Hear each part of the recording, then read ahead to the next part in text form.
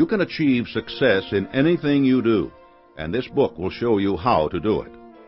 Napoleon Hill's Keys to Success is the most practical and revealing examination of the 17 principles of success that Napoleon Hill ever wrote.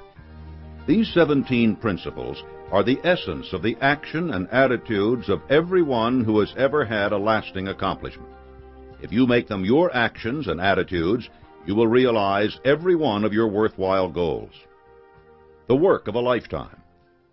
Andrew Carnegie, the founder of a steel corporation that later helped form U.S. Steel and a great philanthropist, charged the young Napoleon Hill with what was to be his life's work, the assembling and analyzing of the qualities that had allowed the great figures of the early United States to achieve their lasting success. Armed only with introductions from Carnegie and a fierce determination, Hill set out to interview more than 500 of these titans and distill their philosophies into a logical framework. From men such as Henry Ford, Thomas Edison, Woodrow Wilson, and later Franklin Roosevelt, Hill gained invaluable insights. He also learned about the limitations each faced. He found Ford personally insufferable. He encountered and understood Edison's struggles with near-deafness, and though he had worked hard for FDR during the Great Depression to combat the national malaise, he disagreed strongly with many of the president's programs. Hill believed they placed too little emphasis on individual effort and lured Americans into relying on others instead of on themselves. But by observing, working, and talking with these people, Hill learned priceless lessons that were much greater than the sum of his subjects' accomplishments. Though Hill had already published a number of books which revealed his findings in broad detail and enjoyed commercial success, his crowning achievement was the publication of the all-time best-selling business inspirational book, Think and Grow Rich, in 1937. This clear, concise elucidation of the way to success was an immediate sensation. It lays out the techniques of personal achievement in everyday language, full of examples and exhortations. More than 50 years later, supported by the work of the Napoleon Hill Foundation, Napoleon Hill's masterwork still finds thousands of new admirers every year, people whose lives are infinitely changed for the better. Hill continued to refine his philosophy, sharpening his focus as his wisdom grew, and as he met even more people whose lives had been built on the ideas he had outlined. The major outlet for his new knowledge was a veritable whirlwind of speeches, lectures, and articles he prepared over the next 30 years. He spent his life spreading the gospel of success as directly and as personally as he could. Unfortunately, so much of the additional intelligence that Napoleon Hill developed was not published in book form.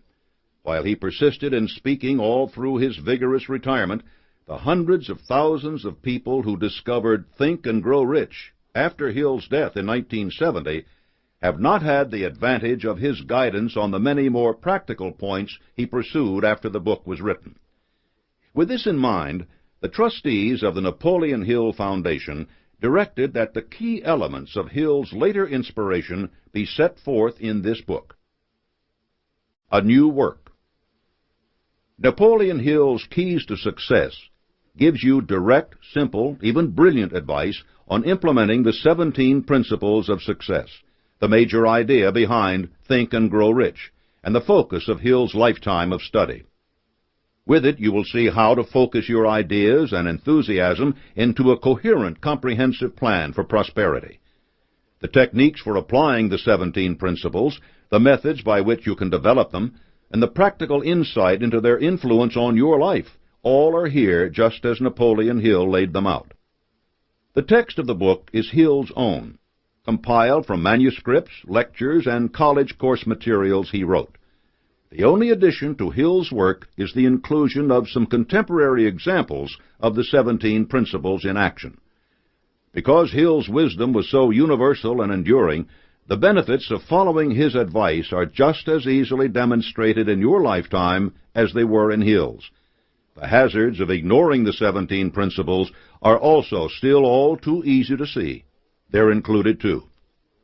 Napoleon Hill's Keys to Success, then, is vintage Napoleon Hill, direct, straight-talking advice in the manner of the backwoods Virginia boy who became a confidant of presidents and the prophet of a uniquely American philosophy of achievement. It will offer you lucid instruction, keen insight, and a host of opportunities to improve your situation and become a better, more valuable person as you do so. As you read, keep ever in your mind Napoleon Hill's fundamental maxim, the keystone of all his thought, and you will experience the rewards of success as surely as millions have before you. Whatever your mind can conceive and believe, your mind can achieve. W. Clement Stone. Chapter 1. Develop Definiteness of Purpose. Your progress toward success begins with a fundamental question: where are you going? Definiteness of purpose is the starting point of all achievement, and its lack is the stumbling block for 98 out of every 100 people, simply because they never really define their goals and start toward them. Study every person you can think of who has achieved lasting success, and you will find that each one has had a definite major purpose. Each had a plan for reaching that goal, and each devoted the greatest part of his or her thoughts and efforts to that end. Andrew Carnegie was the man who led me to formulate my definite major purpose, assembling and publicizing the principles by which great individuals achieve enduring success. Carnegie started work as a laborer in a steel mill. Because of his definite major purpose to make and market better quality steel than anyone else, he became one of the wealthiest men in the country and was able to endow libraries in small towns all across America. His definite major goal was more than a wish. It was a burning desire. Only by finding your own burning desire will you achieve success. The difference between a wish and a burning desire is crucial. Everyone wants the better things in life: money, fame, respect. But most people never go beyond just wishing for them. If you know what you want from life, if you are determined to get it to the point that it becomes an obsession, and you back that obsession with continuous effort and sound planning, then you have awakened and developed definiteness of purpose. A valuable secret. The most important part of this book is not written on its pages, but is already in your own mind. Once you learn how to harness the tremendous potential of your mind, and how to organize the knowledge you already have, you can turn them into the power necessary for attaining your definite major purpose. There is a proverb which says, "If you would plant for days, plant flowers. If you would plant for years, plant trees. If you would plant for eternity, plant ideas." This book has been written to induce a flow of ideas through your mind. It will introduce you to your other self, the self which has a vision of your innate spiritual powers, and will not accept or recognize failure. It will arouse your determination to go forth and claim the things which are rightfully yours. As Ralph Waldo Emerson wrote, "One single idea may have greater weight than the labors of all the men, animals, and engines for a century." Put ideas and your definiteness of purpose to work. The advantages of definiteness of purpose. Definiteness of purpose develops self-reliance, personal initiative, imagination, enthusiasm, self-discipline, and concentrated effort. All these are required for success. Throughout this book you will learn in greater detail just what these qualities entail, and how they are acquired, developed, and incorporated into your plan for success. Definiteness of purpose also brings a host of other advantages. Specialization. Definiteness of purpose encourages you to specialize, and specialization leads to perfection. Your success in life will depend a great deal on your ability to know much about a specific area and to perform exceptionally within it. General education is important because by pursuing it, you will discover your basic aptitudes and desires. Once you have discerned them, however, you should immediately begin to acquire specialized knowledge in your major interest. Definiteness of purpose will act as a magnet to attract to you the specialized knowledge necessary for success. Budgeting time and money. Once you have determined your definite major purpose, you will begin to budget your time and your money and all your day-to-day endeavors so that they will lead to the attainment of your major purpose. Time budgeting always pays dividends because each moment is made to progress toward your goal. Money is also used to its best advantage, ensuring that you pass the mileposts along the road to success. Alertness to opportunity. Definiteness of purpose makes you aware of opportunities related to your major purpose, and it inspires the courage to act on them. Edward Bok was an immigrant to this country who set out to make his living by writing. He began a flourishing business writing short biographies, which employed 6 people. One evening at the theater, he noticed that the programs were large and cumbersome, poorly printed, and unattractive.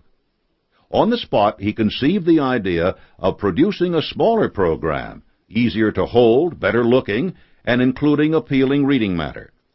The next morning, he prepared a sample copy of his proposed program and presented it to the theater manager. Not only would he provide the theater with a better program, but he would do it free in exchange for the exclusive rights. Advertising would pay his costs and bring him profit. The theater agreed, and Bok went into partnership with a friend more experienced than he in publishing and advertising. They quickly signed up all the other theaters in town to avoid competition. The business thrived and eventually expanded to create several other magazines, while Bok became the editor of the Ladies' Home Journal. If you can see an opportunity as quickly as you can see the faults of others, you will soon succeed. Decision-making capability. Successful people make decisions quickly, as soon as all the facts are available, and firmly. Unsuccessful people make decisions slowly, and they change them often. Remember that 98 out of 100 people never make up their mind about their major purpose in life. They simply can't make a decision and stick to it. How can you overcome the habit of avoiding decisions? Start with the very next problem you face and make a decision. Make any decision. Any decision is better than none. If you make some mistakes at first, take courage. Your batting average will improve. Knowing what you want will help in decision-making, of course, because you can always judge whether or not it will contribute to your goals. Cooperation. Definiteness of purpose develops confidence in your own integrity and character, which attracts favorable attention from others and inspires their cooperation. Those 98 folks who can't determine their major goal will be inspired by one who can, and those few who, like you, have embarked on their journey will recognize and want to aid a fellow traveler. Faith. The greatest benefit of definiteness of purpose is that it opens your mind to the quality known as faith. It makes your mind positive and frees it from the limitations of doubt, discouragement, indecision, and procrastination. These limitations are some of the greatest roadblocks you will face. Later chapters will specifically address overcoming them, but possessing faith in yourself and in the fact that the universe is constructed to allow you to achieve your greatest potential will help you starting now. Success consciousness. Closely related to faith is success consciousness. Your mind becomes sold on success and refuses to accept the possibility of failure. A young man lived in Salt Lake City many years ago. He was industrious, thrifty, and much admired. Then he did something which convinced his friends he had taken leave of his senses. He withdrew all his money from the bank, went to an automobile show in New York, and returned with a new car. Worse, as soon as he got home, he put that car in his garage, jacked it up, and proceeded to take it apart, piece by piece. After examining every piece, he put the car back together again. The folks who were watching him thought he was just plain wacky. They were further convinced that he was mad when he began the process again, and again, and again. That man was Walter P. Chrysler, whose innovations revolutionized the automobile industry. There aren't any major corporations or skyscrapers named for his Salt Lake City neighbors who lacked the insight to see the method in his madness. They had never heard of definiteness of purpose, and they couldn't recognize how success consciousness destines a person for success. The power of the subconscious. Any dominating idea, plan, or purpose held in your conscious mind through repeated effort and emotionalized by a burning desire for its realization is taken over by the subconscious and acted upon through whatever natural and logical means may be available. The only thing over which you have complete right of control at all times is your mental attitude. Right of control means that you can control it. It does not mean that you do control it. You must learn to exercise this right as a matter of habit. The conscious mind is where reasoning and thinking occur. It analyzes information and data, and it acts as a guardian of the doorway to the subconscious. The conscious mind develops as a result of experience. The subconscious mind does not think, reason, or deliberate. It acts instinctively in response to basic emotions. The differences in people are due to the ways they have trained their conscious minds. Subconsciously, we are all very much alike. The subconscious can be compared with a car, while the conscious mind can be considered the driver. The power is in the car, not the driver. The driver must learn to release and direct that power. The subconscious mind receives any image that is transferred to it by the conscious mind under strong emotion. Think of the pair as a camera. The conscious mind acts as a lens, concentrating the image of your desires and bringing them to a point on the film of the subconscious. Getting good pictures with this camera is the same as it is with any other. The focus must be sharp, there must be good exposure, and the timing must be right. Correct focus requires a clear definition of purpose. The composition of the photo must be made with care and precision. You decide what to include in the frame. The proper timing is determined by the intensity of your desire at the moment of exposure. Experienced photographers rarely take just one shot of an important image. They work at it again and again until they get the photo they want. This sort of repeated exposure of the subconscious to the image of your desire is crucial. You must work at the process repeatedly until you have transferred the exact image you want into your subconscious mind. Don't be afraid of working yourself up into a highly emotional state when you are impressing images upon your subconscious. When your purpose is a worthy one, you don't need to fear this type of auto-suggestion. The intensity with which you impress your subconscious with a picture of your plan directly affects the speed with which the subconscious will go to work and attract the picture's physical counterpart by inspiring you to take the right steps. Putting definiteness of purpose to work. Making your subconscious work for you is only the first of many steps. You will not succeed if you cannot convince other people to cooperate with you, and if you do not live in accordance with strict standards. Those standards form the remainder of this book. But let's assume you have developed the necessary definiteness of purpose. You are now likely to ask an obvious question. Where do I get the resources to implement my plan? The first step from poverty to riches is the most difficult. The key is to realize that all the riches and all the material goods that you acquire through your own efforts begin with your having a clear, concise picture of what you seek. When that picture grows to be an obsession with you, you will find that your every action leads you toward its acquisition. Andrew Carnegie's life again provides an excellent example. Once he knew he wanted to make steel, he fed that desire until it was the driving force in his life. He then turned to a friend, similarly broke but smart enough to recognize the value of his idea. Because he was impressed by the power of Carnegie's obsession, the friend joined forces with Carnegie. Their combined enthusiasm was sufficient to convince 2 others. These 4 people became the nucleus of Carnegie's empire. They formed a mastermind group, the subject of the next chapter. Together they were able to find the capital necessary to pursue Carnegie's obsession, and each of them made a vast fortune as a result. It was not sheer hard work that made these men successful. You probably know several people who work as hard as you do at anything they try, perhaps even harder than you. and are never successful. Education isn't the reason either. Sam Walton never won a Rhodes Scholarship, but he made more money than anyone who ever studied at Oxford. Great success is the result of one's understanding and using a positive mental attitude, PMA. Your mental attitude gives power to everything you do. Having a positive mental attitude means that your actions and thoughts further your ends. Having a negative mental attitude means that you are constantly undermining your own efforts.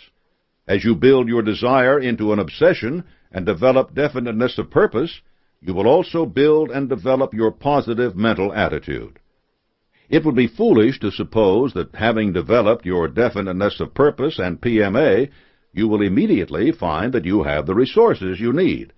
The speed at which you acquire these will depend on the size of your needs and on the control you exercise to keep your mind free of fear, doubt, and self-imposed limitations.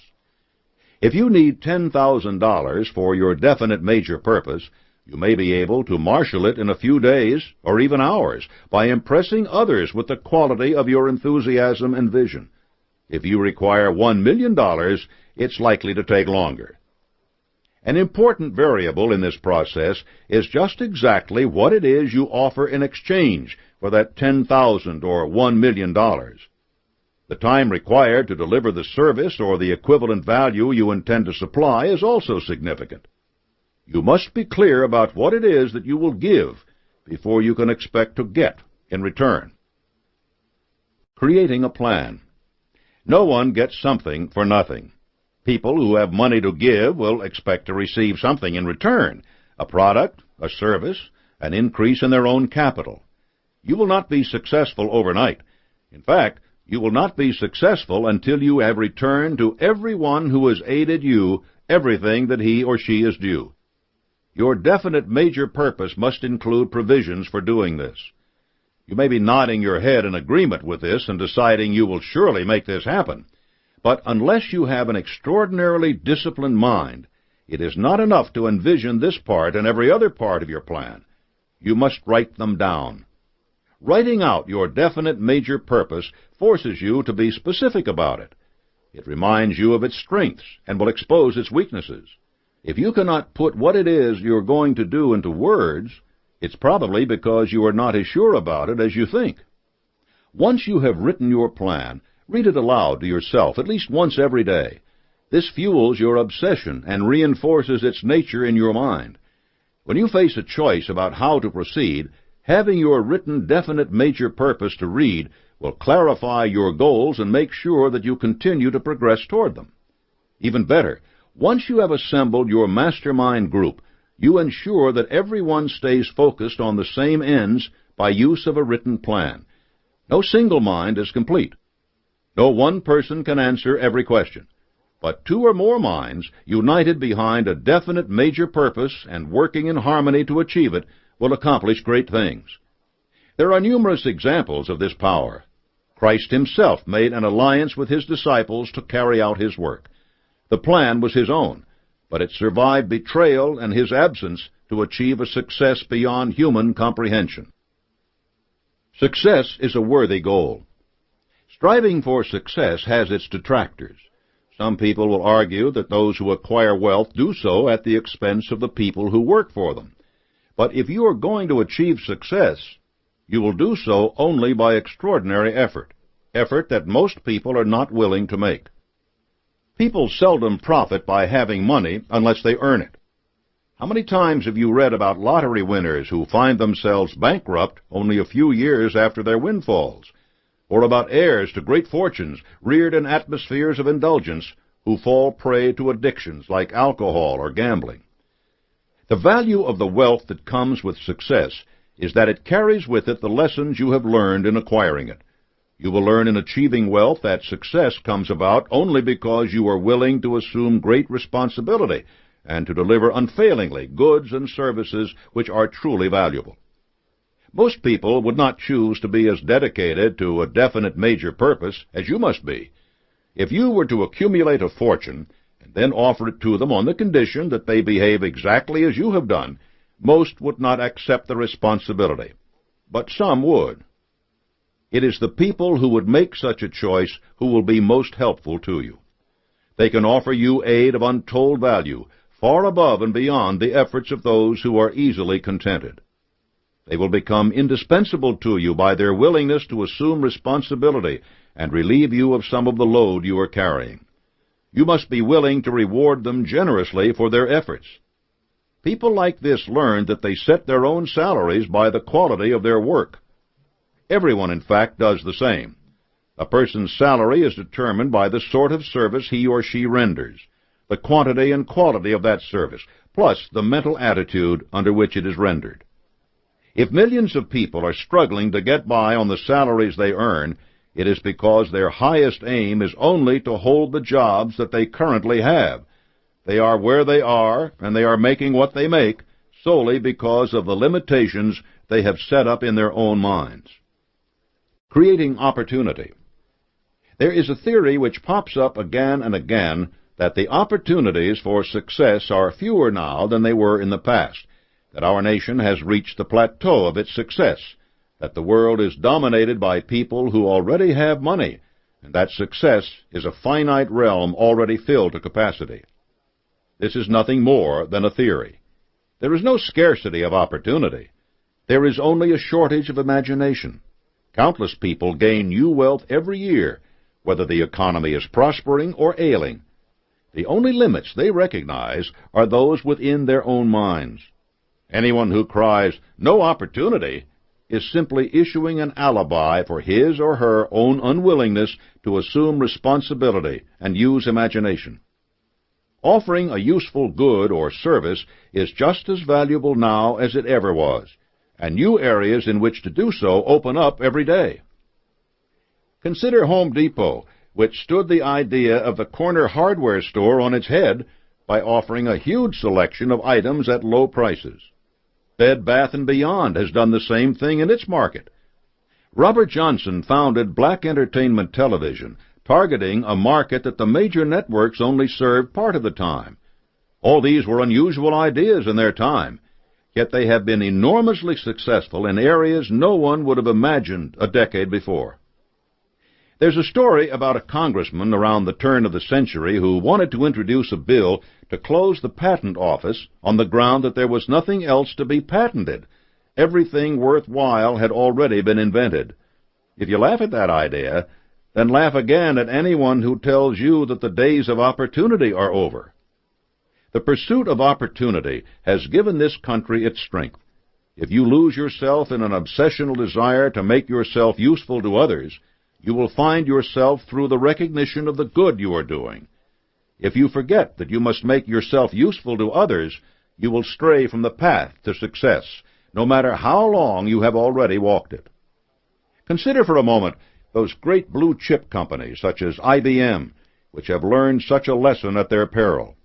For years, IBM made itself indispensable to business operators, large and small, by producing high-quality machines to run their offices. And then IBM turned its eyes only to making big, powerful computers, while its customers were looking for small, personal units for each employee. Profits plummeted. Employees were laid off for the first time in company history, and IBM was faced with completely remaking itself in an industry it had once dominated. What IBM lost was the desire for knowledge and the willingness to earn it. Its people had stopped wondering what it was their customers wanted, and they didn't bother to find out. Dozens of smaller computer manufacturers possessed of that quality stepped in and made fortunes. Write that quality into your definite major purpose, and never overlook its value. Your achievements, like a company's, correspond unerringly to the philosophy with which you relate to others. If you follow through on your willingness to deliver something useful in return for what you seek, the world will be compelled to reward you on your own terms. Recognition of this fact is at the heart of what has made America great. Our most precious natural resource is not our mineral deposits or our beautiful forests. It is the mental attitude and the imagination of the people of every generation who have mixed experience with education to deliver goods and services that improve the lives of both Americans and people around the world. Our real wealth is the intangible power of thought. This is why definiteness of purpose heads the list of the 17 principles you must master to achieve success. No one can be successful without first knowing what it is he or she wants. If this principle is to have any value to you, you must follow it as a daily habit. If you still think that luck is a key to success, then you have missed the point of this chapter. Some people do fall into opportunity, but they usually fall back out again. And if they do manage to retain their good fortune, it is only because they have worked just as hard to keep it as you must to acquire yours. And that calls for definiteness of purpose.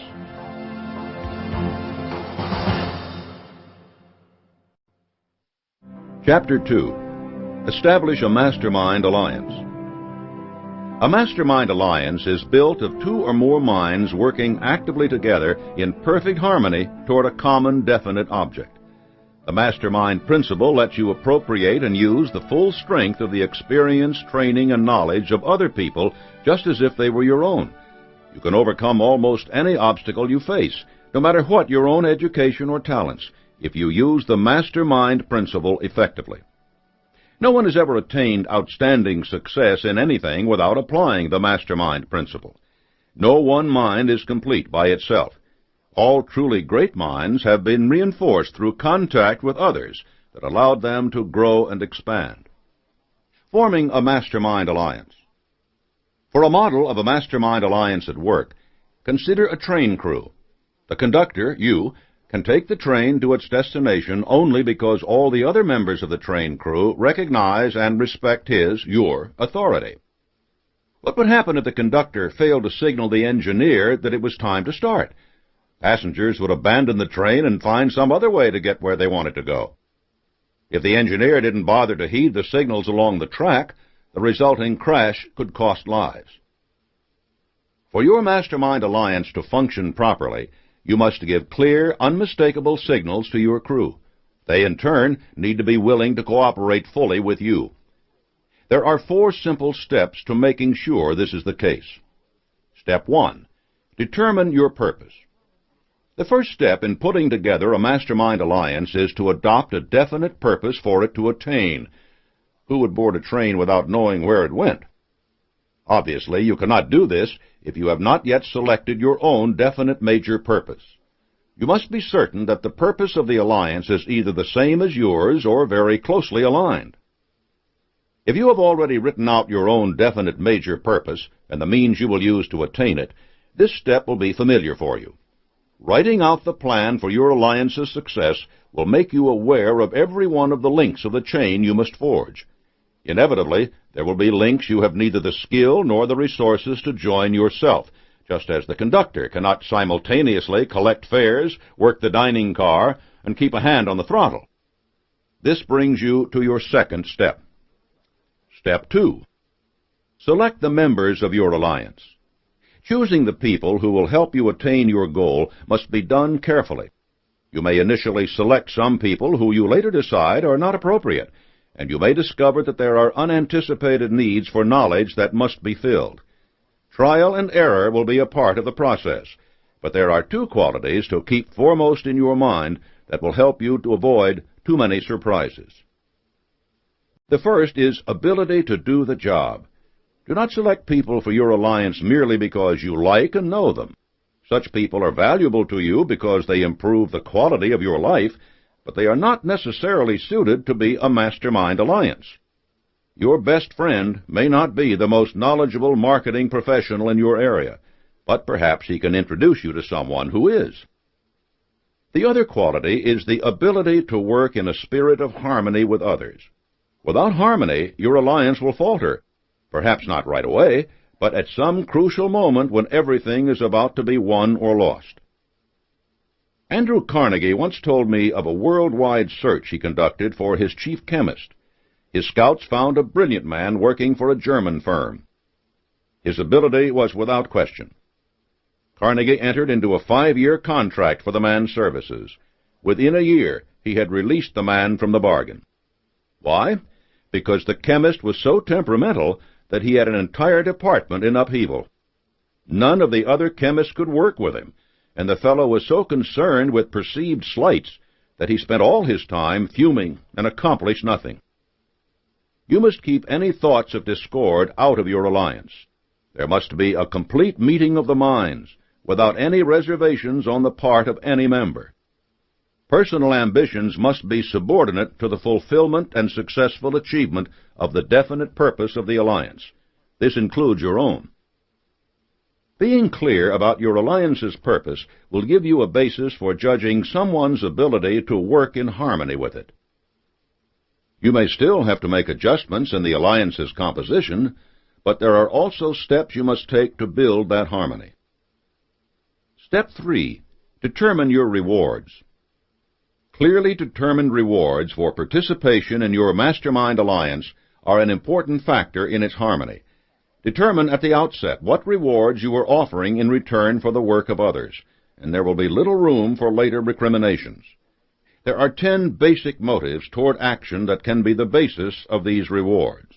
1. Self-preservation. 2. Love. 3. Fear. 4. Sex. 5. Desire for life after death. 6. Freedom for mind and body. 7. Anger. 8. Hate. 9. Desire for recognition and self-expression. 10. Wealth. Wealth will obviously have the greatest appeal for members of your commercial enterprise, but remember that other motives can play an important role. Recognition and self-expression are just as important as money to many people. Be aware that some of these motives, anger, hate, fear, can twist the minds of your team if you rely upon them. Your best motivator, wealth, must be willingly, fairly, and generously divided among your team. The more generous you are, the more help you will get. Another of the principles of success is the habit of going the extra mile. You'll see that in Chapter 5. It will serve you well if you incorporate it into your alliance from the beginning. 12. Inspire teamwork with PMA. Teamwork is a willing cooperation and the coordination of effort to achieve a specific objective. When the spirit of teamwork is willing, voluntary, and free, it leads to the attainment of great and enduring power. It is a system which coordinates all the team players, resources, and talents and automatically discourages dishonesty and unfairness, while it adequately compensates the individuals who serve honestly and unselfishly. The principle of teamwork differs from the mastermind principle in that it is based on the coordination of effort without necessarily embracing the principle of definiteness of purpose or the principle of harmony, two important essentials of the mastermind. Teamwork produces power, but the question of whether the power is temporary or permanent depends on the motive that inspired the cooperation. If the motive is one that inspires people to cooperate willingly, the power produced by this sort of teamwork will endure as long as that spirit of willingness prevails. Teamwork builds individuals and businesses and provides unlimited opportunity for all. It is sharing a part of what you have, a part that is good, with others. That which you share will multiply. That which you withhold will diminish. Stop the tape now and write your commitment to use this principle in your life. Then restart the tape. 13. Learn from adversity and defeat with PMA. Every adversity carries with it the seed of an equivalent or greater benefit for those who have PMA and apply it. Defeat may be a stepping stone or a stumbling block, according to your mental attitude and how you relate it to yourself. It is never the same as failure unless and until it has been accepted as such. Your mental attitude in respect to defeat is the factor of major importance which determines whether you ride with tides of fortune or misfortune. The person with a positive mental attitude reacts to defeat in the spirit of determination not to accept it. The person with a negative mental attitude reacts to defeat in the spirit of hopeless acceptance. The worst thing that happens to you may be the best thing that can happen to you if you don't let it get the best of you. Stop the tape now and write your commitment to use this principle in your life, then restart the tape. 14. Cultivate creative vision with PMA. Man's greatest gift is his thinking mind. It analyzes, compares, chooses. It creates, visualizes, foresees, and generates ideas. Imagination is your mind's exercise, challenge, and adventure. It is the key to all of a person's achievements, the mainspring of all human endeavor, the secret door to the soul of a person. Imagination inspires human endeavor in connection with material things, and ideas associated with material things. Imagination is the workshop of the human mind, where old ideas and established facts may be assembled into new combinations and put to new uses. It is the act of constructive intellect in the grouping of materials, knowledge, or thoughts into new, original, and rational systems, a constructive or creative faculty embracing poetic, artistic, philosophical, scientific, and ethical imagination. Creative vision may be an inborn quality of the mind or an acquired quality, for it may be developed by the free and fearless use of the faculty of imagination. Creative vision extends beyond interest in material things. It judges the future by the past, and concerns itself with the future more than with the past. Imagination is influenced and controlled by the powers of reason and experience. Creative vision pushes these aside and attains its ends by basically new ideas and methods. One of the ways to increase your flow of ideas is by developing the habit of taking study time, thinking time, and planning time. Be quiet and motionless, and listen for that small, still voice that speaks from within as you contemplate the ways in which you can achieve your objectives. What can be conceived can be created with PMA. Stop the tape now and write your commitment to use this principle in your life. Then restart the tape. 15. Maintain sound health with PMA. You are a mind with a body.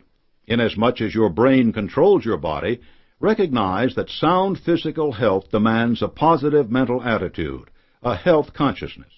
Establish good, well-balanced health habits in work, play, rest, nourishment, and study.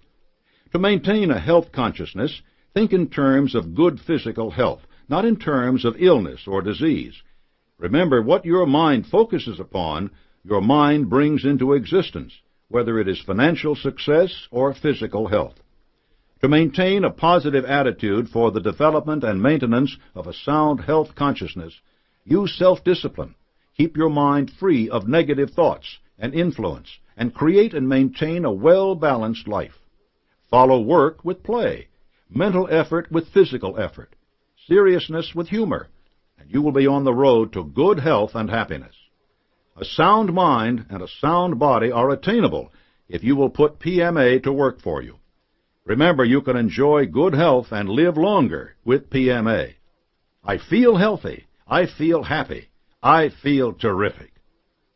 Stop the tape and write your commitment to use this principle in your life, then restart the tape. 16. Budget your time and money with PMA. Intelligently balance your use of time and resources, both business and personal. Take inventory of yourself and your activities so that you discover where and how you are spending your time and your money. Engage in study, thinking, and planning time. Don't waste your time or your money. 10% of all you earn is yours to keep and invest. Like any good business, budget your money. Use your time wisely toward attainment of your objectives. Develop a plan for the use of your income for expenses, savings, and investments. You don't always get what you expect unless you inspect with PMA. Stop the tape now and write your commitment to use this principle in your life. Then restart the tape. 17. Use cosmic habit force with PMA.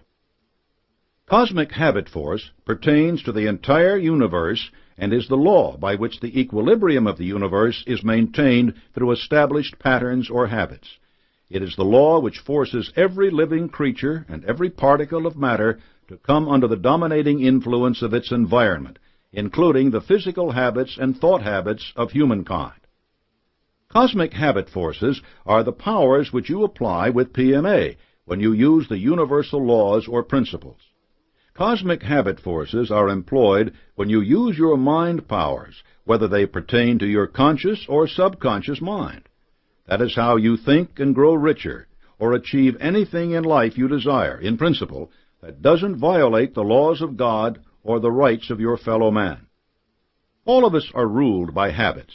These are fastened upon us by repeated thoughts and experiences.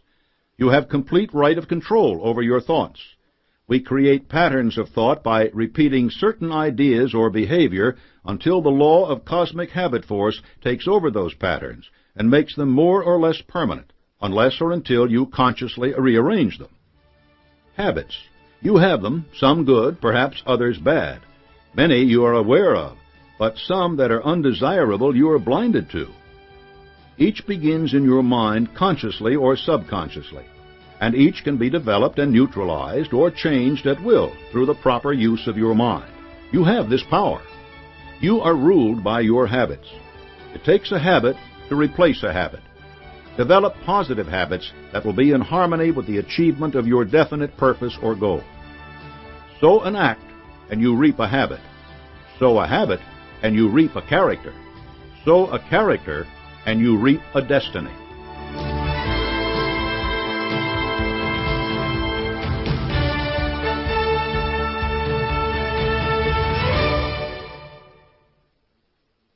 Acknowledgements. Many people were very helpful to me in editing this book. I am particularly grateful for the inspiration of two men who knew Napoleon Hill well, and whose words reinforced his, W. Clement Stone and Michael J. Ritt. There are many people, organizations, and publications dedicated to promoting the philosophy of success. In addition to those mentioned in the text, I found the following particularly helpful in selecting examples that highlighted the wisdom of Napoleon Hill's advice: Audacity, Entrepreneur, Working Woman, Smart Money, Sales and Marketing Management, The New Yorker, and Minorities and Women in Business magazines. The Walls Around Us by David Owen, Michael Mahana, of Smith Barney Shearson. Upon request, you may receive an autographed bookplate bearing the signature of the author. Address your request to the Napoleon Hill Foundation, 1440 Paddock Drive, Northbrook, Illinois, 60062, and enclose a large, self-addressed, stamped envelope. With this bookplate, you will receive a copy of one of Dr. Hill's famous success essays. Step 4. Set a time and place for meeting. Your alliance must be active to do any good. Establish a definite place and time for regular meetings to ensure that you are making progress and dealing with the issues you face.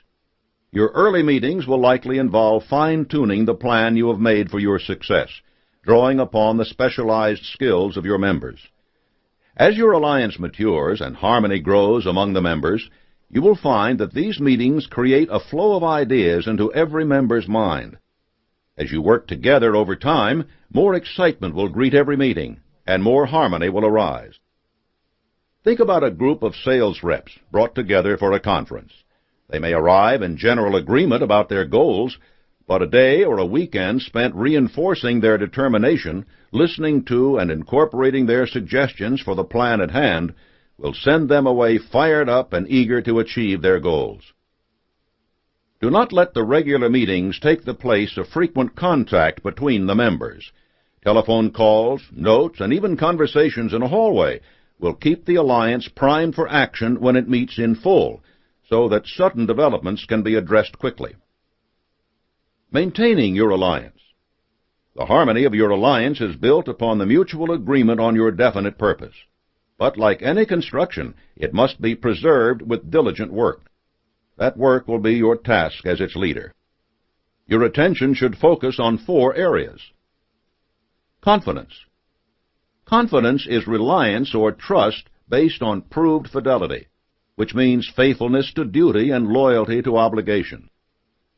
As the leader of the alliance, you must inspire confidence in your members by your dedication to your definite major purpose. You must also insist within the group on confidentiality. Often it is harmful for members to discuss the purpose of the alliance outside the group. Some people can give away a secret without a moment's thought. You don't need them in your mastermind alliance. Understanding. All members of the group must possess a complete knowledge and comprehension of the nature, significance, and implication of a situation or proposition that the group faces. You may employ specialists to heighten your understanding of various fields, but every person involved must be able to deal with the core issues of every decision. And before a decision is made, each member of your group must be convinced that it is a good decision, one which he or she can support wholeheartedly. Fairness and justice. When you form your mastermind alliance, each member must agree at the outset on the contribution each will make toward your enterprise. Everyone should also be agreed on the division of benefits and profits. Everyone must deal with everyone else on completely ethical terms. No member of the alliance should seek unfair advantage at the expense of others. Otherwise, dissension will arise and completely destroy the association. Courage. Your alliance must meet danger and difficulties with firmness, resolution, and valor. The courage to do so comes from self-confidence and a well-developed success consciousness. The courage of two separate individuals is nothing compared with that of a united team, just as the power of a single battery is less than that of a group of batteries. This is another excellent example of the power a mastermind alliance derives from its harmony. The more the minds that are linked together, the greater the power harnessed, and the more the resistance that can be overcome. Form a mastermind alliance with yourself. A woman came to see me once and began to tell me all her difficulties. Her sight was almost gone, and she had given up on doctors who she said were quacks. She had lost most of her money investing in movies. Her husband was a philanderer. Her mother had died after a long and awful illness, and her relatives were a plague. Her bitter catalogue of woes went on, and if I hadn't felt sorry for her, I wouldn't have listened to them. She was so full of self-pity. Apparently, not one good or constructive thing had passed her way in 20 years. "Mr. Hill," she asked me, "why do all these things happen to me?" I did not want to be harsh with her, but somehow I had to get her to face facts. I said, "Frankly, with your negative attitude, it's a wonder that you were able to do anything at all. I'm not a bit surprised that your family bothers you or that your husband runs around. I'm amazed he hasn't left home." "What can I do to stop him?" "You can't do anything for him now," I told her, "but you can do something for yourself. You've been thinking about your losses to the exclusion of everything else. The more you concentrate on them, the more you attract other losses. Stop thinking about them. Make up your mind that you are going to benefit by your experience, and then adopt a definite plan for regaining your sight. Dwell upon the idea that your eyes will get better. Decide that you will seek medical help, and believe that it will work. If you can change your attitude toward yourself, your husband will see something to excite his interest in you again. Your relatives will stop seeing you as a doormat. I can't tell you any more than that now. When you manage to put yourself into a more positive frame of mind, come see me again. Before I do anything for you, you must do something for yourself. I tell this story because I want to say the same thing to you. Whatever personal obstacles you face, you must start getting to know that side of your personality that knows no obstacles, that recognizes no defeats. Cultivate a friendship with the other you, so that no matter what you are doing, you are allied with someone who shares your goals. All the philosophy and advice in this book about persuading and motivating others will be much more useful to you if you practice it on yourself. If you have convinced yourself that you need and deserve a $10,000 loan, you won't just walk into a bank and ask for it. You will cultivate the friendship and appreciation of the loan officer. You will present her with a list of the possibilities for the project you have in mind. You will outline your solid plans for repayment, and then you will do it with infectious confidence. You will succeed. You will begin to take charge of the efforts of others only when you take complete charge of the power of your own mind. Cultivate mastermind alliances wherever you can. Once you recognize the benefits of mastermind alliances, you will understand that they can serve you in many areas. You can and must make progress on many fronts to achieve personal success. In your marriage, a mastermind alliance with the person you love most deeply is of untold importance. If you are married and have not built your relationship on the principles of harmony that are crucial to any alliance, you may have some reselling to do with your spouse. Set aside some time every day to talk about what you want to achieve and how you are going about it. Rely on your definiteness of purpose to build your persuasive abilities, to convince your partner of the benefits of the work you are doing. It is very unlikely that your plan will not affect your husband or wife in some significant way, and you absolutely must not drag your partner unwillingly into an adventure. If you have embarked on your mission and the time comes that you are thinking of marriage, you must be very frank with your intended life partner about what you are doing and how you will do it. Build your mastermind alliance into your marriage from the start, and it will steady and support you through the darkest moments. Indeed, your whole family should be incorporated into a mastermind alliance. Your children, your parents, your siblings, anyone on whom you rely or who relies on you. Lack of harmony at home can easily spill over elsewhere. A united family is a great team. In your education, no one's education is ever complete. You may rely on the specialized knowledge of others, but you should also learn from every possible source. In this case, your mastermind alliance is with the entire sum of human knowledge. You are united in the goal of increasing your understanding, and books, magazines, lectures, audio cassettes, all are your allies. Make it a habit to read daily, not just newspapers, which merely keep you current, but materials which expand your mind. They will put you ahead. The key to a mastermind alliance is the harmony of its members. You have to work constantly to strengthen the harmony of your many alliances. A crucial aspect of this effort is your ability to inspire harmony, which hinges strongly on the next principle we will explore: developing an attractive personality.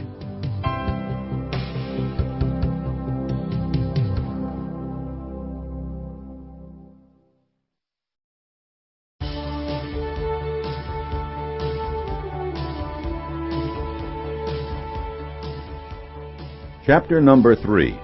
Assemble an attractive personality. The third step in achieving lasting success is to develop an attractive personality. A pleasant personality is a well-rounded one.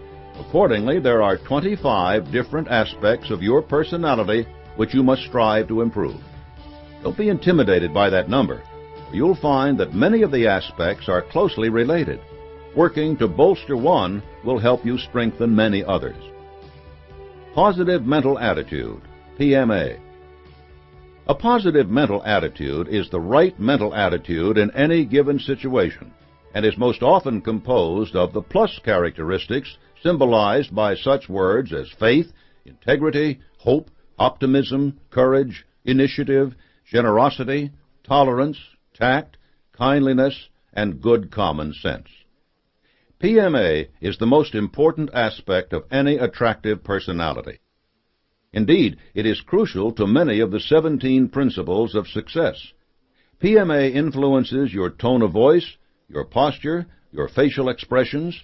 It modifies every word you say and determines the nature of the emotions you feel. It affects every thought you have and the results your thoughts bring you. For the sake of contrast, let's examine the effects of a negative mental attitude. It dampens your enthusiasm, curtails your imagination, undermines your desire to be cooperative, overthrows your self-control, makes you sullen and intolerant, and, as if these weren't enough, throws your reasoning out of gear. A negative mental attitude is so detrimental to your efforts that you are better off staying at home than venturing out into the world with it. It will only make you enemies and corrupt your good works and alliances. A lawyer who goes into court with the best case in the world will convince neither judge nor jury if her attitude is negative. What kind of confidence would you have in a sullen, pessimistic doctor, no matter how many degrees hang on the wall? None. People simply will not tolerate a bad mental attitude. In contrast, a positive mental attitude opens doors and allows you to display your skills and ambitions. Imagine that lawyer presenting her case with confidence, gaining the ear of judge and jury because she is distinctively self-assured. Wouldn't you rather be treated by a physician who sets you at ease, answers your questions plainly, and demonstrates a knowledge of his field? Building a positive mental attitude is part of the other aspects of an attractive personality. As you read on, you'll see how understanding and applying each of these points reinforces your PMA. Flexibility. Being able to adapt yourself quickly to changing circumstances and emergencies without panic or loss of temper is a significant skill as you struggle toward success. Having a flexible disposition means you must be like a chameleon, quickly harmonizing with your environment. This does not mean shedding your principles or altering your goals. A chameleon is still a chameleon, regardless of whether it is brown or green. Flexibility means recognizing that your own mental attitude toward a situation determines if it is a disaster or a boon. If your product fails the first time out, is that good or bad? If you have flexibility, it's great. You have the opportunity to recognize flaws, to improve your product or its marketing early in the game. And because you have PMA as well, you are in an even better position to seize that opportunity. Flexibility also means that in every negotiation you understand that the other party's needs and demands are ways in which you can better render the service you are offering in exchange. If someone needs your product a week before you have planned to deliver, you can recognize that he or she will not be the only client to make such a demand. Here then is your opportunity to discover how you can produce faster and better. Sincerity of purpose. There is no substitute for real commitment to your definite major purpose. Sincerity of purpose, or its lack, writes itself so indelibly into your words and deeds that anyone can recognize it. Insincerity is evident in your expressions, in your trend of conversation, in everything you do. No amount of acting skill can disguise it. The yes man is a universal object of derision precisely because everyone recognizes his insincerity. But if you are possessed of real sincerity of purpose, it will be just as visible. Andrew Carnegie told me once how he called a new employee into his office to issue a directive. The man listened and looked him squarely in the eyes, and with a good-natured smile said, "All right, Chief, you're the boss, but I'm going to tell you that your request is going to cost you money because you haven't investigated this matter as closely as I have." Something about his assured manner, with no hint of insubordination, convinced Carnegie to delay his decision and investigate further. He discovered that he had been wrong, and his new employee was right. That man was Charles M. Schwab, who eventually brokered the deal between Carnegie and J.P. Morgan that founded U.S. Steel. Schwab then went on to start up the mammoth Bethlehem Steel. He began his rise to prominence on the simple basis of his sincerity of purpose in everything he did. Be sincere, first of all, with yourself, and you will steadily grow in self-reliance. If you have sincerity of purpose, it will strengthen every one of the other aspects of your pleasing personality. What better compass could you have at a moment you must demonstrate flexibility than a true and lasting dedication to your definite major purpose? Promptness of decision. Dilly-dallying does not inspire popularity. In this fast-moving world, those who do not move quickly cannot keep up with the parade. Successful people reach decisions definitely and quickly, and they become annoyed and are inconvenienced by others who do not.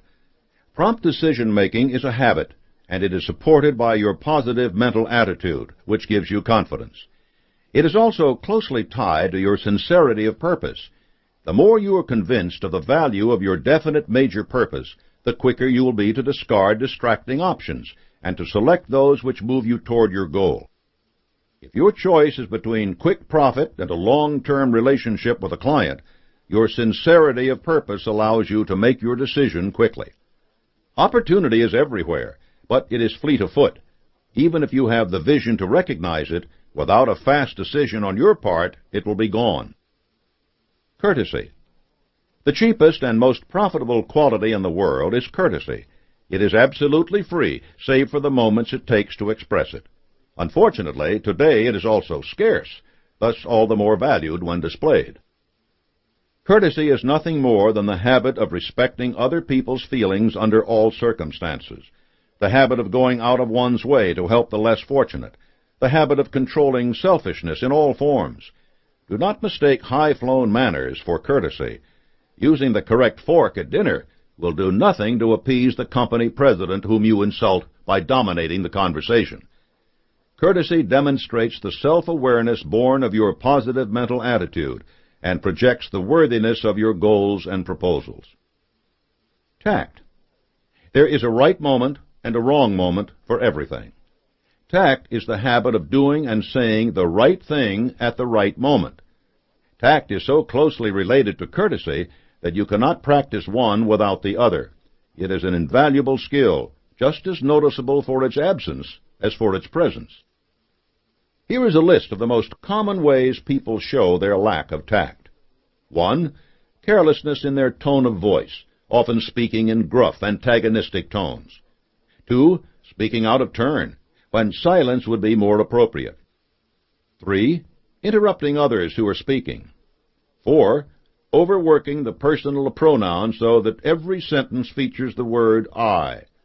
5. Asking impertinent questions, often to impress others with their own importance. 6. Injecting intimately personal subjects into the conversations when such subjects are embarrassing to others. 7. Going where they have not been invited. 8. Boastfulness. 9. Flouting social norms in matters of attire. 10. Making calls at inconvenient hours. 11.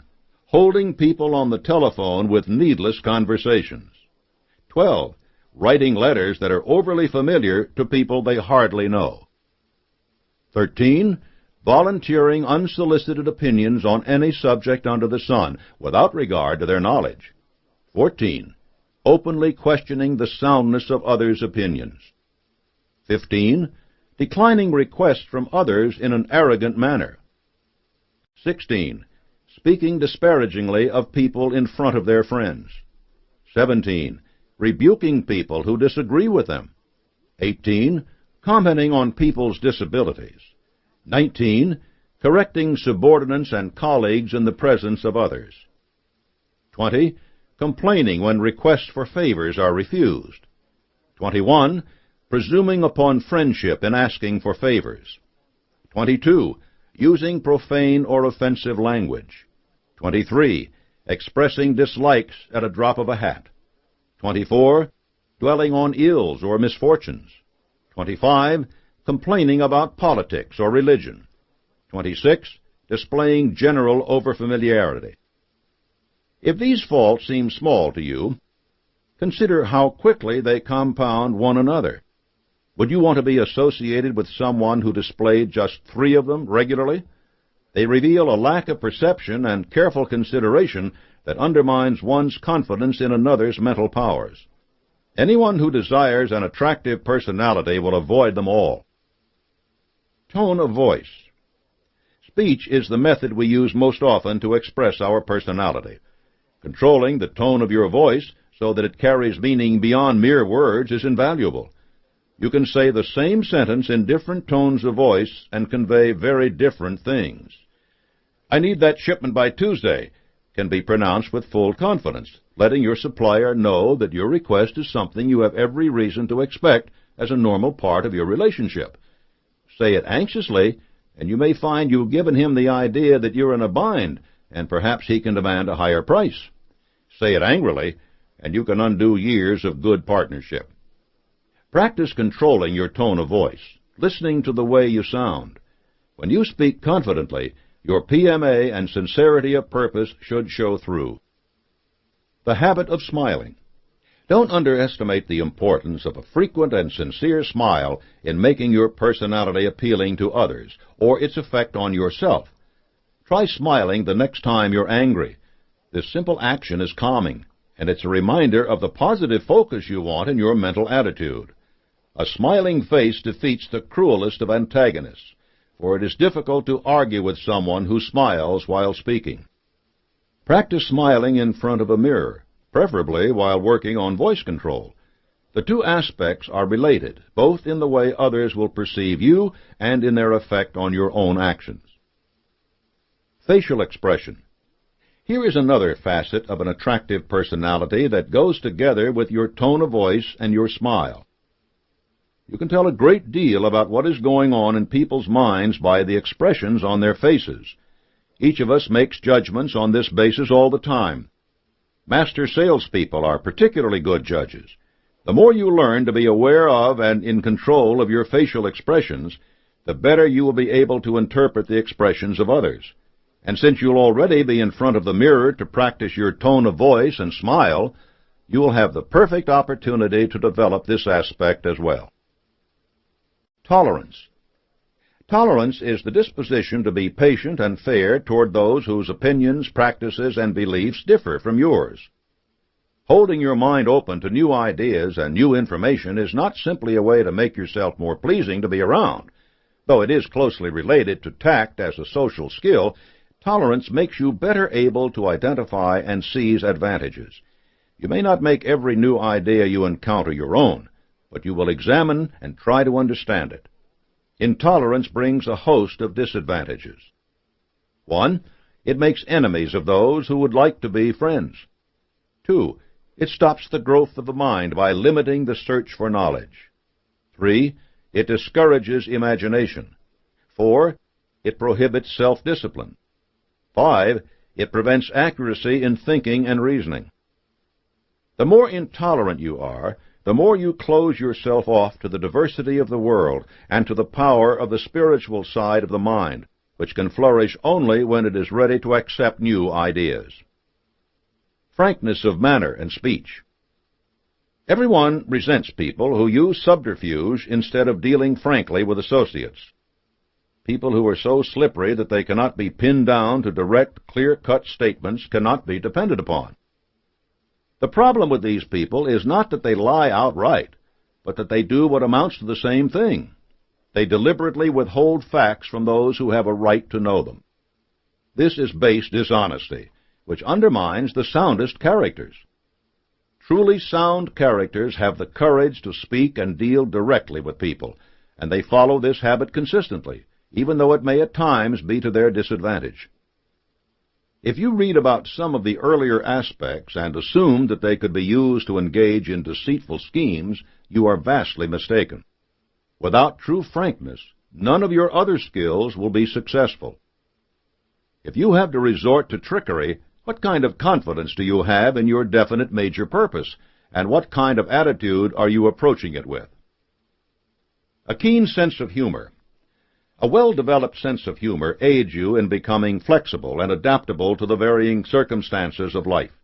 It allows you to relax and remain human in the midst of pressure, instead of becoming cool and distant or angry and bitter. It keeps you from taking life too seriously.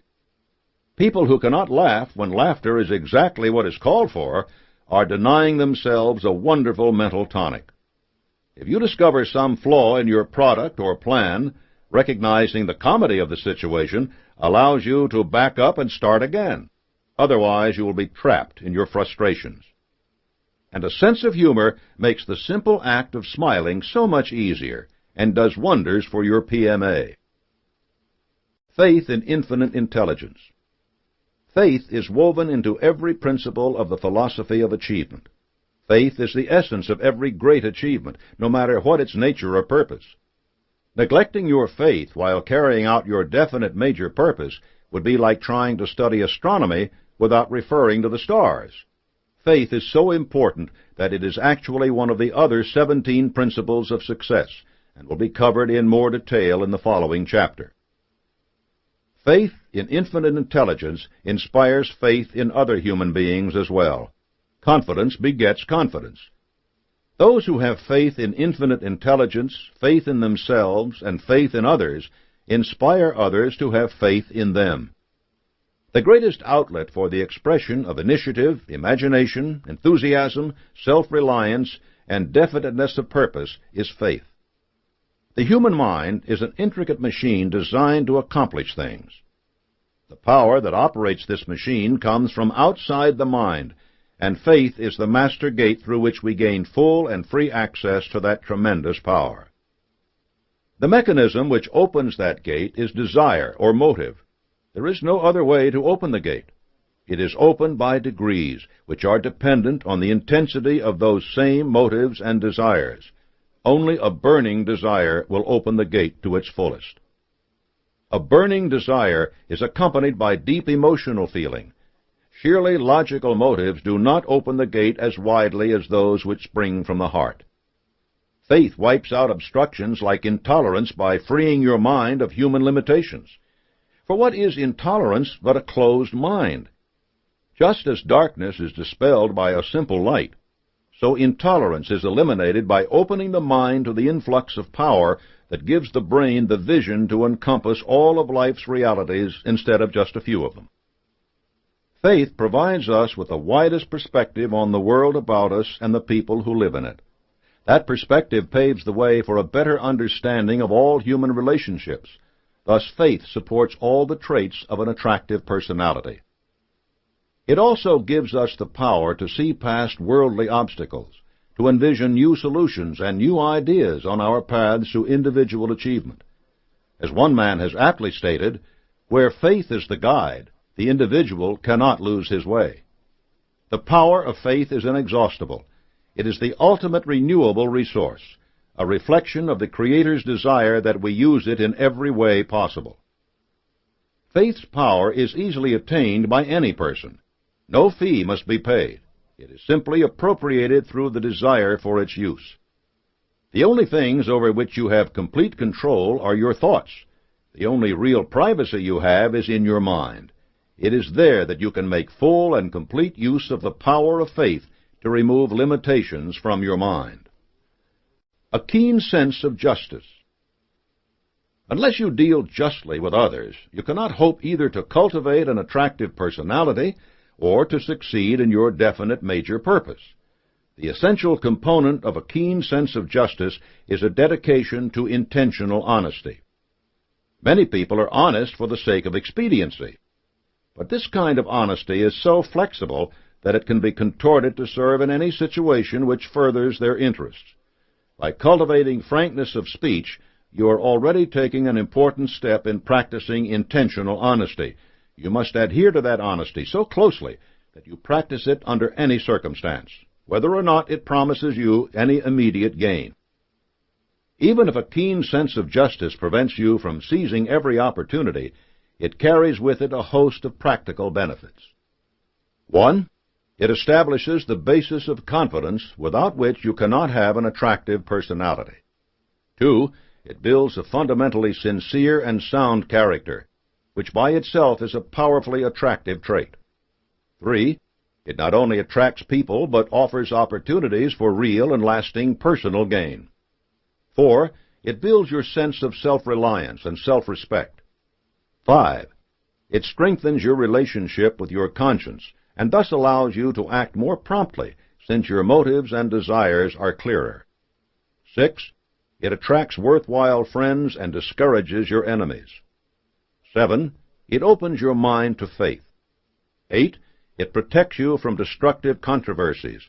Consider how often people of prominence are laid low by revelations of impropriety.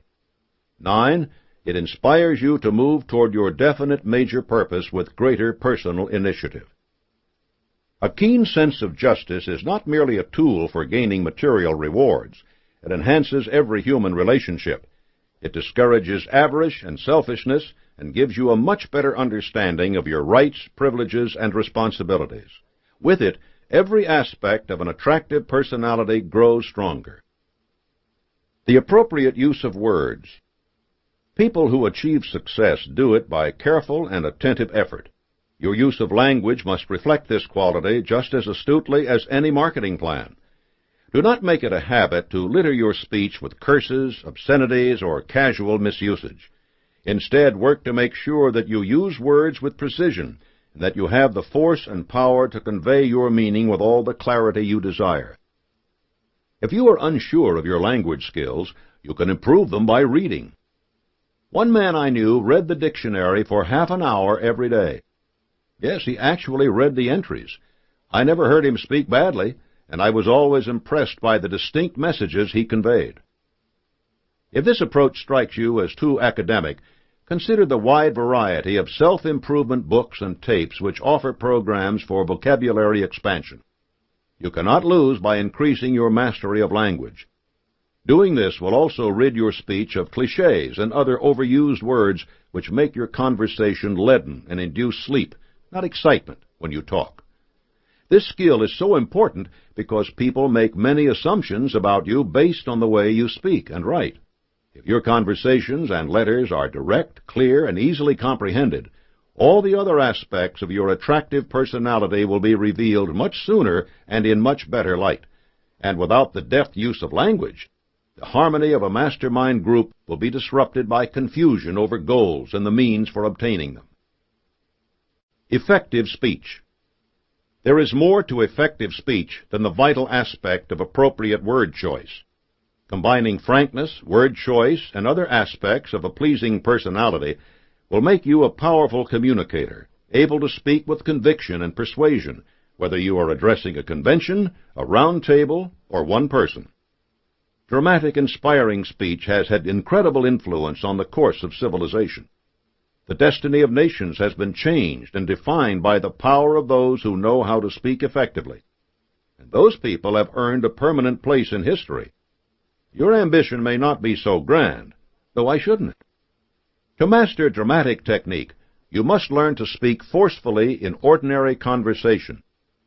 If you practice putting the necessary feeling behind every word you utter in every conversation you have, you will be much more effective in formal presentations. No amount of dramatic technique, however, will bring an audience back from the dead. There's an adage, know what you wish to say it with all the feeling you command, and then sit down. The last two words are the key here. Remember to keep your speeches short. As soon as you have conveyed your point, stop. Long-winded speakers tax the alertness of their audiences and show no respect for their time. They fail to persuade anyone. You will fail just as surely if you do not focus your speech in a way that is applicable to your listeners. Do not use jargon or technical phrases with people who are new to your service or product. Remember that examples and illustrations add drama to your speech and make your message hit close to home. If you are presenting a new computer system to a business that has never even used computers before, and you ramble on about LANs and Pentium chips, you will soon face a room full of sleepwalkers. Tell them instead how you can link their employees together, how quickly information can be shared, and how fast and efficiently your technology will allow them to work, and you will face a room full of people eager to do business with you. As you speak, make good use of gestures. Avoid running your hands through your hair or shoving them in your pockets. Watch public speakers at every opportunity to learn how they employ their hands for emphasis, and practice this in front of a mirror, just as you practice your smile and facial expressions. The effort you have devoted to controlling your tone of voice will pay off handsomely in your public speaking. You will convey enthusiasm, confidence, and importance through your tone of voice. Enthusiasm is the core element of any speech, for it underlies your ability to bring all the above aspects of good public speaking into a harmonious whole. It is very hard for listeners not to be affected by genuine enthusiasm. It's contagious. If you have sincerity and true confidence in your definite major purpose, you will have no trouble giving demonstrable feeling to what you are saying, and that is the essence of effective speaking. Emotional control. Much of what we do is directed by our feelings. Since our feelings can lift us to great achievements or hurl us down to defeat, we owe it to ourselves to understand and control them. The first step is to identify the feelings which motivate us. There are 7 negative emotions and 7 positive. The 7 negative emotions are 1. Fear, discussed in the next chapter. 2. Hatred. 3. Anger. 4. Greed. 5. Jealousy. 6. Revenge. 7. Superstition. The 7 positive emotions are 1. Love. 2. Sex. 3. Hope. 4. Faith. 5. Sympathy. 6. Optimism. 7. Loyalty. These 14 emotions are the letters of the alphabet with which you will write your plan for success or failure. They can be combined meaningfully or chaotically. Each emotion is related to mental attitude, and that is why I have placed so much stress on the character of one's mental attitude. These emotions are nothing but reflections of your mental attitude, which you can organize, guide, and completely command. To do so, you must take control of your mind. You must always be alert to the emotions which are present there, and embrace or reject them on the basis of their contribution to your mental attitude. Optimism will increase your confidence and flexibility. Hatred will undermine your tolerance and keen sense of justice. If you do not take this control, you are condemning yourself to an entire life buffeted by the winds of emotional whim. If you find yourself struggling to gain this control, compile a chart on which you note every day the number of times you experience and act on an emotion. Make a note of circumstances which inspire the emotions. This will give you tremendous insight into the frequency and power of your emotions. Once you know which forces trigger your emotions, you can act to eliminate them or to seek them out and use them. Building your desire for success into a burning obsession and embarking on your definite major purpose are the cornerstones of your efforts to gain emotional control. Each strengthens the other, and progress with one will mean progress everywhere. Alertness of interest. You must be able to fix your interest on any person, place, or thing and hold it there for as long as the situation requires. If you cannot, the other aspects of your attractive personality will be useless. You can pay other people no greater compliment than to concentrate your attention on them when they want it. Listening well is an even greater accomplishment than speaking well. If your interest is focused, you will gain the greatest possible advantage from any encounter. If you fidget with something in your pocket, look at your watch, or frequently glance away, you will insult the person who is speaking with you. Not only will you miss the importance of what you are being told, but the other person will instantly recognize your uninterest and begin to withdraw from the conversation. Failure to notice the details of our own actions and of the happenings around us is an all-too-common weakness. Did you miss that moment of hesitation before your prospect agreed to your proposal? Recognizing it could lead you to discover some better way to offer your service. You might realize that some other service, the kind of service that your prospect would gladly renew each year on the briefest, friendliest contact, would actually be more worthwhile. Instead, you might be faced with the difficult task of continually persuading someone of the dubious value of your efforts. An alert interest in the people with whom you work is important as well. You can perceive the reasons for their success or the basis of their failures. In your mastermind group, it is vital that you be aware of any changes in the situation of any contributor that might affect his or her advice. Your memory will also be enhanced by an alert interest. If you note something clearly to begin with, it remains fixed in your mind. This is an especially practical tool in your relationship with other people. If you can recall the specifics of your conversations, even the small details of another person's life, it shows the strength of your interest in him or her. Everyone has been embarrassed by being introduced to someone for a second time, while that person shows no sign of recognition. If you show people that you remember them favorably, they will always be pleased to encounter you. Versatility. No matter how much you know about the field of your endeavor, unless you can display a general interest in the world at large, no one is going to find you attractive. You and your associates may thrive on speaking for hours without end about the work you are doing, but you will be as unwelcome as a dentist among other people in a candy shop. Keep yourself acquainted with the issues of the day, and maintain a few pursuits other than your business. They will broaden your character and deepen your knowledge of yourself as well. If you understand yourself, you will be better able to understand others, and they will appreciate you more for it. Fondness for people. Just as a dog can sense those who do or do not like dogs, people recognize very quickly whether they are dealing with someone who likes other people. They resent those people with a natural dislike for their fellows, and they are attracted to those who possess genuine enthusiasm. Even if you think you can cloak your dislike with appealing mannerisms, others will sense your lack of human affection. Guard your thoughts against uncharitable impulses, and pay particular attention to your temper. Temper is nothing but uncontrolled emotion, and when your emotions are out of control, you may suddenly say and do things which will cause you and others great injury. A person with an uncontrolled temper has a tongue that is mounted on ball bearings and swings widely and freely, with an edge as sharp as a razor blade. Impatience with others is a visible expression of selfishness and lack of self-discipline. So, too, is a constant display of defeatism.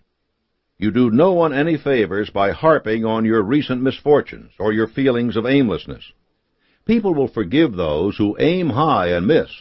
A person who not only lacks the get-go to make an effort, but reminds others of it endlessly, shows no fondness for the humor of other people. Show an alert interest, tolerance, and respect for others, and they will instinctively do the same for you. Humility. Arrogance, vanity, and egotism are never found in someone with an attractive personality. Don't mistake humility for timidity. True humility is a recognition that even the greatest folk are, in the scheme of human existence, only fragments of the whole. Recognize that the blessings you have are a gift to be used for the common good, not topics for every conversation. If you struggle with this issue, turn to your alert interest in others to keep you focused on topics other than yourself. As your faith grows, so will your recognition of the importance of the greater world and its value.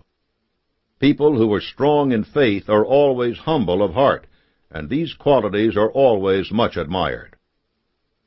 Effective showmanship. This is the result of the proper blend of many aspects of an attractive personality: facial expression, tone of voice, appropriate word choice, effective speech, emotional control, courtesy, versatility, mental attitude, sense of humor, and tactfulness. Together, they allow you to gain favorable attention whenever necessary. Showmanship does not imply grandstanding, clowning around, wisecracking, or gossiping. These qualities certainly grab attention, but they are tiresome and often dangerous.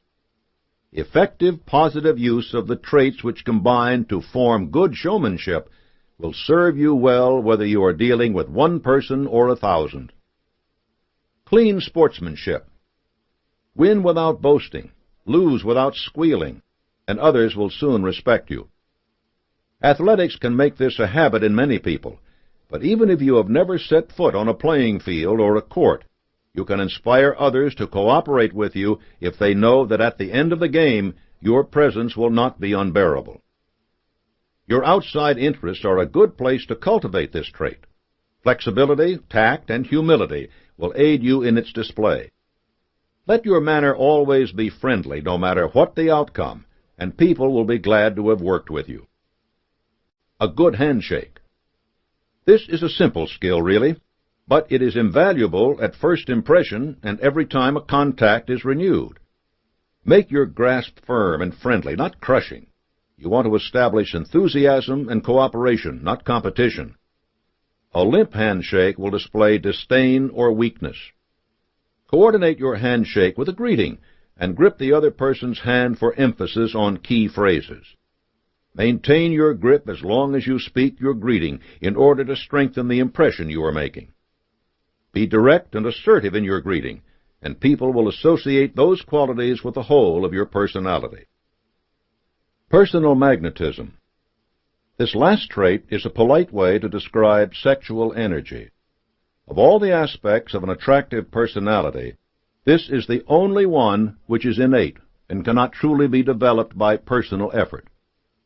You have what you are born with, and you cannot increase it, but you can use it. Sexual energy is a driving universal force. If you project it, it will aid you only if you use it properly. Proper use does not mean the physical seduction of your associates and business prospects. That way lies chaos, and such behavior is hardly consistent with other aspects of an attractive personality, such as honesty. Rather, you should channel its energy into your efforts, making them, not your body, the source of appeal to others. Use your sexual energy to build your enthusiasm, to display your genuine fondness for people, to burnish your style and tone of voice. Your gesture and posture, too, will reflect this quality. Sexual energy is a powerful factor in an appealing personality, but it will help you only if you have refined every other trait. Clearly, all the aspects of an attractive personality rely upon and augment one another. Some, like a good handshake, can be learned quickly. Others require habitual effort on your part. Analyze your personality carefully and honestly to make sure that it embraces no displeasing traits. Even your best friends will not tell you of these aspects of your personality which may be attracting misery, opposition, and defeat. The time you devote to this analysis will pay enormous dividends, for it will not only give you a true measure of yourself, but enable you to analyze and understand others. Never make the mistake of thinking that you have done all the work you can do toward generating an attractive personality. Its standards, like its rewards, are always improving.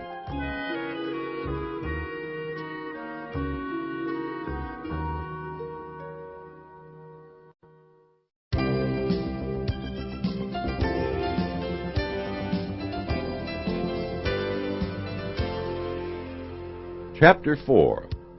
Use applied faith.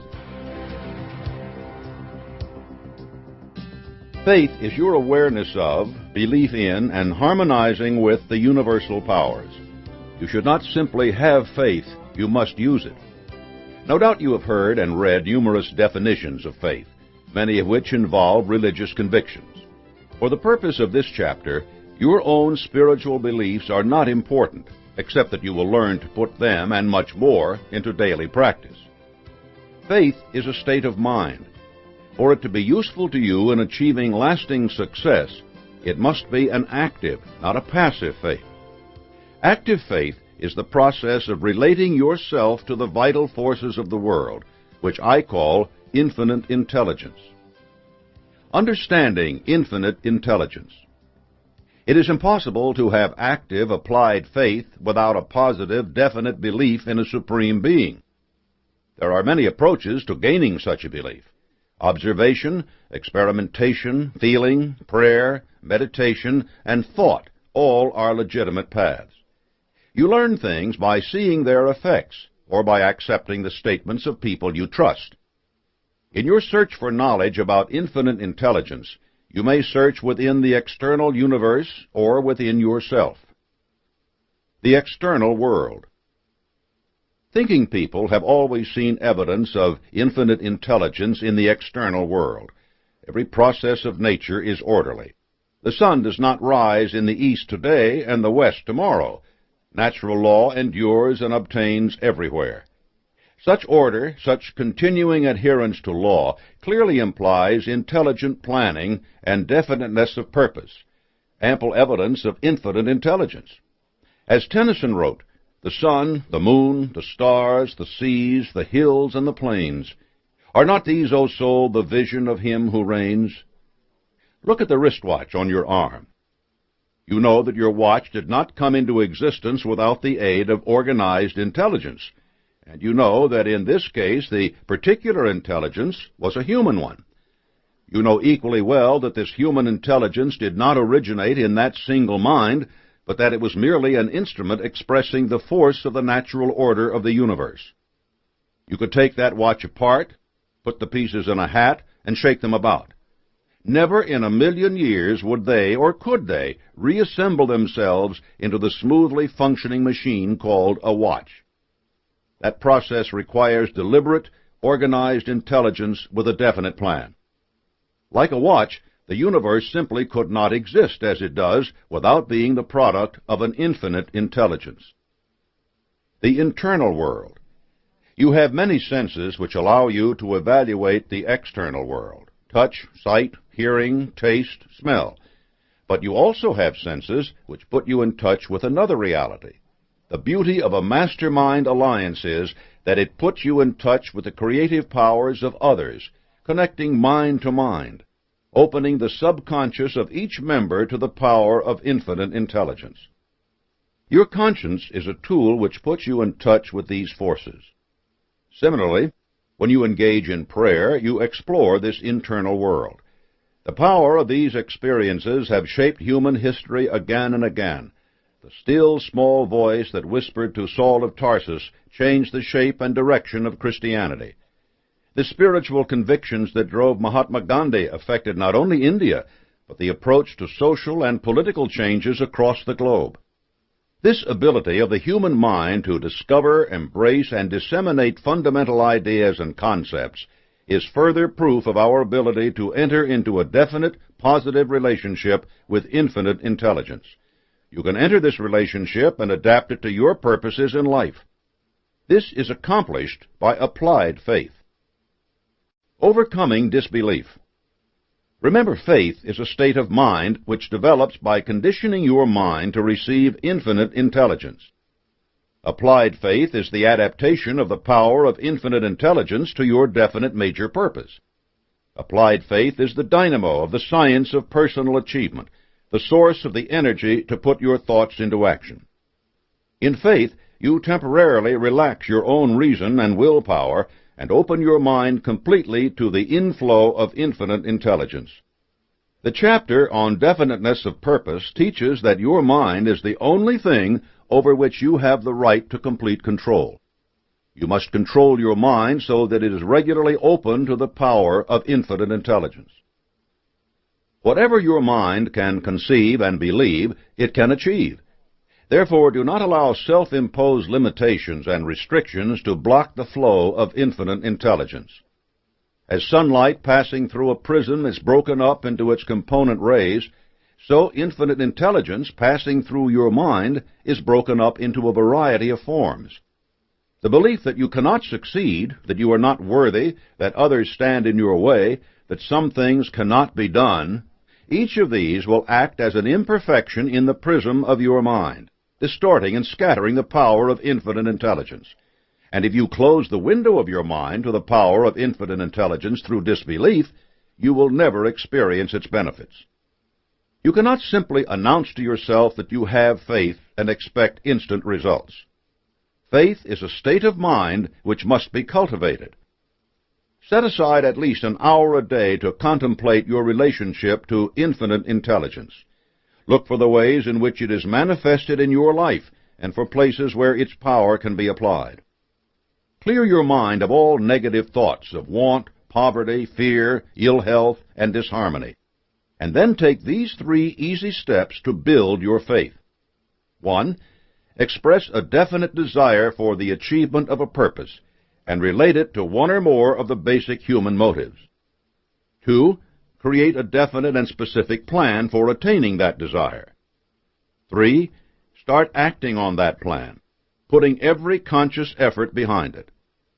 The more you act on faith and infinite intelligence, the more your mind will open to its power, and the more you see that power working in your life, the easier it will be for you to act on faith. The process is a wonderful cycle. When you face a problem or question, you can put this fledgling faith into action. Your subconscious has already been conditioned by your acting on faith to believe that you will succeed.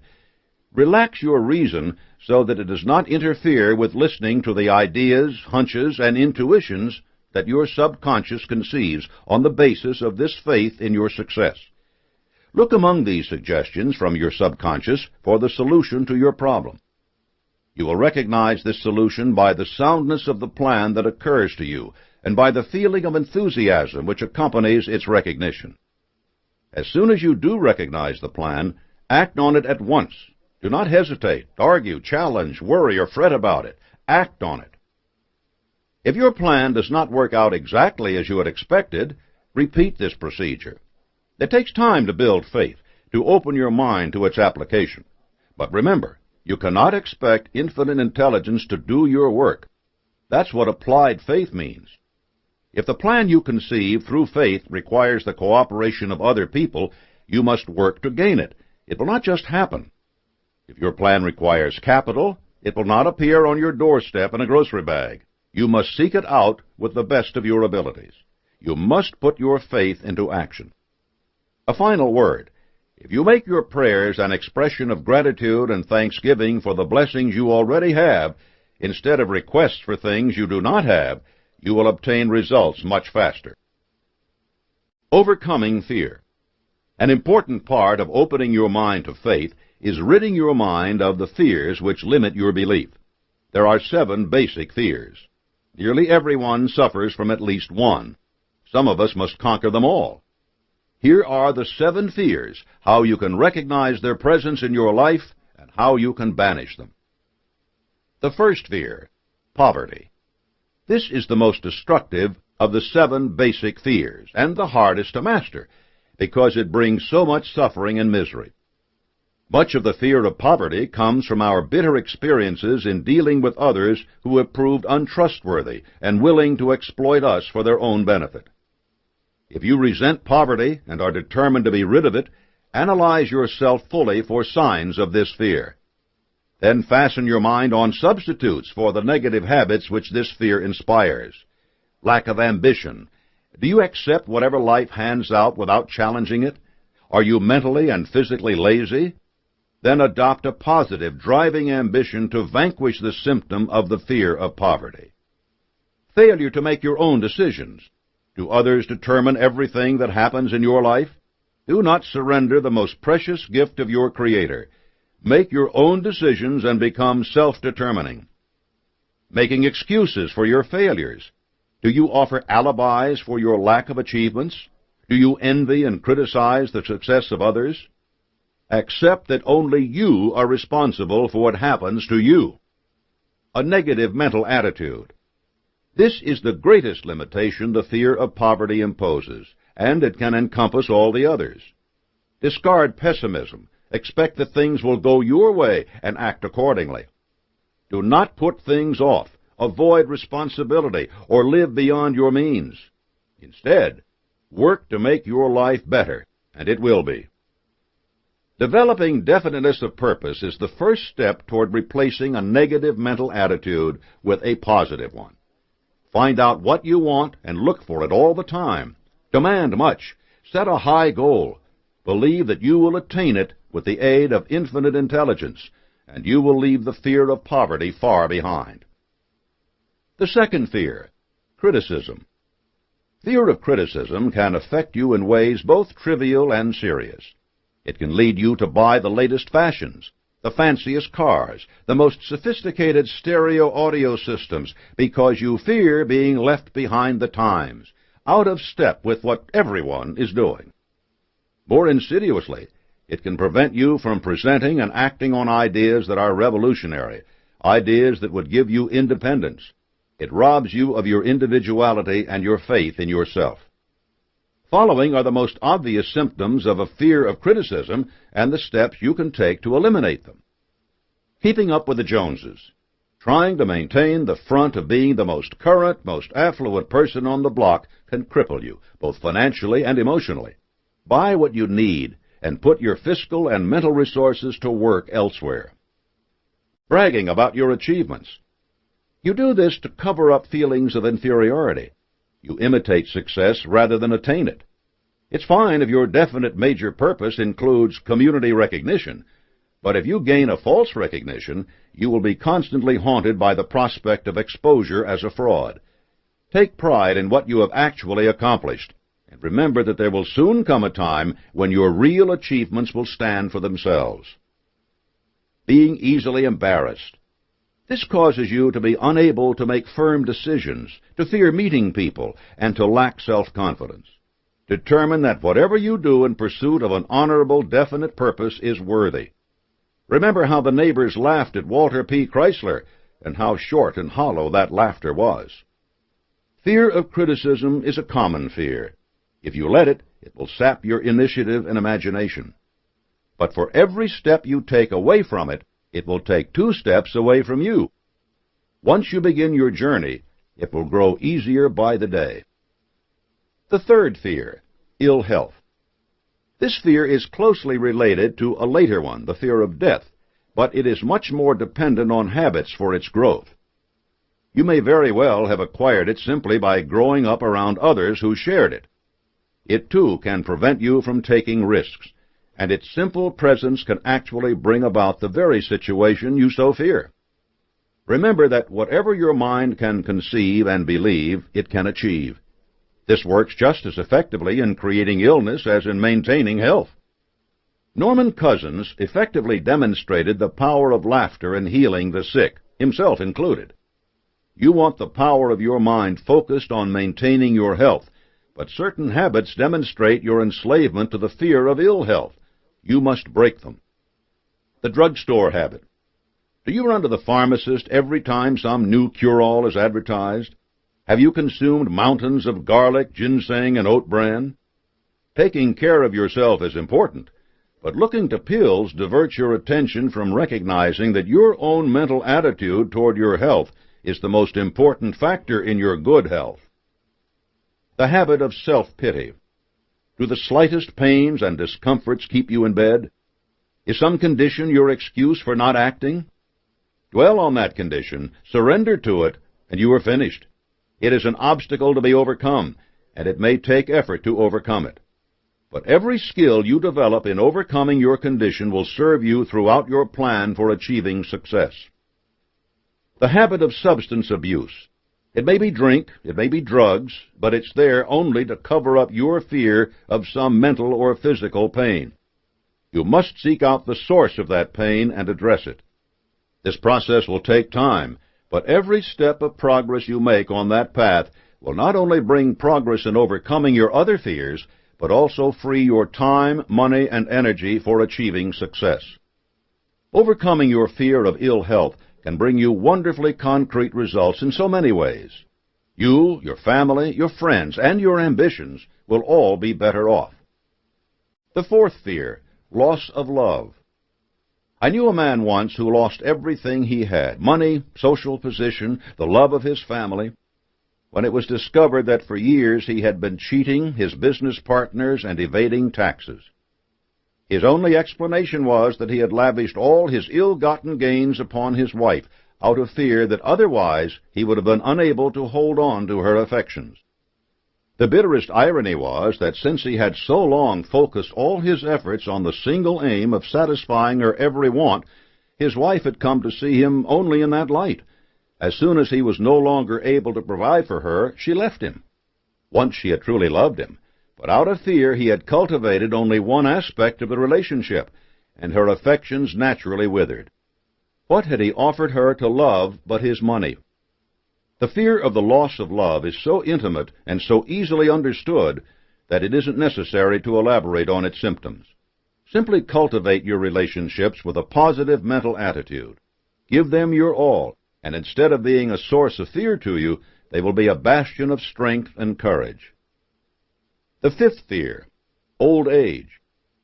The fear of old age causes you to slow down and develop a feeling of inferiority. When you're 30, 40, 60, or 70, you become convinced that you have let opportunities slip by and that your best years are behind you. Nothing could be further from the truth. Every moment of your life that has passed by has taught you invaluable lessons that you can apply today.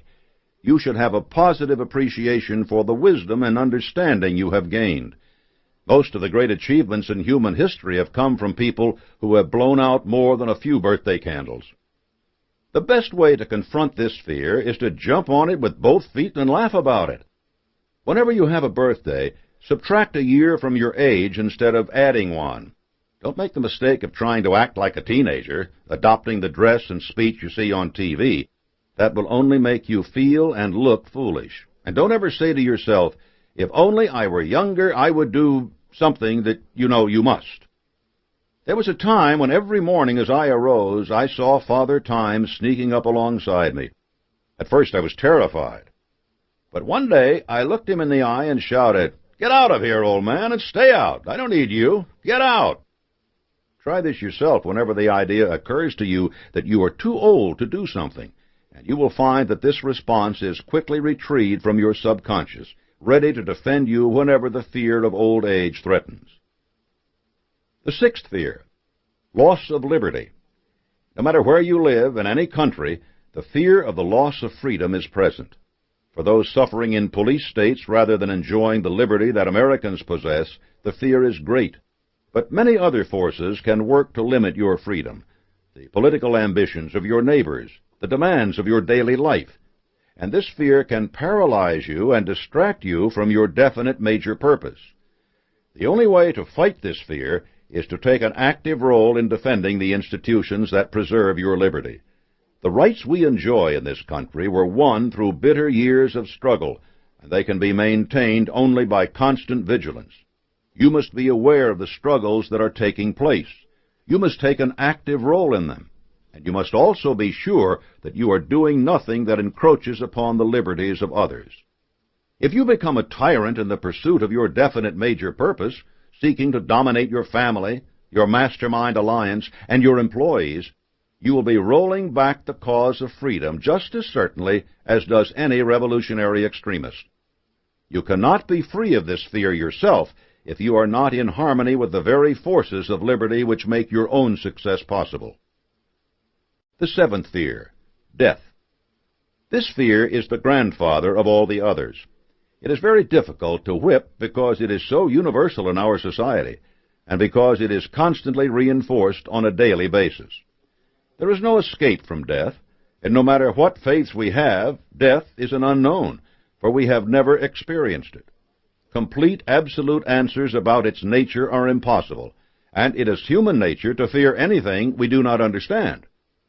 The truth is, fear of death can stop you in your tracks much sooner than the actual event. Overwhelmed by the possibility of the end of your existence, you may feel that action is futile and effort is meaningless. This ignores the fundamental fact that every moment of your life is valuable, that the world rolls on about you, and that your own actions can have a positive effect far beyond your own situation. Even if death comes for you in the next instant, life will not stop for those you love and those you do not even know. You have an obligation to act for the common good. I can tell you how I have succeeded in quieting this fear. I have looked at life and death and the nature of the world. I have recognized that only two conclusions are possible. Death is either one long eternal sleep or an experience on some plane far better than we have here on earth. Either way, there is nothing to fear because it is inevitable. Recognizing this allows you to write off the fear of death. You don't discuss it, you don't think about it. You simply realize that at one time or another you will face it, and there will be nothing you can do about it. So you accept this fact, for only a simple-minded person worries about something over which he or she has no control. Replacing fear with hope. The fundamental lesson in dealing with the fear of death is learning to set it aside. This should be your goal with each of the fears, for whatever you fear will follow you around like a puppy. Your mind attracts anything it dwells upon. Most people go through life thinking about the things they don't want to happen, and they probably experience every one of them. Wouldn't it be a better idea, then, to refuse to think about the things you don't want and to feed your mind with pictures of the things you do want? There is nothing more important than learning the art of keeping your mind focused upon the things, conditions, and circumstances you really want. This is the greatest application of applied faith you can make. When your mind has definiteness of purpose, you are in a condition to start having faith. And when you have faith, you can call upon infinite intelligence to apply it. Faith exists only so long as it is used. You cannot develop muscles by not using them. You cannot increase your capital by not investing it. Persistent action backed by definiteness of purpose will pump up your faith. Demonstrating the power of your faith. The key to putting your faith into action is to have a positive mental attitude. Here are steps to build your faith and your PMA. Step 1. Adopt a definite major purpose and begin to attain it. Follow the instructions in the first chapter. Know what you want and get busy creating it. Be sure that the object of your desire is something worthy, something you can obtain. Never sell yourself short, but do not set a task for yourself which is utterly ridiculous. Step 2. Affirm the subject of your desire through prayer, morning and night. Inspire your imagination to see yourself already in possession of it. When you attain one goal, set a new one. Do not let complacency set in. Bill Gates founded Microsoft, the software company that supplies the operating systems for more than 70% of the computers in the world. By the time he was 35, his company was bigger than McDonald's, Disney, and CBS. Did he stop there? No. He continued to dream of new roles for himself and his corporation. By the time he was 37, he had embarked on a new path to provide systems to link every machine in an office, telephone, fax machines, computers, all working together seamlessly. And he managed to bind such giants as AT&T and IBM to his vision, enlisting them in a consortium to develop and deliver that magnificent system. You will achieve precisely the success you can envision for yourself. Cultivate that vision every day, in every way you can. Step 3. Associate as many as possible of the 10 basic human motives mentioned on page 18 with your definite major purpose. Give yourself a compelling motive for doing what you want to do. Then renew that motive by bringing it up in your mind as often as possible on a daily basis. If your motives include a fine home, a nice car, and a good wardrobe, visualize those things around you. Go through the motions of driving that car or wandering about that house. Do not hesitate to use your imagination to fuel your burning desire. Step 4. Write out a list of all the advantages of your definite major purpose and call them into your mind as often as you can. This will make you success-conscious by the power of self-suggestion. It will steady your resolve when things do not appear to be going well. If you're caught in an impossible job, you can keep yourself smiling by thinking of what you'll be doing once you're free. Step 5. Associate with people who are in sympathy with you and your major purpose. Get their encouragement. They can be colleagues, friends, or family. One realtor I know occasionally comes home discouraged, but she has an agreement with her husband that covers this circumstance. The instant she lets go a defeatist sigh, he pulls out her certificate from the $1 Million Club and a list of previous sales she's made. Whose name do you see here? Who sold all those houses? Who sold that place down by the lake that had been on the market for 2 years? Who saw what a dream house it could be? Isn't this latest offering just as good? That's all it takes, and she's out the door or on the phone again. And her husband, don't think that he isn't inspired by his wife's determination, that his own work isn't better after he's seen what a little encouragement can do. We all need people to give us a boost, and we all benefit from doing the same for others. Step 6. Don't let a day pass without making at least one definite move toward attaining your major purpose. Keep up that persistent action. That realtor may not sell a house every day, but you can be sure that she's showing it, that she's talking it up, that she's reviewing her list of clients, that she's walking through it by herself, imagining what a wonderful home it will make for a family. Each of these steps may not be the actual sale, but they're as much a part of it as the actual closing. Step 7. Choose a pace setter. Pick someone prosperous, self-reliant, and successful, and make up your mind not only to catch up with that person, but to pass him or her by. Don't tell anyone this is your goal. The point is not to win a public contest, but to get where you want to go. Step 8. Surround yourself with books, pictures, mottos, and other suggestive devices. Pick things that symbolize and reinforce achievement and self-reliance. Work constantly to add to your collection, to move things to new places where you can see them in a different light and in association with different things. My realtor friend kept a framed copy of her $1 Million Club certificate over her desk. One day she took it down to dust and set it on top of a newspaper. When she picked it up again, she saw beneath it an article about the new football coach who had been hired at the university. He would need a place to live. Guess who bought that house she'd been struggling to sell? As you build an atmosphere of support, keep a notebook handy to jot down the things you hear and read that inspire you. When you're on the road or in a meeting, your fast scratchings can give you lasting support. Step 9. Never run away from disagreeable circumstances. Fight them with all your resources right where you stand and without a moment's delay. This doesn't mean taking a swing at the fellow who tells you no. It does mean not accepting that refusal and bringing every faculty you have to bear on changing that person's mind. Or you may have to take a hard look at yourself, find the error you made, and resolve then and there to correct it. Sometimes adverse circumstances are testing devices, providing means by which you may be promoted from a given task to a greater one. Remember, you are what you are and where you are because of the dominating thoughts in your mind.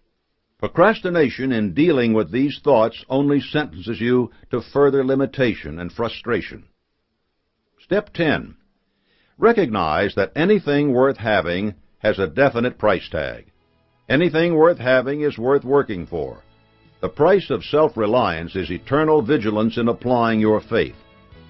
Close the door of fear behind you, and you will quickly see the door of faith open before you. Increasing and applying your faith are a process that takes time and dedication. You will never be finished with this task because the power you have at your disposal is infinite. So are the rewards.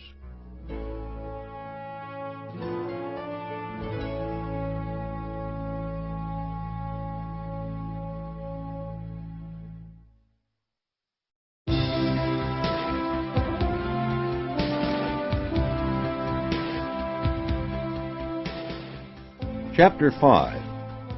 Go the extra mile.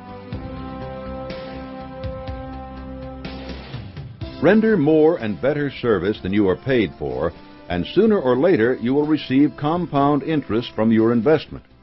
It is inevitable that every seed of useful service you sow will sprout and reward you with an abundant harvest. Going the extra mile is not the sort of principle that can be put into practice in a few easy steps. Instead, it is a state of mind that you must develop, so that it is a part of everything you do. There is a subtle but powerful mental attitude connected with it. The stories that follow will demonstrate that attitude and show you the concrete benefits it brings. Remember, your best recommendation is the one you give yourself by rendering superior service in the right mental attitude. Thomas Edison's only partner. Edward C. Barnes was a man of much determination but few resources. He was determined to ally himself with the greatest mind of his day, Thomas Edison. When he arrived in Edison's office unannounced, his poor appearance made the clerks laugh, especially when he revealed that he had come to be Mr. Edison's partner. Edison had never had a partner, but his persistence got him an interview with Edison, and that interview got him a job as a handyman. Edison was impressed with Barnes' determination, but that alone was insufficient to convince him to take the extraordinary step of making him a partner. Instead, Barnes spent years cleaning and repairing equipment, until one day he heard Edison's sales force laughing over the latest invention, the dictaphone. They said it would never sell. Why replace a secretary with a machine? But Barnes, the handyman, jumped up and cried, "I can sell it." He got the job. For a month, Barnes pounded the New York City pavement on a handyman's salary. At the end of that month, he had sold 7 machines. When he returned to Edison, full of ideas for selling more machines all across the country, Edison made him his partner in the dictaphone business, the only partner Edison ever had. What made Barnes so important to Edison? The inventor had thousands of people working for him, but only Barnes was willing to display his faith in Edison's work and to put that faith into action. He didn't demand a fancy expense account and a big salary to do it either. Barnes focused favorable attention on himself by rendering service far beyond a handyman's responsibility. As the only one of Edison's employees to render this service, he was the only one who uncovered such tremendous benefits for himself. The Nordstrom phenomenon. Starting out in a simple shoe store in the 1920s in Seattle, the Nordstrom family has built a chain of department stores famous around the country for service and willingness to bend over backward to please their customers. A garment may be returned any time it fails to satisfy, even years after the original purchase. Sales associates will call branches all across the country to find an item in the size and color a customer wants. One woman even sent a Mother's Day card on behalf of a customer who mentioned that she had forgotten to do so. Store executives acknowledge that a policy of such dedication to the customer leaves them open to abuse. People buy clothes to wear once and then return them. Items are special ordered and never picked up. A few folks seem to regard Nordstrom sales associates as their personal gophers. It doesn't matter.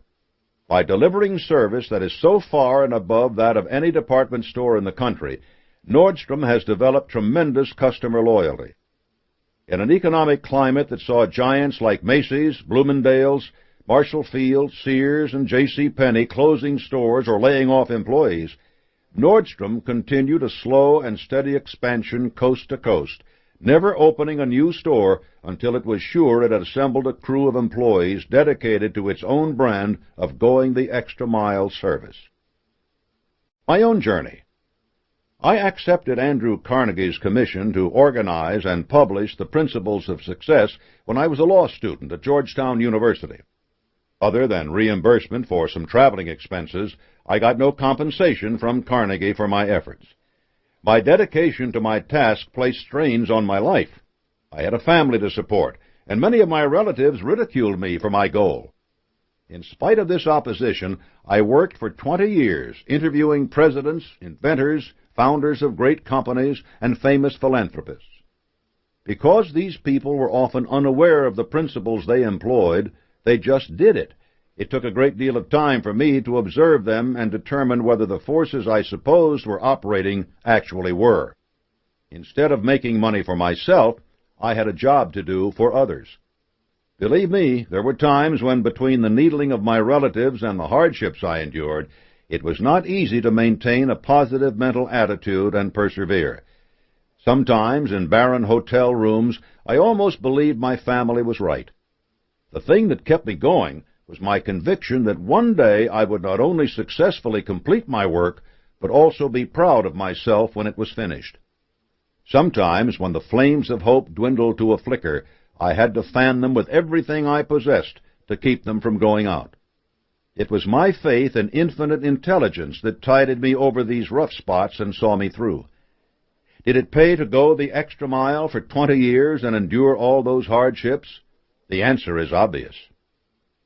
The benefits of doing more than you are paid for. Since going the extra mile can involve hardship, it will help you to be conscious of all the different benefits it will bring. The law of increasing returns. The quantity and quality of the extra service you render will come back to you greatly multiplied. Consider the farmer who plants a crop of wheat. If he harvested only 1 grain of wheat for each grain he planted, he'd be wasting his time. Instead, every successful grain produces a stalk and a sheaf containing many more grains. Of course, a few don't sprout, but whatever problems a farmer may face, getting back many times more wheat grains than he or she planted isn't one of them. And so it is with everything you do in the service you render. If you render service worth $100, chances are you will get back not only that $100, but perhaps 10 times that, provided you have done so with the right mental attitude.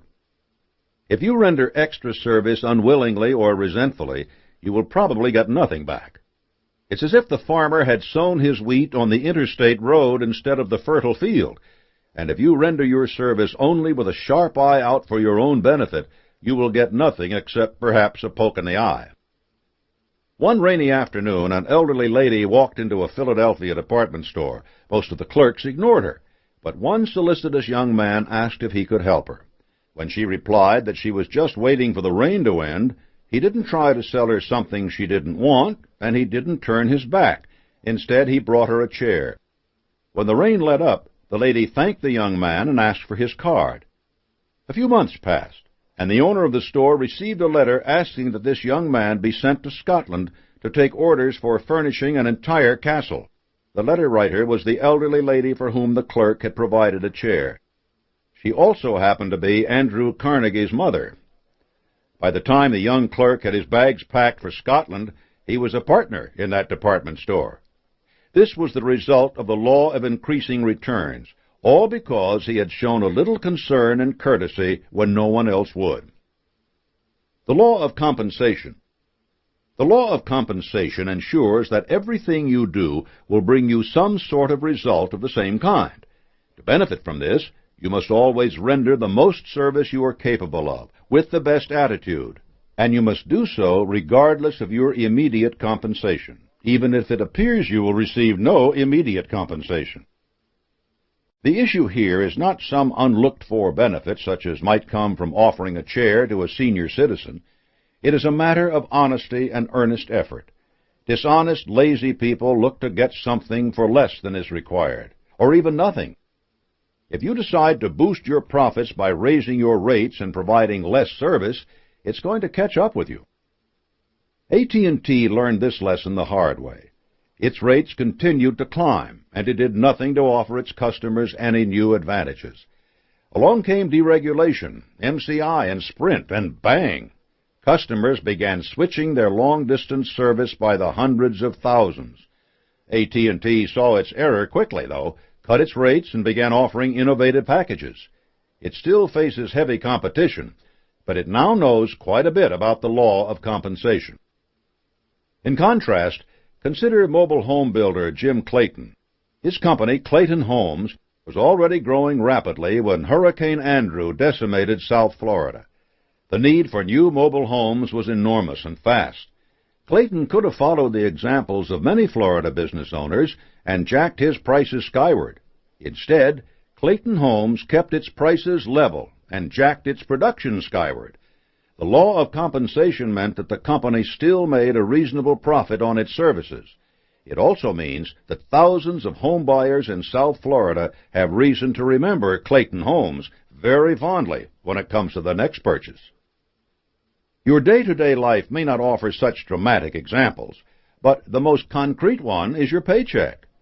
If you are dissatisfied with its size, remember, until you begin to render more service than you are already being paid for, you are not entitled to any more pay.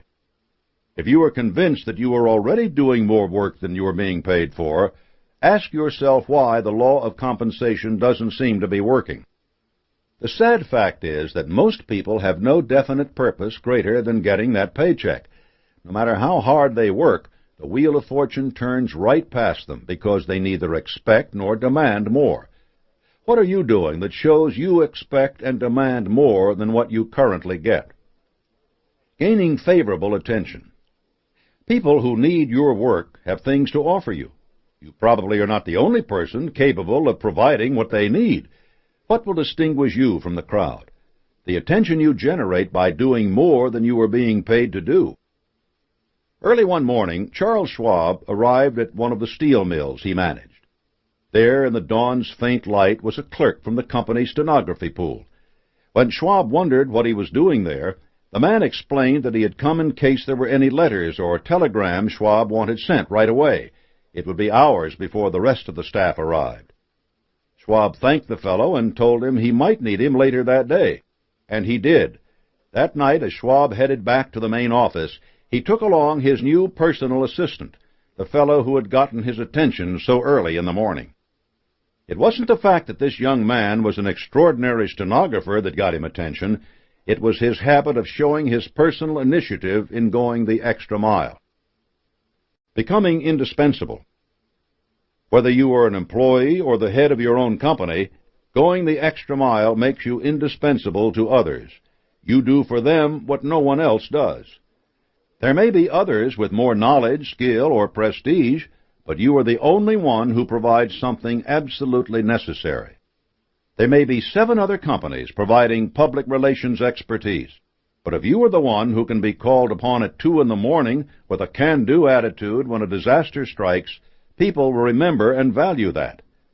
One young man working for a movie talent agency was the only person willing to listen to a cantankerous star complain about her problems hour after hour, day after day. No one else took the time. When she threw a tantrum on the set one day, he, not the director, the producer, the heads of the studio, or her agent, was the only one to persuade her to go back to work. The movie went back on schedule and millions of dollars were saved. He had made himself indispensable by befriending that important client. You will never command more than average compensation until you become indispensable to somebody or some group. Make yourself so useful that it would be extremely difficult, if not impossible, to replace you. People who have pulled themselves out of the crowd and have included the priceless ingredients of going the extra mile and personal initiative in their service virtually write their own paychecks. Self-improvement. Going the extra mile means that you strengthen your ability to do your job and to do it well. Carrying out your tasks in a state of mind focused on providing the best service possible in the best possible attitude reinforces your skills. By imposing systematic self-discipline, you understand the process better every time, and you impress upon your subconscious the need for quality work. Remember the adage, strength and struggle go hand in hand. You should never make a presentation, design a software program, or do anything at all connected with your definite major purpose without the deliberate intention of doing it better than you have ever done it before. True, you may sometimes fail or not meet your previous standards, but the very intention of surpassing your previous best is a healthy habit that will ultimately cause you to excel. Doing a job just to get it done, complaining about the tasks before you, and grumbling about your pay are not ways to make yourself excel. Always stay focused on doing your best possible work. Opportunity. When you have made yourself indispensable, you will gain not only security in the job you have, but the ability to select the work that you do. Perhaps this will mean a promotion, a job at another company, or your choice of clients. Going the extra mile is a way of writing yourself an insurance policy against the fear of poverty, against the fear of want, and against competition from those who only go halfway. Consider William Novak. After years of rewarding but not particularly lucrative work as a writer, he was hired to be the co-author of Chrysler's CEO Lee Iacocca's autobiography. Working with the fascinating details of Iacocca's life, Novak wrote an utterly compelling book that was a national bestseller for well over a year. Iacocca's life story probably would have made a successful book without much effort, but Novak delivered something so readable and inspiring that the book became a phenomenon.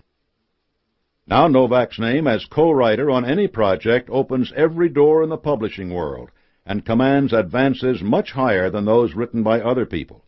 He can choose his subjects, and he can pick from among the best. By going the extra mile, he made certain that he would always have the work he wanted. Favorable contrast. Going the extra mile turns a spotlight on you and gives you the important benefit of favorable contrast with others. An inspired window designer at Marshall Field's once filled a display with handsome ties. In the center was a full-length mirror. Businessmen who stopped to look at the display admired the ties and then saw themselves in the mirror. By contrast, their ties looked dull and shabby. Many were tempted to go in and pick up a snappy new tie, which looked so much better than their own. That's the power of contrast. People are always making comparisons, and we notice the things that are different. If you render more and better service than others, you will naturally stand out in bold contrast. Wise employers are very alert to the power of contrast, and they reward the employees it highlights. Some do decide to ignore that contrast and reap the benefits of extra service from their workers without compensating their workers. But the spotlight of contrast is bright enough that their competitors will sooner or later see the person standing in it. There are so few people who step into the spotlight that if it shines on you, others will notice soon. Pleasing attitude. When you do more than you are immediately paid to do in a willing and cheerful manner, you develop a positive, pleasing attitude, the cornerstone of an attractive personality. When you have an attractive personality, you can get almost anyone to behave toward you exactly as you wish. That's something worthwhile, isn't it? Treat other people precisely as you wish them to treat you. Apply the golden rule. If they don't respond at once, keep at it, again and again and again. If it never works, then you need to decide whether you want to keep working with these people. It may be the time to fire your employer. Personal initiative. Personal initiative means doing what needs to be done without being told. It is the most outstanding trait of the American personality, yet sadly, it is a quality missing in many people. Going the extra mile develops personal initiative because you don't wait for things to happen, but make them happen. When your mind is always focused on doing the best job possible, you are forced to look at every situation thoroughly. No doubt something will have to be done that is out of the ordinary. Part of your service is getting this thing accomplished, and that means putting personal initiative to work. There are people who go through life rendering extra service, yet wind up in the poorhouse. They are honest and dependable, adjectives for traits that give others the chance to cheat and exploit them, and they never do a thing about it because they lack personal initiative. It's one thing to cast your bread upon the waters. It's another to pretend not to notice when it just comes back wet and soggy.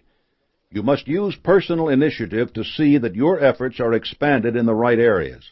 Investigate to make sure that the people you work for are honest and trustworthy, that they aren't about to go belly up and be unable to pay you. And if you find yourself deceived, find yourself someone else to work for. Personal initiative is not simply for the benefit of others. Self-confidence. Going the extra mile builds your conviction that you are doing what is good and right. It puts you on better terms with your conscience, and it gives you faith in yourself. Sometimes the hardest person to get along with is the one who uses your toothbrush, the same one you see in the mirror every morning. Talk to that person. Explain your plans and purposes. Seek cooperation. Outline your strategy for rendering extra service, and then listen to the answer you get. If it's doubtful, you need to spend a little more time selling yourself. A man who was ragged and downcast came to see me once. I recognized his name as that of a once prominent restaurant owner who had recently lost everything when his partner went bankrupt. He wanted my help. I asked him to stand in front of a pair of drapes, and I told him that in just a moment I was going to introduce him to the only person in the world who could help him regain his self-confidence and overcome defeat. Then I yanked the drapes open to reveal a full-length mirror. He stared at the mirror for a few minutes, speechless, and then left my office with thanks. Months passed before he strode into my office completely renewed. His thanks now were effusive. He had reminded himself of his skill in business, found new backers similarly convinced of his abilities, and was currently running one of the most popular spots in Chicago. When you build your self-confidence through the knowledge that you are giving the best possible service, you develop the reserves of determination to see you through dramatic setbacks without the kinds of theatrics I had to employ with this fellow. Trust yourself, and you will always have someone to rely on. Overcoming procrastination. When you are doing your work eagerly and cheerfully, you avoid the temptation to do it this afternoon instead, or maybe tomorrow. In fact, you probably won't be able to wait to get started. Have you ever wondered at the stories about famous people who get up at some seemingly ungodly hour to begin their work? They do it because they're eager to do what they are doing, and they have gained their fame because of that eagerness. When you act as soon as you must, the habit of procrastination dies from not being fed, and no one laments its passing. The extra mile formula. To help you keep your mind fixed on going the extra mile, I have developed the following formula, the only one in this book. It's very simple. Q1 plus Q2 plus MA equals C. Q1 is the quality of service rendered. Q2 is the quantity of service rendered. MA is the mental attitude in which it is rendered. C is your compensation. Compensation here means all the things that come into your life: money, joy, harmony with others, spiritual enlightenment, faith, an open mind, a sense of tolerance, or anything else worthwhile that you seek. Always be aware of the diverse nature of compensation. Money is nice, but it certainly will not be the only thing that makes you successful, or allows you to enjoy success. Do not cut off relationships which are poor in financial rewards, but rich in other qualities. For no matter how much service you render, others will recognize your one-sided approach. The spotlight of contrast will shine on you unfavorably then, and will seek out those who remain true to the spirit of going the extra mile. Chapter 6. Create Personal Initiative. One of the biggest benefits from going the extra mile is the emphasis it requires you to place on personal initiative. This chapter will round out your understanding of personal initiative, and through example, it will show you how to multiply that quality in yourself. Andrew Carnegie once told me, "There are two types of people who never amount to anything. There are those who never do anything except what they are told to do, and there are those who cannot even do what they are told to do. The people who get ahead do the things that should be done without being told, and they don't stop there. They go the extra mile and do much more than is expected of them. Personal initiative is absolutely necessary if you are going to realize your goal. It will bring you advancement, attention, and opportunity. The major attributes of personal initiative. In the years I spent formulating these principles of success, I observed many extraordinary people. What follows is a list of qualities that constantly appeared in my observations. Some of them will be things that have already been covered in this book. Others come later. The important thing for you to do here is to identify these characteristics in yourself as you are now, and to think about how you can increase and strengthen them. The adoption of a definite major purpose. The motivation to act continuously in pursuit of that purpose. A mastermind alliance to acquire the power to attain that purpose. Self-reliance, self-discipline, persistence based upon the will to win. Well-developed imagination, controlled and directed. The habit of prompt, definite decision-making. The habit of basing opinions on known facts, not guesswork.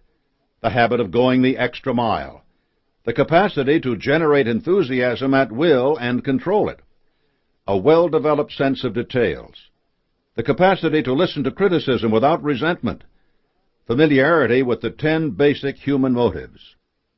The capacity to concentrate attention on one task at a time.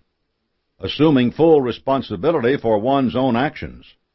Willingness to accept full responsibility for the mistakes of subordinates. Patience with subordinates and associates.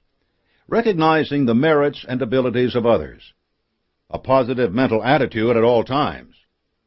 The capacity for applied faith. The habit of following through. The habit of emphasizing thoroughness instead of speed. Dependability. No doubt many of these qualities are already familiar to you. You may think, I've already got that. But it is the nature of the 17 principles of success that each depends upon the others, and you can't develop one without relying upon and developing others at the same time. How can you develop faith without applying it through personal initiative? And how can you have personal initiative without a definite purpose to carry out? You can't. Personal initiative is contagious.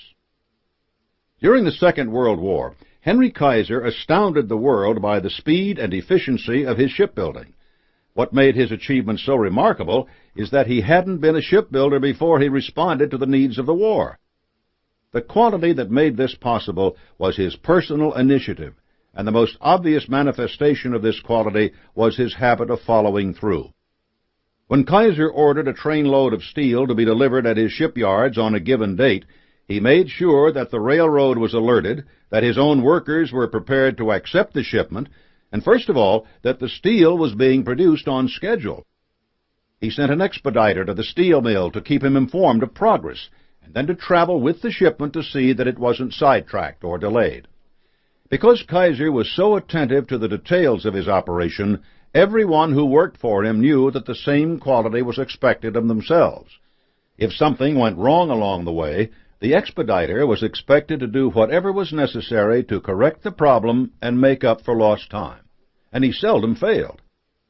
Kaiser's persistent personal initiative was an example to thousands of people on a daily basis. Personal initiative succeeds where others fail. Not long after I married, I paid my first visit to my wife's family. The train took me close to her hometown, but stopped 2 miles away. Since I arrived in a downpour, by the time I reached my in-laws' house, I was not an impressive sight. I was also in something of a bad temper, and I exclaimed, "Why don't you have the railroad build a line into town?" My brothers-in-law laughed and told me that they had been trying for 10 years, but that the railroad was unwilling to take on the expense of building a bridge across the local river. 10 years, I said arrogantly. Why, I could do that job in 3 months. Well, I had really put my foot in it, for a boast like that in front of my new family was a challenge to them. I knew I had to act. My brothers-in-law and I waited for the train to stop, then headed down to the river. There we saw a creaky old wooden bridge across which ran the county road. A freight railroad terminated at the far side of the river, its tracks crossing the road. As the freight trains came and went, they halted traffic on the road, slowing travel for all the local people. And there was my idea. Look, I said, it's simple. The passenger railroad pays for a third of the cost of a bridge so that it can offer better service to the town. The county pays for a third of the bridge because it will need to replace that wooden one soon anyway.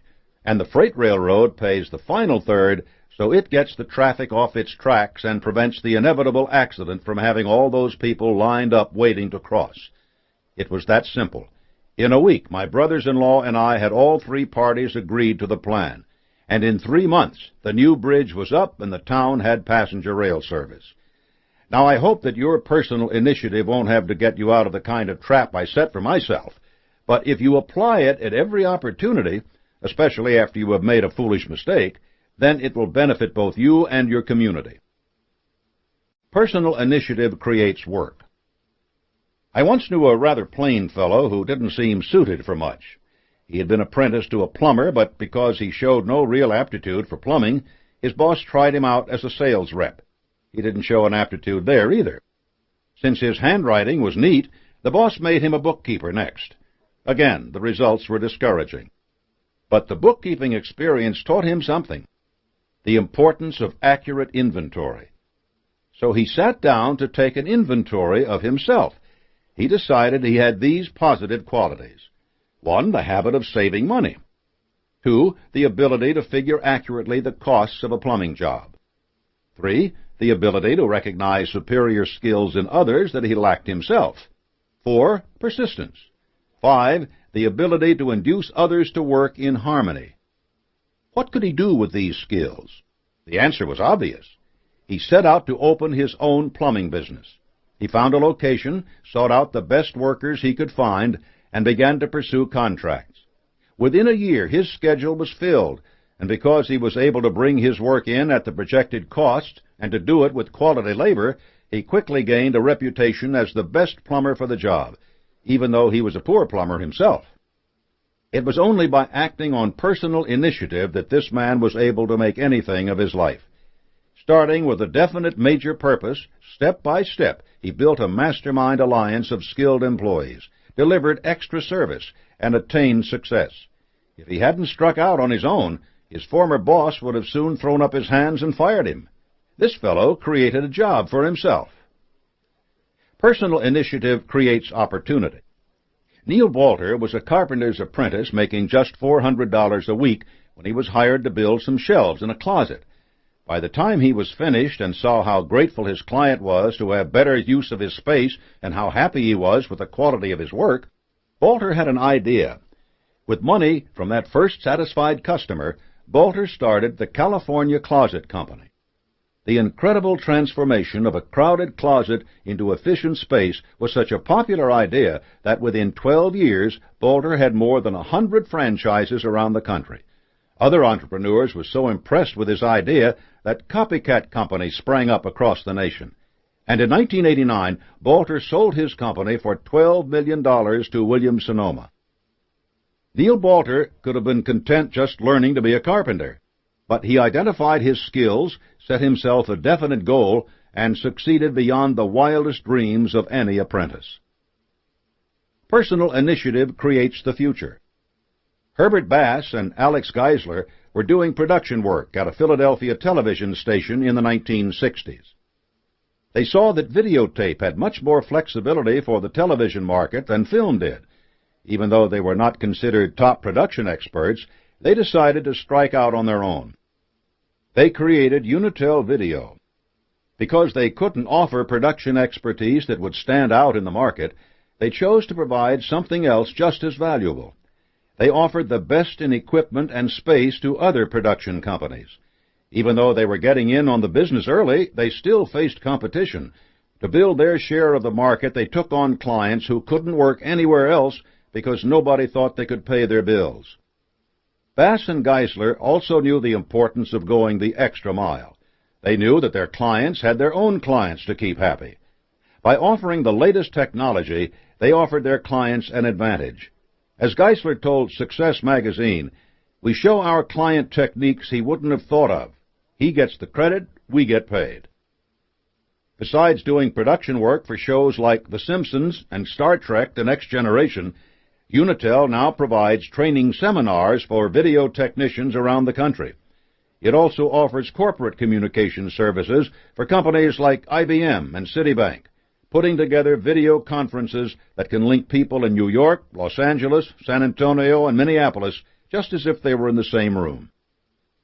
Bass and Geisler weren't the first to see that video had a place in the future, but because they had the initiative to go after what they saw, to make a plan, to take risks, to offer things that no one else was offering, their company is now first in its field. Personal initiative creates advancement. Your definite goal may someday include being your own boss, but if it doesn't, or even if that step is still some ways off, personal initiative can still pay off for you. Amy Hilliard-Jones was a marketing strategist at Gillette. She saw an opportunity in a product Gillette had dropped as unsuccessful, White Rain shampoo. White Rain was an inexpensive, no-frills shampoo. It didn't offer anything fancy, but it should have an appeal for cost-conscious consumers. She developed a campaign to relaunch White Rain, presented it to executives, and persuaded them of its value. They went for it, and White Rain became one of Gillette's top-selling shampoos. That made Hilliard-Jones an obvious candidate for revitalizing the Lustrasilk Corporation, a newly acquired Gillette subsidiary targeting the ethnic hair care market. She created a whole new product line, Moisture Max, which was phenomenally successful. Today, Hilliard-Jones is Executive Vice President of the Burrell Communications Group, which specializes in marketing services directed at African Americans for Fortune 500 companies. She got where she is because she consistently used her personal initiative to bring bigger and better things to the companies that employed her.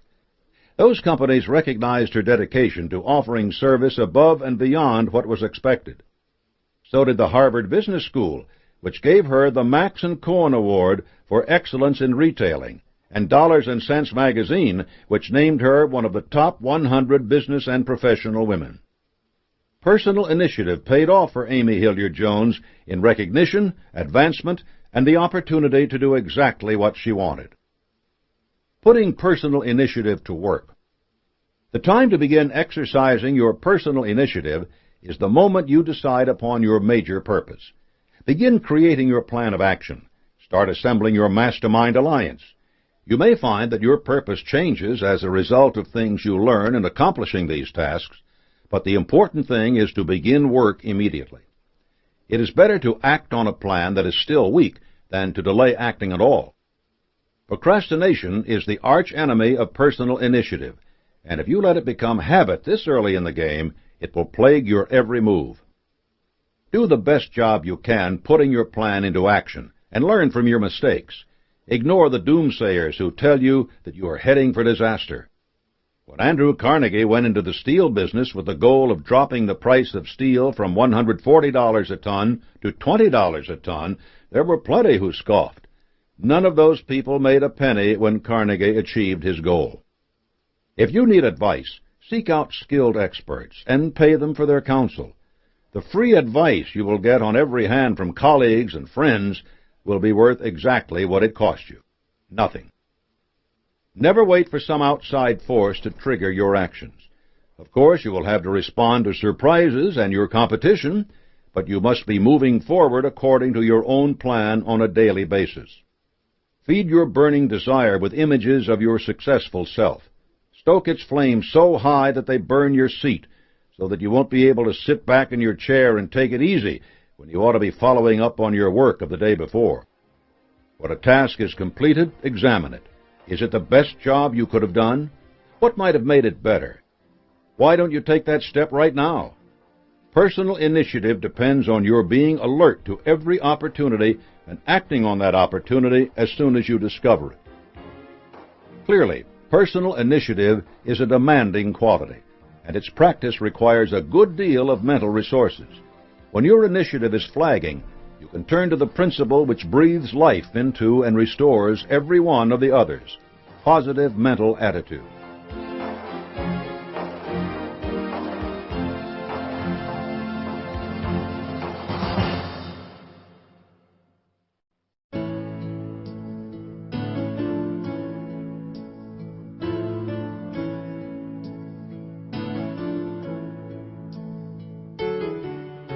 Chapter 7. Build a positive mental attitude. A positive mental attitude is the single most important principle of the science of success.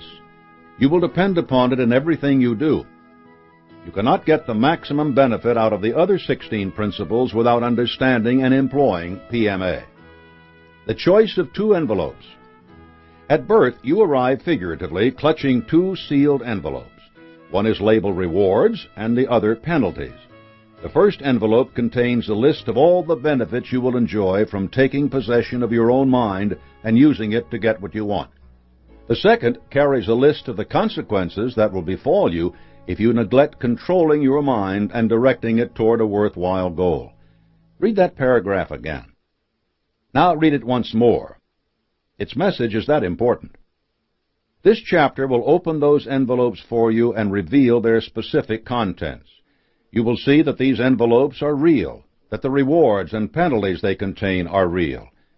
Nature abhors two things, a vacuum and idleness. If you do not use a muscle, it will wither and become useless. If you do not use the powers of your mind, they will do the same thing. Your brain and your life will become subject to every passing influence, unable to resist them or to act positively, unless you fix your mind on the object of your desire and create and act upon a plan for attaining it. You've probably heard something like the old saying, success attracts success, while failure attracts more failure. Nothing could be more true. Striving for success makes you better able to attain it. Doing nothing and accepting failure only brings more failure your way. If you put your mind to work with a positive mental attitude and believe that success is your right, your belief will guide you unerringly toward whatever your definition of success might be. If you adopt a negative mental attitude and fill your mind with thoughts of fear and frustration, your mind will only draw those same things to you. That is the power of mental attitude. Why not make yours positive? The rewards of a positive mental attitude. If you take possession of your mind and direct it toward desirable goals, you will enjoy 1. Success consciousness, which attracts only the circumstances which make for success. 2. Sound health, both physical and mental. 3. Financial independence. 4. A labor of love in which to express yourself. 5. Peace of mind. 6. Applied faith, which makes fear impossible. 7. Enduring friendships. 8. Longevity and a well-balanced life. 9. Immunity from self-limitation. 10. The wisdom to understand yourself and others. The penalties of a negative mental attitude. If you neglect taking possession of your mind and directing it toward a worthwhile goal, you are doomed to 1. Poverty and misery your entire life. 2. Mental and physical ailments of all kinds. 3. Self-limitations which trap you in mediocrity. 4. Fear and all its destructive consequences. 5. Hatred of the means by which you support yourself. 6. Many enemies and few friends. 7. Every brand of worry known to humanity. 8. Being a victim of every negative influence you encounter. 9. Subjection to the will of others. 10. A wasted life which does nothing to better the human condition. What choice will you make? If you do not make the first one and embrace it wholeheartedly, the second will be forced on you. There is no halfway point, no compromise. Which choice will you make? How to develop a positive mental attitude. You must have a positive mental attitude to make life pay off on your own terms. Nothing great has ever been achieved without PMA.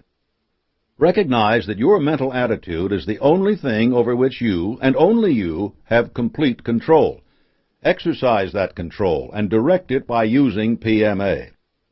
Realize and prove to your own satisfaction by making it so that every adversity, sorrow, or defeat, whether or not you caused it to happen, contains the seed of an equivalent benefit, which you can nurture into a blessing that soars above the disaster that brought it. Learn to close the door of your mind on all failures from your past.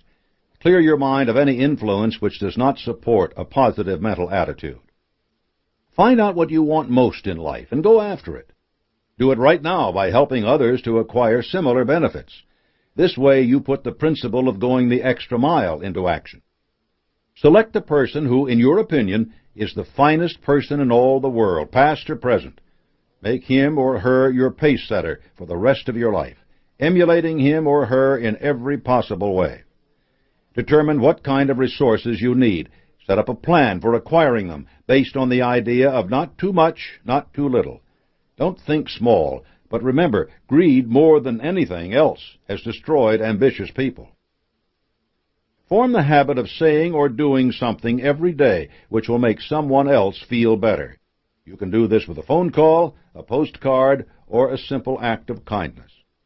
Give someone a good inspirational book, for instance, and you give that person something that will work wonders in his or her life.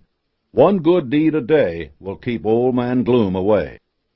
Make yourself understand that what whips you isn't defeat, but your mental attitude toward it. Train yourself to look for the seed of equivalent benefit in every disappointment you face. Ascertain what you like best to do, and do it as a labor of love with your heart and soul.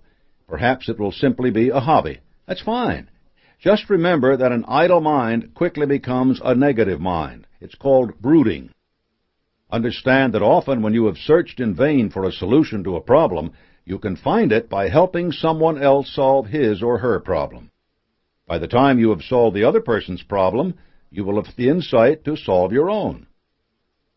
Study Ralph Waldo Emerson's essay on compensation once a week until you understand and have assimilated it. This powerful work will convince you of the benefits you will derive from PMA. Take a complete inventory of every asset you possess. You will discover that your greatest asset is a sound mind with which you can shape your own destiny. Communicate with anyone you know whom you have unjustly offended and offer sincere apologies. Ask for forgiveness.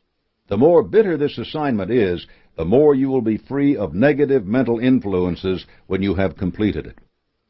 Acknowledge that the space you occupy in this world is an exact ratio to the quantity and quality of the service you render for the benefit of others, plus the mental attitude in which you render it.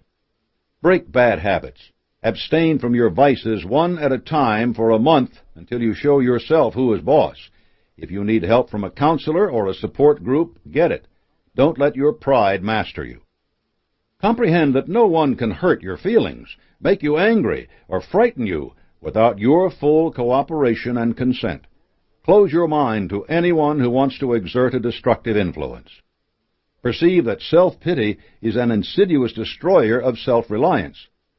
Believe that you are the one person on whom you can and should depend at all times. Relate to every circumstance in your life as something that has happened for the best, for it may be that your saddest experience will bring you your greatest assets if you give time a chance to mellow your distress. Divert any urge for control over others. Squelch it before it destroys you. Channel that energy into better control over yourself. Occupy your mind with doing what you want to do so that no time will be left for it to stray to things you do not want to do. Attune your mind to attract the things and situations you desire by expressing in a daily prayer your gratitude for what you already have. Demand a reasonable amount of dividends from life every day instead of waiting to receive them. You will be surprised to learn how many of the desirable things in life are already yours, even though you have not noticed them. Live in a style that suits your physical and spiritual requirements, and don't waste time keeping up with the Joneses. Refuse to heed anyone's advice unless that person is willing to give you satisfactory evidence of the soundness of his or her counsel.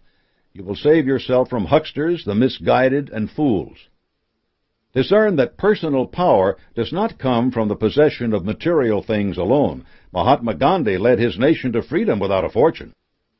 Exert yourself so that you keep your body in shape. Mental ailments can easily spring from physical ones, and your body, like your mind, must be kept active to remain positive. Reinforce the habit of tolerance, and keep an open mind on all subjects and toward all people, no matter what their race or creed. Learn to like people just as they are, instead of demanding that they be just as you want them to be. Admit that love is the finest medication for your body and your soul. Love changes the entire chemistry of your body and conditions it for the expression of a positive mental attitude. It also extends the space you occupy in the hearts of others. The best way to receive love is to give it. Return every benefit you receive with one of equal or greater value. The law of increasing returns will operate in your favor, and eventually, or perhaps very soon, it will give you the capacity to get everything you are entitled to. A positive mental attitude works both ways. Avoid the fear of old age by remembering that nothing is ever taken from you without being replaced by something of equal or greater value. Youth, for instance, is replaced by wisdom. Trust that adequate solutions can be found for all your problems, but accept the fact that the solutions may not always be the ones you want. Rely on the examples of others to remind you that any disadvantage can be overcome. Thomas Edison had only 3 months of formal schooling, yet he was the greatest inventor who ever lived. Helen Keller was without sight, hearing, or speech, yet she inspired millions. A definite major purpose is stronger than any limitation. Welcome friendly criticism instead of reacting to it negatively. Embrace any opportunity to learn how others see you, and use it to take inventory of yourself and look for things which need improvement. Do not fear criticism. Encourage it. Create a mastermind alliance with others dedicated to the principles of success. Discuss your progress and insights and gain the benefit of a much wider range of experience. Always keep these meetings on a positive plane. Grasp the differences between wishing, hoping, desiring, and having a burning desire to achieve your goal. Only a burning desire gives you a driving motivation, and it can be fueled only by a positive mental attitude.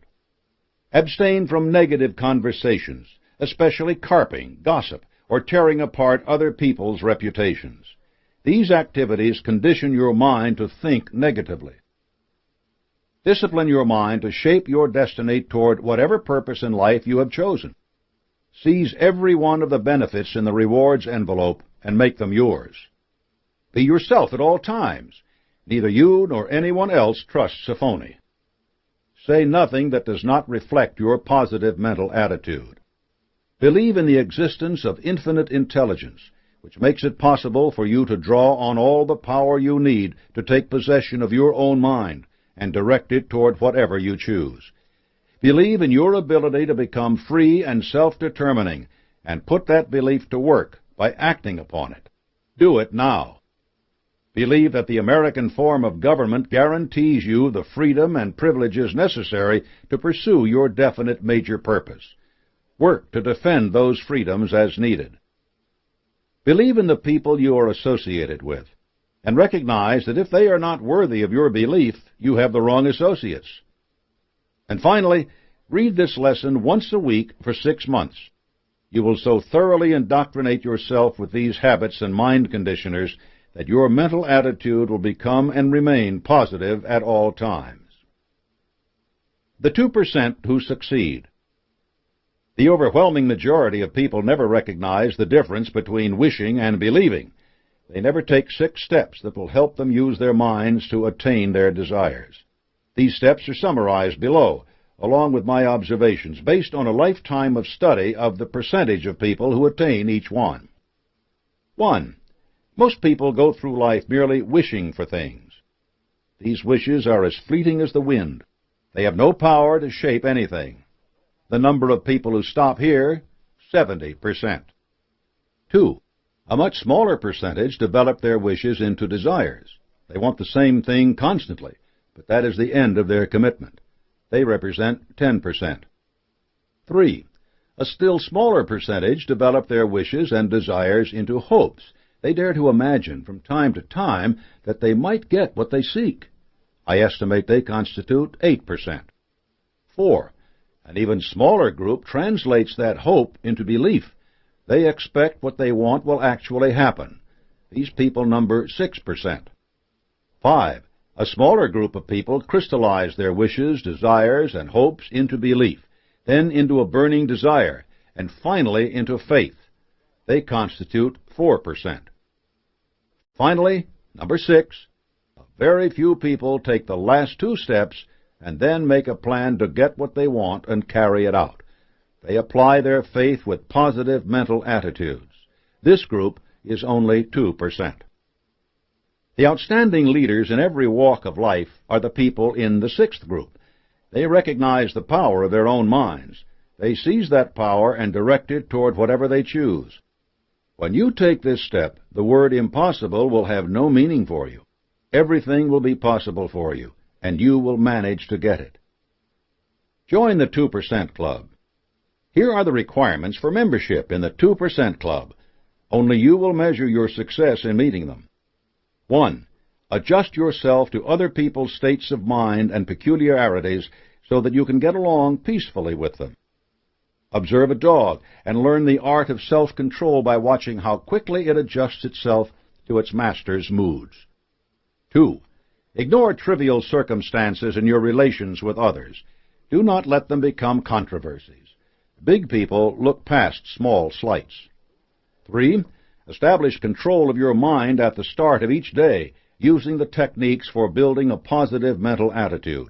Maintain that attitude throughout the day. 4. Learn the art of selling yourself indirectly by persuasion and example rather than by the hard sell. 5.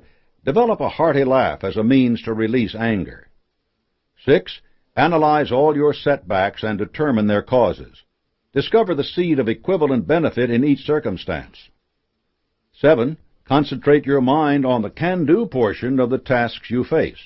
Don't worry about the cannot-do portion unless and until you meet it face-to-face. By that time, the can-do portion will have shown you the way to success. 8. Turn all unpleasant circumstances into opportunities for positive action. Make this an automatic habit, and your success will multiply. 9. Remember that no one can win all of the time, no matter how much he deserves it. When you do not get exactly what you wanted, maximize your gain by increasing your understanding of yourself. 10. Look on life as a continuing learning process, and even bad experiences will become good ones. 11. Remember that every thought you release comes back to you multiplied in its effect. Monitor your thoughts, and make sure you send out only those whose fruits you are willing to receive. 12. Avoid associates with negative mental attitudes. Their attitudes will rub off on you and poison every effort you engage in. 13.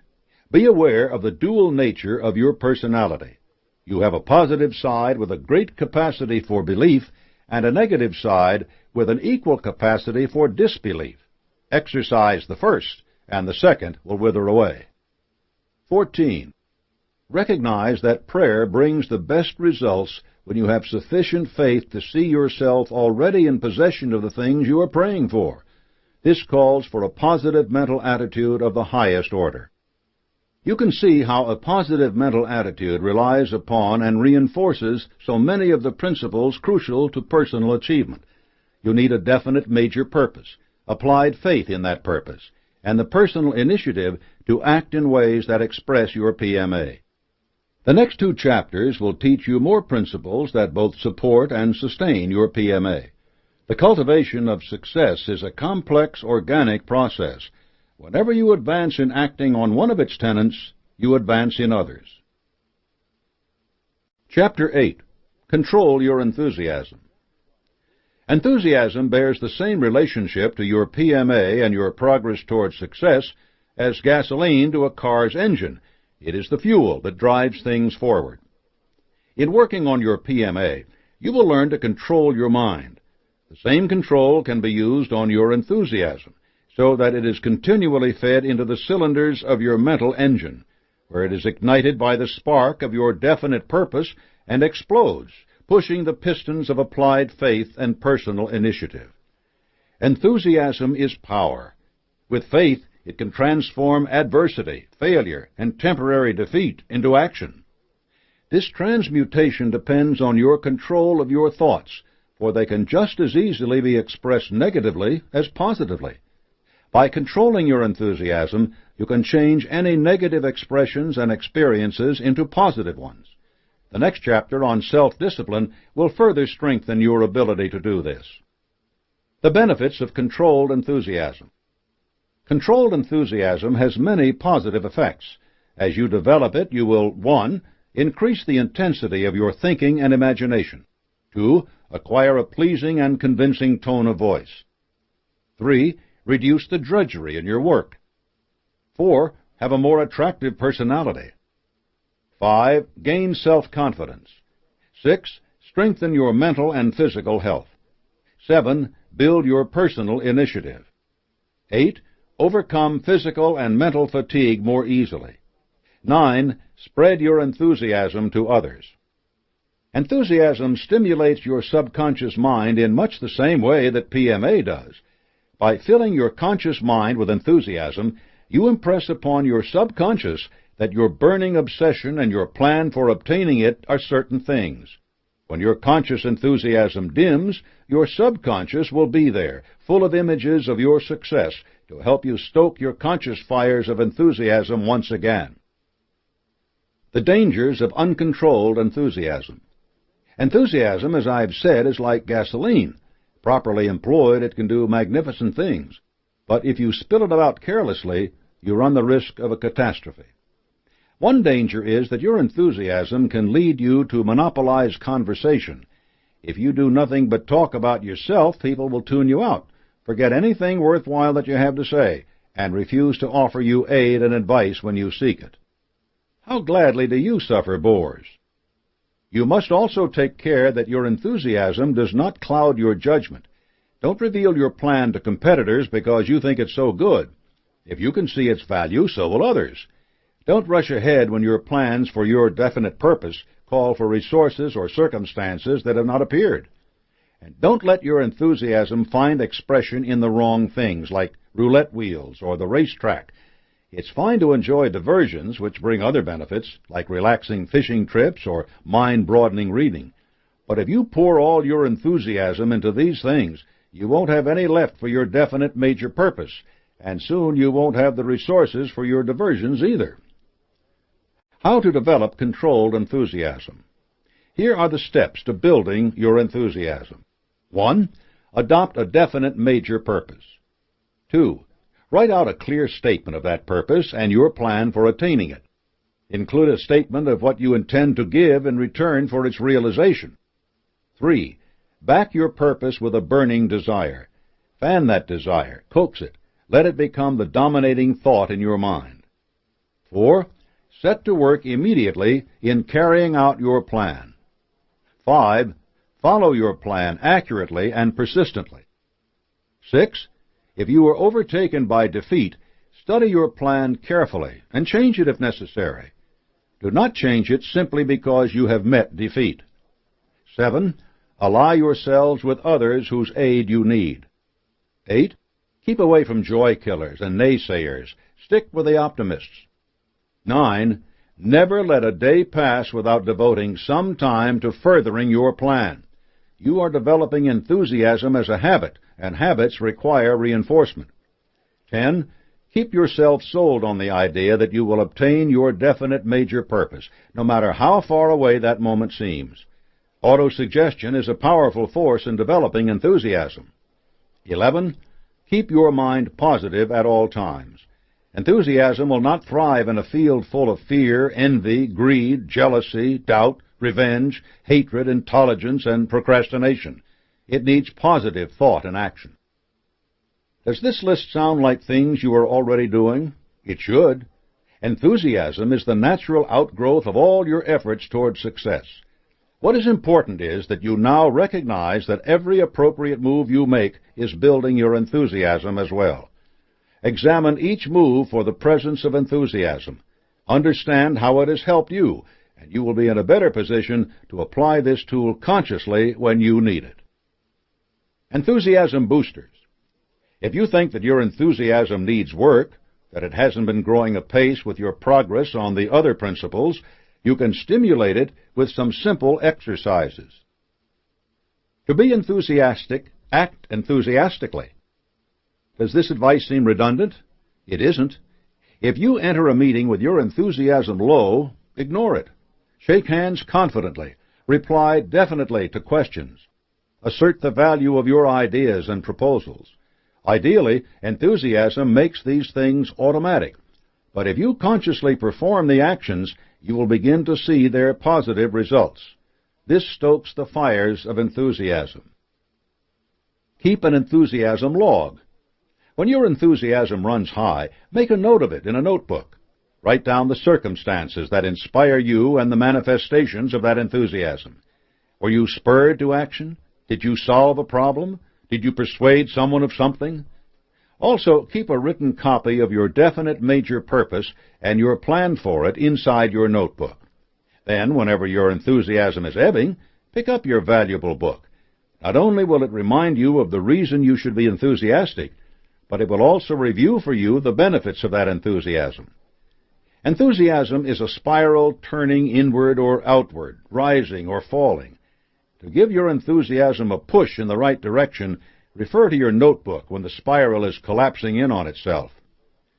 Complete a can-do task. In a way, can-do tasks are like crutches, but when you aren't moving the way you should be, you're not helping yourself by not using them. These are things that you know you can complete quickly and well. They should be somehow related to your definite major purpose, so that they help direct and control your enthusiasm. For instance, suppose that you own a hardware store. Your responsibilities may not have you on the floor very often. Instead, you're in the back office.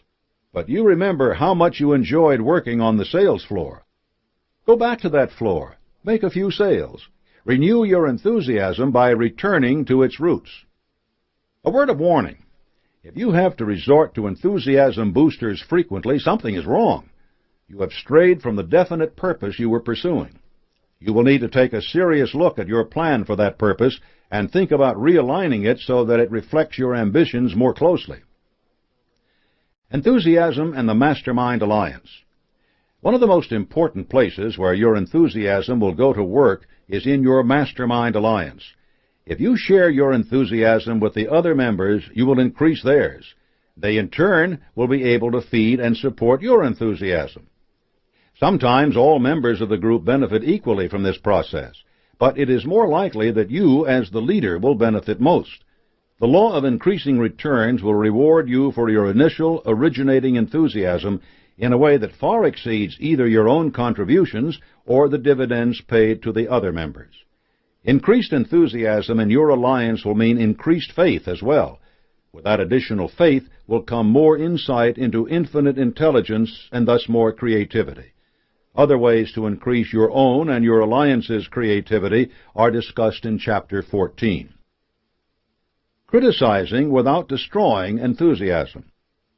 Sometimes it will be necessary to criticize members of your Mastermind Alliance or the people working for you who are not carrying their share of the load. You can do this without destroying their enthusiasm if you use a careful process. You must lead your black sheep to admit their mistakes on their own. Here's an example of that process taught me by Andrew Carnegie. My personal secretary was a young man who had been with me several years. He was efficient, dependable, and had a pleasing personality. He became associated with a group of people who had had the bad habit of getting their enthusiasm out of a whiskey bottle. The first thing I knew, he began to show up late on Monday mornings. Then he became irritable, and I knew the time had come for me to do a little friendly analysis on his behalf. So I prepared the way by inviting him to my home for dinner. During the meal, we chatted pleasantly about everything except the subject I had in mind discussing with him. After dinner, we went to the library and lighted our cigars. The stage was then set, so I began by asking him a few questions. First, I asked him if he believed a man who was a regular drinker should be considered for a promotion, and he replied that he thought not. Then I asked him what he would do if he had in his employ a man so addicted to drink that he could not get to work on time, and he replied that he would probably fire him.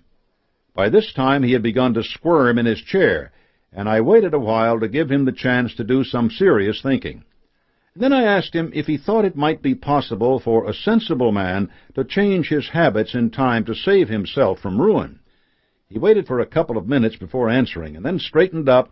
He looked me squarely in the eyes and said, "You needn't go any further. I have known for a long time that this hour was coming, and I deeply appreciate your kindness in making it as easy as possible. All I can say is that I have been a fool, but I can change, and I will do so if you bear with me long enough to let me prove it." So he was disciplined. But it was with self-discipline. He took hold of his job with renewed enthusiasm and promoted himself from one position to another until he became manager of one of our largest steel plants. You can see the value and importance of this kind of approach. If Carnegie had angrily confronted this man, no doubt the fellow would have been so ashamed he would have denied any problem. Carnegie would have lost a valuable employee, and the man would have been driven only deeper into his destructive habits. Instead, both men came out ahead. Respect and nurture the enthusiasm others have. It can overcome powerful problems, and from those problems it will extract benefits beyond your imagination. Enthusiasm changes lives. Another person's enthusiasm was what set me moving toward the success I have attained. That person was my stepmother. I was 9 years old when she entered our home. We lived in poverty in rural Virginia, but she had come from better circumstances, and she would not accept our circumstances without protest. My father introduced me to her with these words, "I would like you to meet the fellow who is distinguished for being the worst boy in this county, and will probably start throwing rocks at you no later than tomorrow morning." My stepmother walked over to me, tilted my head upward, and looked me right in the eye. And then she looked at my father and replied, "You are wrong. This is not the worst boy in the county, but the smartest one, who hasn't yet found an outlet for his enthusiasm." That statement began a friendship between us which was destined to produce these 17 principles of success and to carry their influence around the world. No one had ever called me smart.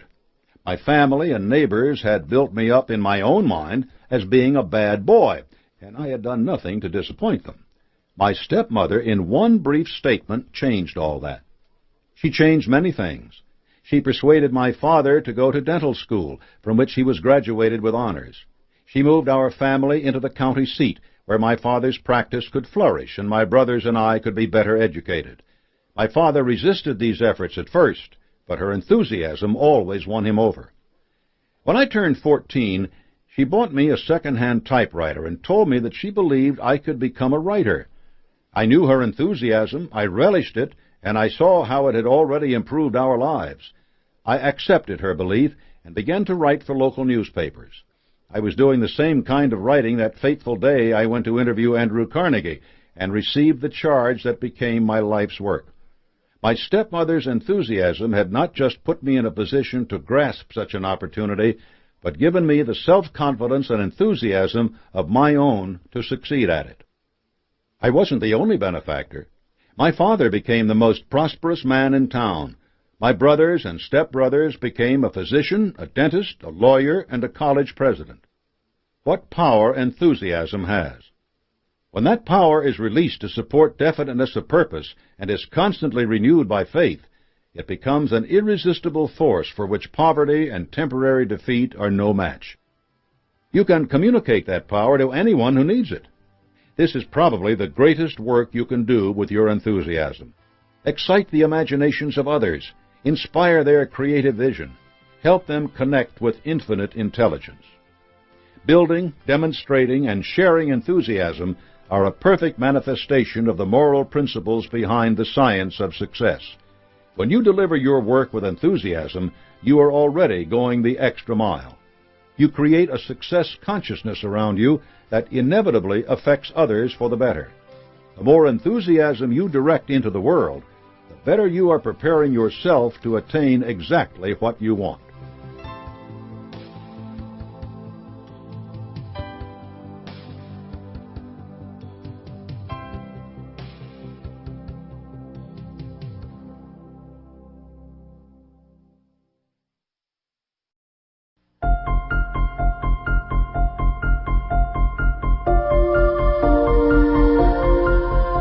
Chapter 9. Enforce self-discipline. Controlling your emotions. The Big Four. The power of self-discipline. The structure of your mind. The things you cannot discipline. The power of the will. Earlier chapters have placed heavy emphasis on the importance of taking control of your mind. This control is pivotal to your personal initiative, your positive mental attitude, and controlled enthusiasm. Self-discipline is the process that ties all these efforts together for you. It isn't possible to achieve self-discipline without making some progress on those other principles. Self-discipline requires self-knowledge and an accurate assessment of your current abilities. Likewise, the other principles can't really be put into action without self-discipline. It is the channel through which all your personal power for success must flow. Think of your mind as a reservoir in which you have been storing up potential power. You will now learn to release that power in precise quantities and specific directions. This is the essence of self-discipline. Controlling your emotions. Most people act first and think about the consequences later. Self-discipline will reverse that process. You will learn to think before you act. The primary means to this end is your control of your emotions. For review, the 14 major emotions are repeated below. Positive emotions. 1. Love. 2. Sex. 3. Hope. 4. Faith. 5. Enthusiasm. 6. Loyalty. 7. Desire. And the negative emotions: 1. Fear. 2. Jealousy. 3. Hatred. 4. Revenge. 5. Greed. 6. Anger. 7. Superstition. All these emotions are states of mind and are thus subject to your control. You can see right away how dangerous the negative emotions can be if they're not mastered. The positive emotions can also be destructive if you do not organize and release them with conscious control. Inherent in these emotions is explosive power. If you regulate that power properly, it can lift you to the heights of achievement. But if you let it run wild, it can dash you to pieces on the rocks of failure. You learned in earlier chapters that a definite major purpose, activated by a driving motive, is the starting point of all worthwhile achievement. This motive must be so strong that it will subordinate all your thoughts and efforts to the attainment of your definite purpose.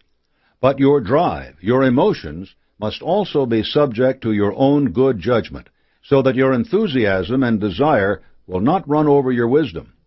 In other words, you must discipline yourself so that your drive is always under control and directed in the proper channels. Self-discipline calls for balancing your emotions with your reasoning. This means you must learn to consult both your feelings and your reason before you reach any decision. Sometimes you will need to set aside your emotions and follow the dictates of reason alone. Other times you will decide in favor of your emotions, modified by your reason. A happy medium is important. Consider, for example, those people who are so in love that they will do anything for their beloveds. They are putty in the hands of others. They rarely amount to anything because they have no purposes of their own in life. You might wonder if this danger means that it would be safer and wiser to control your life strictly on the basis of reason and leave emotion out of every decision. The answer is an emphatic no. Don't forget, your emotions provide your driving power, the activating force which enables you to put your decisions into action. If you destroyed hope and faith, what would there be to live for? If you killed enthusiasm, loyalty, and desire, but still retained reason, what good would reason be? It would still be there to provide direction, but what would it direct? You must control and direct your emotions, not abolish them. Besides, abolition would be an impossible task. Emotions are like a river. Their power can be dammed up and released under control and direction, but it cannot be held forever in check. Sooner or later the dam will burst, unleashing catastrophic destruction. Your negative emotions can also be controlled and directed. PMA and self-discipline can remove their harmful effects and make them serve constructive purposes. Sometimes fear and anger will inspire intense action, but you must always submit your negative emotions and your positive ones to the examination of your reason before releasing them. Emotion without reason is a dreadful enemy. What faculty provides the crucial balance between emotion and reason? It is your willpower, or ego, a subject which will be explored in more detail below. Self-discipline will teach you to throw your willpower behind either reason or emotion and amplify the intensity of their expression. Both your heart and your mind need a master, and they can find that master in your ego. However, your ego will fill this role only if you use self-discipline. In the absence of self-discipline, your mind and heart will fight their battles as they please. In this situation, the person within whose mind the fight is carried out often gets badly hurt. The Big Four. Your self-discipline will not only control your emotions and balance your reason, but also be incredibly useful in four highly important areas. Appetite. Too much food, drink, and other outside influences, such as drugs, which are bad for your body, can shorten your life, sap your energy, and distract you from the work at hand. It isn't necessary to moralize on these points. The empirical effects of not being in control of your appetite are sufficient cause for you to subject your appetites to self-discipline. Positive mental attitude. PMA is the only frame of mind in which you can have definiteness of purpose. Through it, you can induce others to cooperate with you and help you. It can also attract the power of infinite intelligence by applying your faith. Self-discipline ensures that you use your mental attitude to attract the things you want and to repel the things that threaten you. Time. There's an old saying, wasting time is sinful. Most people waste enough time in gossip alone to earn them all the luxuries they envy in others. Time is your most precious asset. If used correctly, it is like money in the bank. You must spend it under strict self-discipline. One of the easiest ways to do this is to schedule your time use for the next 24 hours and stick to that chart. Do it once, and it will be easier the next time. Alexander Solzhenitsyn is another example of someone whose self-discipline allowed him to have an enormous impact. Not only did he survive years in Soviet gulags and then dare to write about it, he kept to a rigorous schedule of writing even after being exiled to the United States. Though he was an international celebrity and could have spent the rest of his life basking in attention, Solzhenitsyn moved to a small town in Vermont so he could find solitude. Until he returned to Russia to participate in the reform of the country, he would get up at 6 and begin to write after eating a small breakfast. He would stop for a short lunch, then begin writing again, often until late in the evening, and sometimes until the sun rose again. He didn't allow the telephone to interrupt his work, and he rarely even left home. The result was a series of novels called The Red Wheel, a historical epic of tremendous importance. Even when history finally caught up with his Soviet oppressors, Solzhenitsyn resisted the urge to rush back to Moscow because he knew he had to finish his work. He didn't let countless opportunities to appear on news programs, which would have gained publicity for his books and made money, distract him from the job at hand. His self-discipline, honed through his years in the gulags, allowed him to finish what he had started and made him a powerful figure when the Soviet Empire finally collapsed. Definiteness of purpose. The importance of definiteness of purpose had better be clear to you by now. You know that it is the beginning of all achievements when it is tied to a strong, compelling motive. If you haven't yet made up your mind about your definite purpose, go back to the first chapter and write out your major objective in life and your plans for attaining it. This is the first step in self-discipline.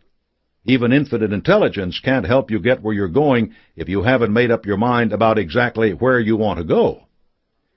There's an old joke about a preacher who was stranded on the roof of his church in a flood. As the waters rose higher around him, he prayed fervently for God to rescue him.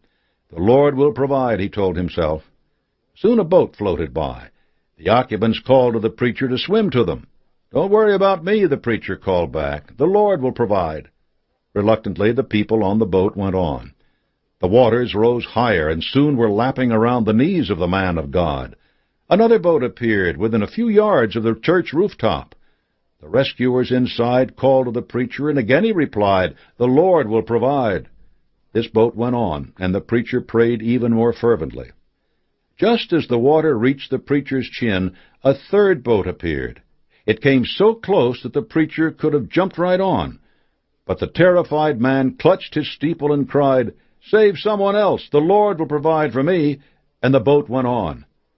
Within a few minutes the water closed over the preacher's head, and he drowned. Reaching the gates of heaven, he asked for an immediate audience with the Lord, which was granted. In the divine presence the preacher humbled himself and asked, "Heavenly Father, my work on earth was not yet finished. Why didn't you save me?" "Good grief," came the reply. "I thought you wanted to come here. I sent you 3 boats, didn't I?" Self-discipline makes you jump when your boat comes by. The power of self-discipline. When you speak of power, you usually think of a Rockefeller or a Trump, somebody with money or property. But one of the most powerful men who ever lived had neither. Mahatma Gandhi didn't own a house, he had no money, but his influence eclipses that of any other person of this century. That's an outstanding statement until you look at it and analyze the source of Gandhi's power. Here was a man who over long years, step by step, defeated the British Empire. He wrested freedom for India from the British by using a power His Majesty's government didn't understand. There were 5 sources to his power. Definiteness of purpose. Gandhi's purpose was to free the people of India. He knew precisely what he wanted, what his major aim in life was, and he was determined that nothing would defeat him. Going the extra mile. No one asked Gandhi to spend his life as he did. No one paid him to do so. He did not have a selfish purpose. He did not think in terms of personal reward. He went not only the extra mile, but millions of extra miles, because he was planning to benefit the 400 million people living in his country. No wonder he had power. Applied faith. Gandhi completely cleared his mind of any doubt that he would eventually win the freedom he desired for his people. He kept his mind securely fixed on his definite major purpose, and this resolute purpose and his persistent action to achieve it opened his mind to the power of infinite intelligence. Mastermind. Gandhi assembled what is probably the greatest mastermind alliance in human history. It consisted of hundreds of millions of minds. Many of these minds may have been lacking in formal education, but each had the capacity for faith and a burning desire to achieve the goal of freedom Gandhi was leading it toward. No power in the world could have defeated such a powerful mastermind alliance, except an even larger one. Self-discipline. How do you suppose Gandhi managed to keep his mind focused on one definite major purpose all those years? He must have had many opportunities to capitalize on his situation or to use his power for his personal benefit. Anyone who had the power Gandhi had might have been tempted by such opportunities. But he had the self-discipline to lead a simple life, and thus he had the self-discipline to free a nation. The structure of your mind. Your mind is divided into 6 departments, which are subject to your conscious control. Understanding these departments help you understand self-discipline. The 6 departments are: 1. The ego, the source of willpower. It acts as a supreme court with the power to reverse, modify, change, or eliminate the entire work of all the other departments. 2. Emotions. Here is generated the driving force which sets your thoughts, plans, and purposes into action. 3. Reason.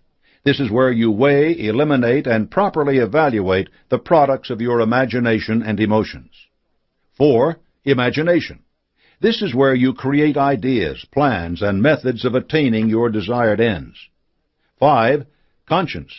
Here you test the moral justice of your thoughts, plans, and purposes. 6. The memory. This acts as the keeper of records of all your experiences and as a storehouse for all sense perceptions and inspiration from infinite intelligence. The ego. The ego, seat of your willpower, is the most valuable thing your body possesses. The rest of you is a collection of chemicals which on the open market aren't worth the price of dinner in a decent restaurant. You must control and discipline this priceless part of yourself. It can stand for anything you value, from poverty and ill health to your brightest ambitions. Some egos are weak and lacking in courage. Some are overinflated. Neither kind amounts to anything, but most people struggle with weak ones. Don't let a weak ego hold you back. A prosperous man I knew suffered a defeat in business and ended up driving a taxicab for a few $100s a week. There's nothing wrong with driving a taxicab, but it isn't the right kind of employment for someone who was making 6 figures. That man needed to bolster his ego so he could return to success. One woman I know wore a huge diamond ring on her finger. That ring was a symbol of her success, not a sign of vanity or ostentation. Once she had been poor, but with that ring on her finger, she constantly reminded her ego that her poverty was of the past. She fed her ego with images that strengthened it. This is just what you must do with your ego. It may not require something as visible and expensive as a diamond ring, but it requires sustenance. Always treat your ego as your most precious possession, and protect it as if it were a diamond. You certainly wouldn't leave a diamond around for anyone to pick up, yet most people leave their egos wide open for anyone to come in and pollute with thoughts of fear and worry. Don't let others know your secret thoughts, and don't let them unload their burdens on you. You can't afford to have worries of your own, let alone carry around someone else's. You need a technique to protect your inner self, your ego, from the damaging effects of negative ideas. There are 3 walls to build around your ego.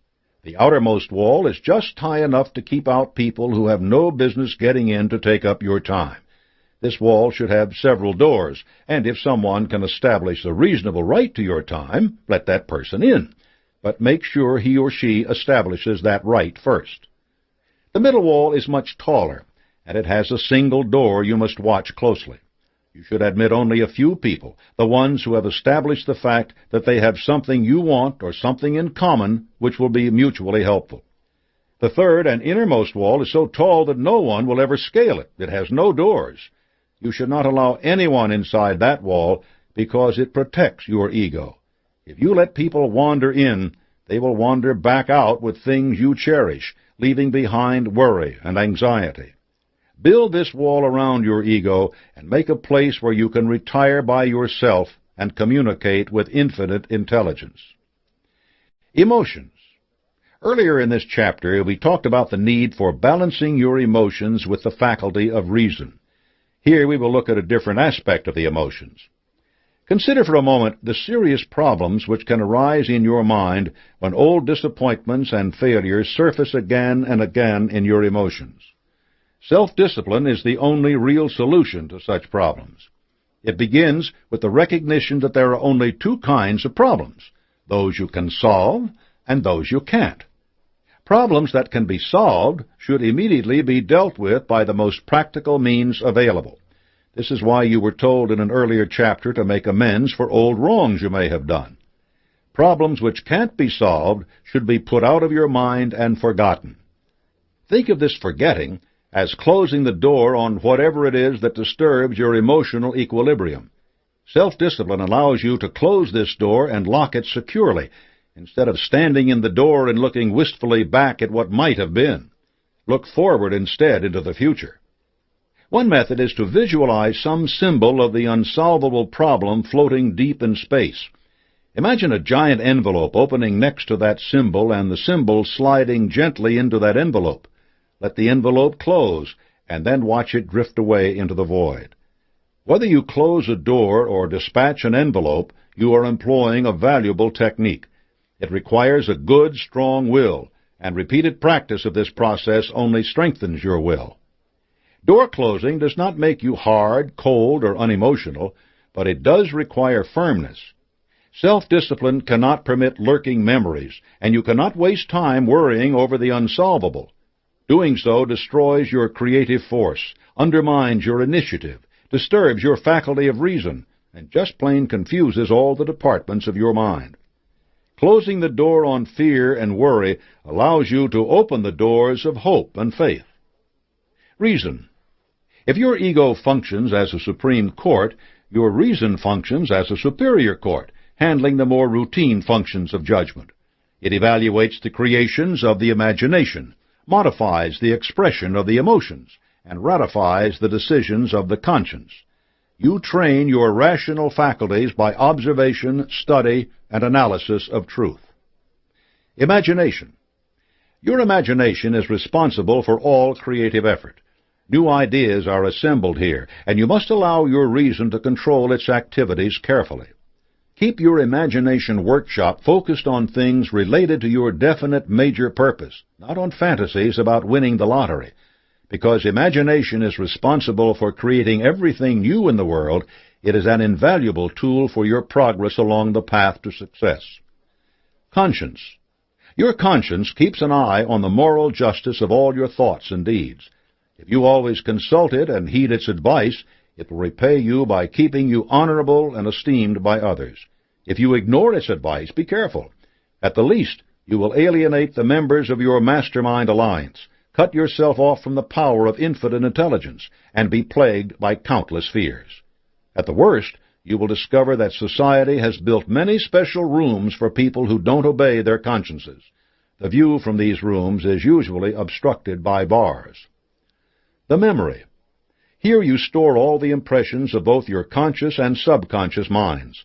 Self-discipline will allow you to keep unpleasant memories tucked away after you have learned the lessons those memories inspire. Many positive things may also be stored in your memory, ready to be called forth upon demand by a willpower strengthened by self-discipline. Your self-discipline is the procedure you use to coordinate these departments of your mind and keep each of them under control. Its most immediate effect is the mental harmony you need to focus all your efforts toward success. The things you cannot discipline. There are 4 other elements that play a role in your mental process, but that you cannot control. You must learn to understand them and adapt to their ways. Infinite intelligence. The chapter on applied faith explains the power and importance of infinite intelligence. You cannot discipline it. Instead, you must discipline yourself to be ready to receive it and to act on its wisdom. The subconscious. You cannot directly control your subconscious. That's a big part of what its name implies. It acts only in response to stimulus from your emotions, but these are something you can control through self-discipline. When your emotions are positive and directed toward a definite purpose, your subconscious will be powerfully and similarly affected. However, it will respond just as quickly to negative emotions. It can't distinguish between the two. This is why your self-discipline must be applied to your emotions, so that your subconscious works for you, not against you. Telepathy. Telepathy is the broadcasting of your mental attitudes and thoughts to others. I'm not talking about such mundane uses as telling the babysitter when to put the kids to bed while you're out to the movies. I'm referring to the mental communication that develops between you and others committed to similar purposes. Your mastermind alliance is the best example of this power. As your alliance grows, each member will learn to anticipate the ideas of others and to connect immediately with their intense enthusiasm and inspiration. You can't control this process, but your self-discipline will aid you in cultivating the positive qualities which bring it into play. The senses, sight, sound, taste, smell, and touch, all may deceive you. They are capable only of perceiving the obvious. Much of what goes on in this world is not obvious, and the senses are easily fooled.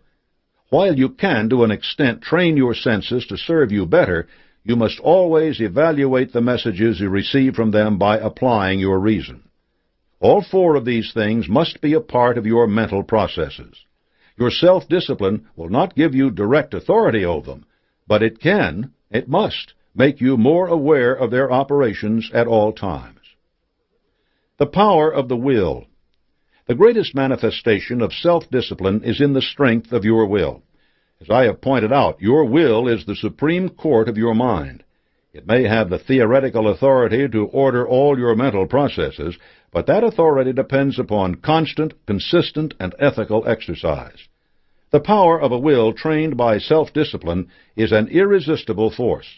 The only limit on that power is the one that you impose on it by restricting or ignoring your self-discipline. History and folklore are full of stories of people whose wills alone triumphed over death and other incredible adversities. Who remembers the people whose weak wills kept them mired in mediocrity? Chapter 10. Think accurately. The raw power of thought. The focused power of accurate thought.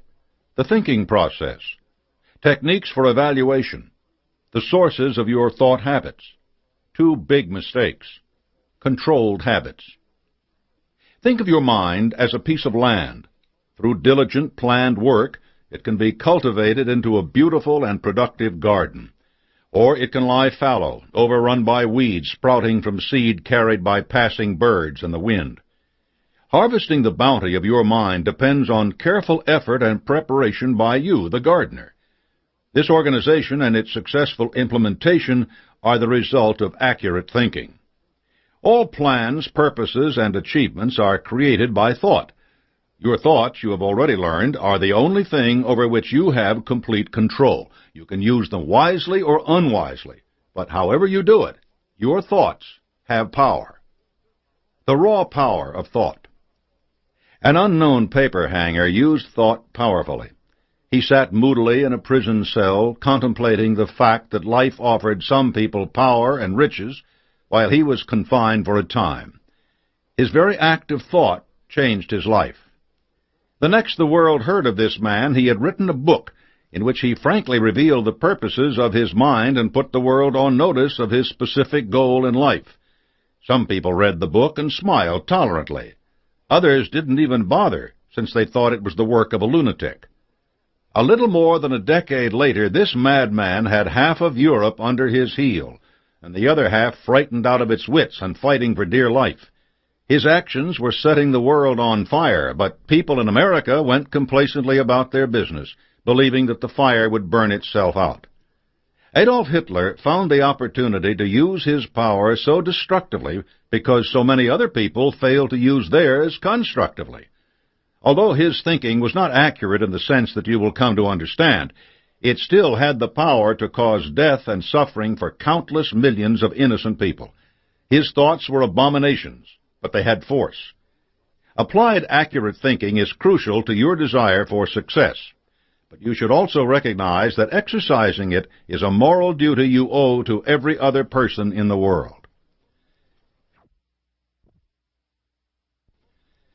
The focused power of accurate thought. Every story you have read in this book about a successful person proves the benefits, individual and social, of accurate thought, harnessed to a worthy, definite purpose. The rigor of Jonas Salk's thinking discovered the vaccine which prevents polio. George C. Marshall's careful planning revitalized Europe economically after the effects of Hitler's inhuman atrocities. George Bush's methodical assembly of the Desert Storm Alliance and the detailed planning of generals like Norman Schwarzkopf and Colin Powell put a stop to Saddam Hussein's Hitler-like ambitions. The quiet diligence that Mother Clara Hale put into building Harlem's Hale House now provides love and care to children ravaged by their parents' addiction to drugs and infection with AIDS. None of these great things could ever have happened without accurate thinking. You can never achieve anything great without learning to think accurately. The thinking process. Accurate thinking is based on two types of reasoning. One, induction. This is the act of reasoning from a part to a whole, from the particular to the general, from the individual to the universal. It is based on experience and experimentation and draws conclusions from them. Two, deduction. In this act of reasoning, specific conclusions are based on general logical assumptions. The two types of reasoning are very different, but they can work together. For instance, suppose that every time you throw a rock at a window, the window breaks, while the rock remains unchanged.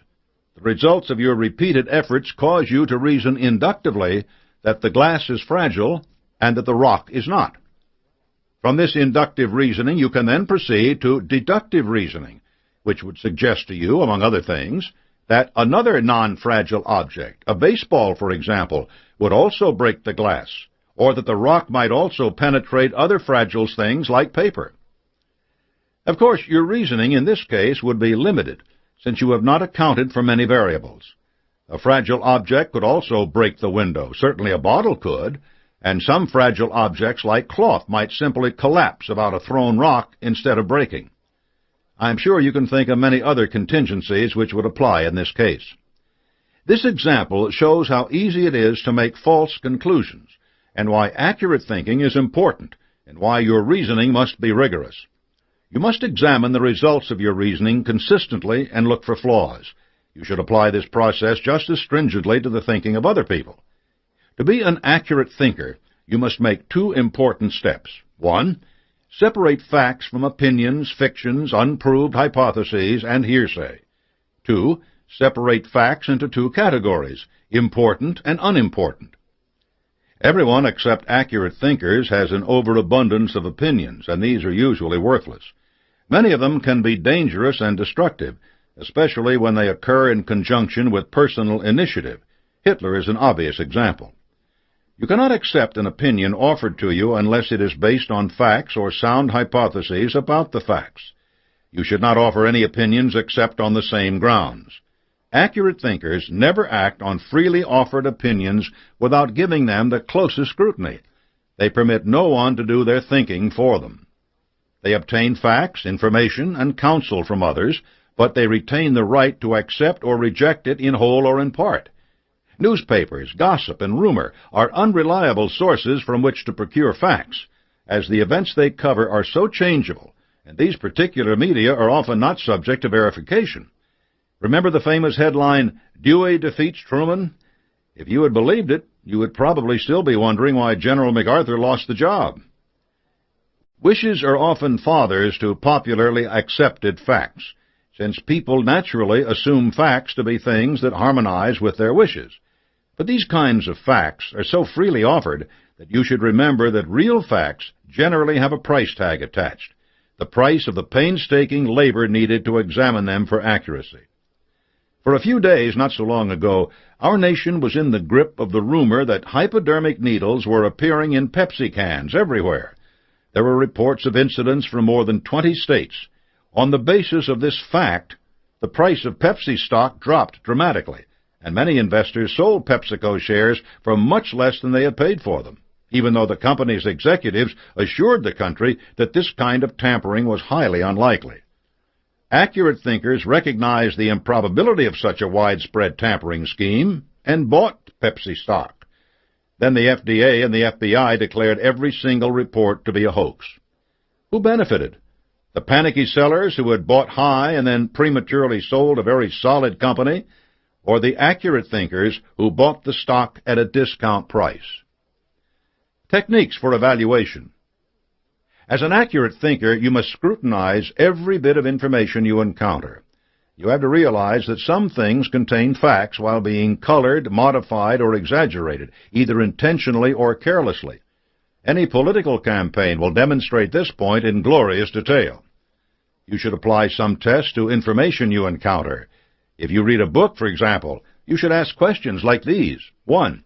Is the writer a recognized authority on the subject covered? 2. Did the writer have a motive in writing the book other than imparting accurate information? What is that motive? 3. Does the writer have a profit interest in the subject covered? 4. Is the writer a person of sound judgment or a fanatic? 5. Are there easily accessible sources to check and verify the writer's statements? And 6. Do the writer's statements harmonize with common sense and experience? Before you accept anyone's statement as facts, you must try to find the motive behind those statements. The motive can be completely honorable, but you must still be careful about accepting the statements of overzealous people who have a habit of letting their emotions run wild. Honor alone does not equal accuracy. You must rely upon your own judgment and be cautious no matter who is trying to influence you. If a statement does not seem reasonable or contradicts your experience, set it aside for further examination. When you ask others for facts or judgments, try not to disclose the answer you expect or your motives in asking, for people often alter their advice to fit what they assume is their listener's desire. This process may be innocent or duplicitous, but you should avoid it. Instead of asking, "Do you think it would be possible to send a man to Saturn?" or "How can I send a man to Saturn?" ask, "What do you know about the possibility of sending a man to Saturn?" Or even better, "What do you know about space travel?" This example may seem a little absurd, but if you substitute moon for Saturn in the above sentences, you'll see evidence of the power of accurate thinking. The sources of your thought habits. Your initial thought habits come from two sources, both of them hereditary. 1. Physical heredity. The nature and character of the generations that preceded you have some influence on your thought habits. You may be born with a predominantly rigid or free-floating thinking process, which many scientists now categorize as left or right-brained. The first emphasizes details, the other broad schemes. Accurate thinking can modify, strengthen, and direct both qualities, since everyone possesses each, even though one is stronger than the other. Second, social heredity. Your environmental influences, education, and experience are all social stimuli. Thinking is most influenced by these things, and that is dangerous because it means that much of your thinking is inspired by others. However, you can take action to control and select these influences, such as reading this book. Most people embrace a religion, ally themselves politically, even select the car they drive, not because they have given thought to the subject, but because of the influences of those nearest them, friends, relatives, and acquaintances. As an accurate thinker, you will accept no political, religious, or other type of thought, regardless of its source, unless and until you have carefully analyzed it. Then you will accept or reject it of your own free will, and its value to you will be much greater. Robert Taylor, one-time governor of Tennessee, once asked a young man why he was a confirmed Democrat. "Because," the young man exclaimed, "I live in Tennessee, and my father and grandfather are Democrats. That's why." "Well," said the governor, "wouldn't you be in a bad fix if your father and grandfather had been horse thieves? I don't care what your party is, but you must select it, as you select everything, on the basis of accurate thought, not on the habits of others." Two big mistakes. Two opposite qualities are very prevalent in human nature, but each is a major roadblock to accurate thinking. Credulousness, the habit of believing on the basis of little or no evidence, is a major human fault, for it is fatal to accuracy in thinking. This fault in both his own people and those of the world certainly let Hitler build his influence to such horrendous levels. The mind of an accurate thinker is an eternal question mark. You must challenge everyone and everything that influences it. This does not imply a lack of faith. In fact, it is the greatest expression of respect for the Creator, since you recognize that your thoughts are the only thing over which you have been given complete control, and you embrace this blessing. The small minority of accurate thinkers has always been the hope of humanity, for they are the pioneers in whatever they do. They create business and industry, advance science and education, and inspire invention and religion. Emerson said it best: "Beware when the great God lets loose a thinker on this planet. Then all things are at risk. It is as when a conflagration has broken out in a great city, and no man knows what is safe or where it will end. There is not a piece of science but its flank may be turned tomorrow. There is not literary reputation, not the so-called eternal names of fame, that may not be revised and condemned. The very hopes of man, the thoughts of his heart, the religion of nations, the manners and morals of mankind, are all at the mercy of a new generalization. Generalization is always a new influx of the divinity into the mind, hence the thrill that attends it. When you are an accurate thinker, you are the master, not the slave of your emotions. You live among other people without giving them the power to control your thinking. You must always be on guard against the human tendency initially to reject an idea because it is unsound, but by close association with it in the form of family, friends, and co-workers, to endure it, then to embrace it as your own, forgetting its original source and your first evaluation of it.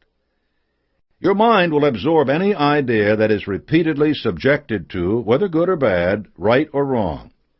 As an accurate thinker, you can make this trait work for you in the sense that whatever you think today becomes what you are tomorrow. This is the essence of the power of a definite major purpose and positive mental attitude. The other common weaknesses in most people's thinking is a tendency to disbelieve anything they do not understand. When the Wright brothers announced that they had built a machine that would fly and asked newspaper reporters to come to Kitty Hawk and see for themselves, no one would come. When Guglielmo Marconi revealed that he could send a message through the air without wires, some of his relatives had him sent to a psychiatrist for examination. They were convinced that he had lost his ability to reason. Contempt prior to examination is a trap that will limit your opportunity, applied faith, enthusiasm, and creativity. Do not confuse a suspension of belief in something unproved with a certainty that anything new is impossible. Accurate thinking is designed to help you understand new ideas or unusual facts, not to keep you from examining them. Controlled habits. I have repeatedly emphasized that your thoughts are the only thing over which you can exert complete control. Because your mind is so subject to the dominating influences in your environment, you must take control over those influences by developing beneficial mental habits. This process is called controlled habits. The process of controlling your habits is miraculous. It translates the power of thought into action. But if your habits are poor or bad, it can bring misery and failure. Your success depends on the strength and quality of your controlled habits. Think of your mind as photographic film. Film registers any object reflected on it. It does not select the object it records, and it has no control over the focus of the image or the length of the exposure it receives. You, the photographer, select the image, adjust the lens, manipulate the light and shutter speed. The quality of the picture that is taken depends on your skill in controlling all these elements. For your mental film, the subject of your composition is your definite major purpose. You frame it as you choose, illuminate it with the fire of your burning obsession, and expose your mind to it for the time that you determine. Few professional photographers take one shot of an important image.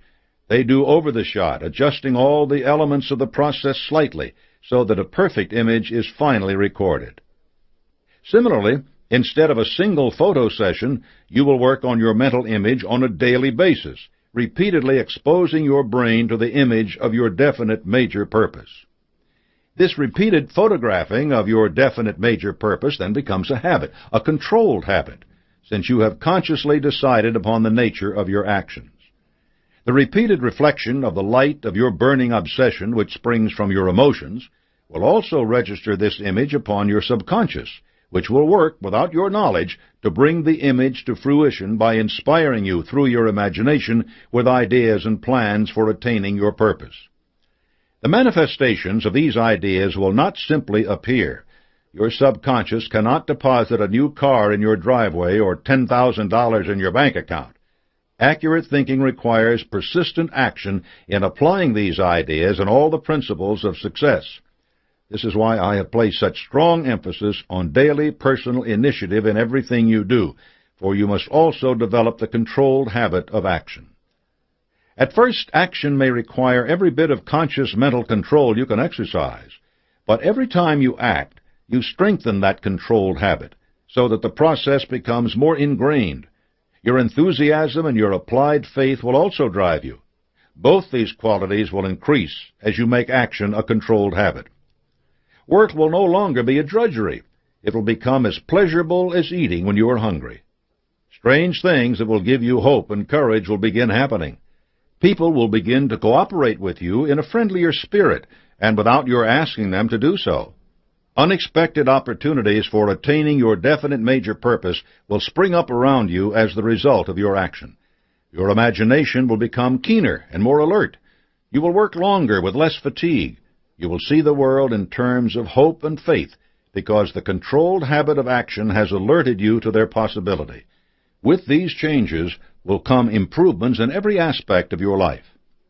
Accurate thinking depends heavily on several other principles of success: definiteness of purpose, self-discipline, prompt decision-making, and a positive mental attitude. It also plays an important role in the next principle, controlled attention, which will bring even more focus to your efforts toward your definite major purpose.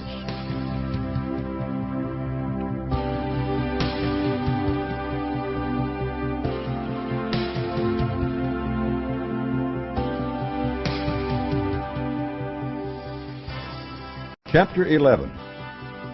Control your attention. By adopting a definite major purpose, you have selected an object on which you have to focus your controlled attention. Forget the old saying, don't put all your eggs in one basket. You have to put all your eggs in one basket and concentrate your attention on protecting that basket and getting it to the market. Controlled attention is the act of coordinating all the faculties of the mind and directing their combined power to a given end. It is both an outgrowth of many of the other principles of success and an important aid to them. The power of controlled attention. Concentration upon a single idea has been the hallmark of success for countless people and organizations. Intel is a manufacturer of computer chips. By concentrating its energy on building better chips, in less than a decade, it has more than quadrupled the speed at which computer processors can deal with information. The rate at which it is able to design and introduce even speedier chips grows faster every year. This happens because Intel concentrates its attention on microprocessors and doesn't worry about other things like software or modems. Donna Karan is a premier designer of women's professional clothing. Her company dresses more female executives than any other. Because Karan doesn't spend her time coming up with a line of designer jeans or swimsuits, she dominates a lucrative market through controlled attention. Henry Long's paint manufacturing company, Keeler & Long, concentrates its attention on producing industrial paints. You probably haven't heard of Keeler & Long because it doesn't bother with the sort of paint you use in your home. Instead, it makes paint that can withstand a nuclear meltdown or last for years on electrical transformers, and it is recognized as the best paint manufacturer of its kind. Even the White House has been repainted with its product. Marcel Proust concentrated his attention on a single massive work, Remembrance of Things Past, a series of novels that cemented his reputation as one of the major novelists of the 20th century. Mother Teresa has concentrated her attention on relieving the suffering of the poor in India. From a single mission, she expanded her efforts to more than 200 sites around the world and won the Nobel Peace Prize. The scope of her plan grew, but she has never wavered in the attention she pays to it. Whatever your enterprise, concentration on your definite major purpose is essential. It projects a clear picture of your definite purpose upon your conscious mind and holds it there until it is taken over by your subconscious and acted upon. Controlled attention and the other principles of success. What I call the law of harmonious attraction means that forces and things which are suited to the needs of one another have a natural tendency to come together. As you master the principles of success and apply them, you will find that you benefit from the law of harmonious attraction. You will condition your mind so that it will attract only the things you desire. And since you will be eliminating from your mind all conflicting emotions such as fear, envy, greed, hatred, jealousy, and doubt, you will not be distracted by anything they might attract. Thus, you will be in an even better position to control your attention. Here is how the different principles strengthen and benefit from controlled attention. Definiteness of purpose. Deciding on what you want, creating a plan for getting it, and carrying out that plan obviously will require you to concentrate the major portions of your thoughts and efforts toward the attainment of that end. You need an object upon which to concentrate your attention, and once you have selected that object, it will grow closer, and your view of it will grow clearer, the more you concentrate your attention upon it. The Mastermind Alliance. Forming a mastermind alliance is one of the first effects of controlled attention, since you must do so with care. In turn, the alliance intensifies your concentration by creating a mass psychology which increases your faith, self-reliance, imagination, creative vision, personal initiative, enthusiasm, and will to win. You will keep moving toward your definite major purpose when you are surrounded by others who lend you aid and encouragement, whereas if you work alone, you will be inclined to slow down, become discouraged, and quit. Applied faith. When you adopt a definite major purpose and surround yourself with a mastermind group, you demonstrate faith in your ability to attain your objective by persistent endeavor. Your controlled attention has given faith space in which to take root and grow. Likewise, it is much easier to concentrate your attention on something you believe will happen than it is to focus on an event which seems unlikely. Thus, the power of your faith is combined with the results of your controlled attention, giving it tremendous power. Positive mental attitude. By the time you have taken the previous basic steps, your mental attitude will already have become predominantly positive. Many of the self-imposed limitations of fear, doubt, and discouragement will have disappeared because you are already seeing evidence of what you can accomplish. You will have no room left in your mind for thoughts of failure. You will be so busy carrying out your definite major purpose that you will have no time for hesitation or procrastination, nor any desire to do either.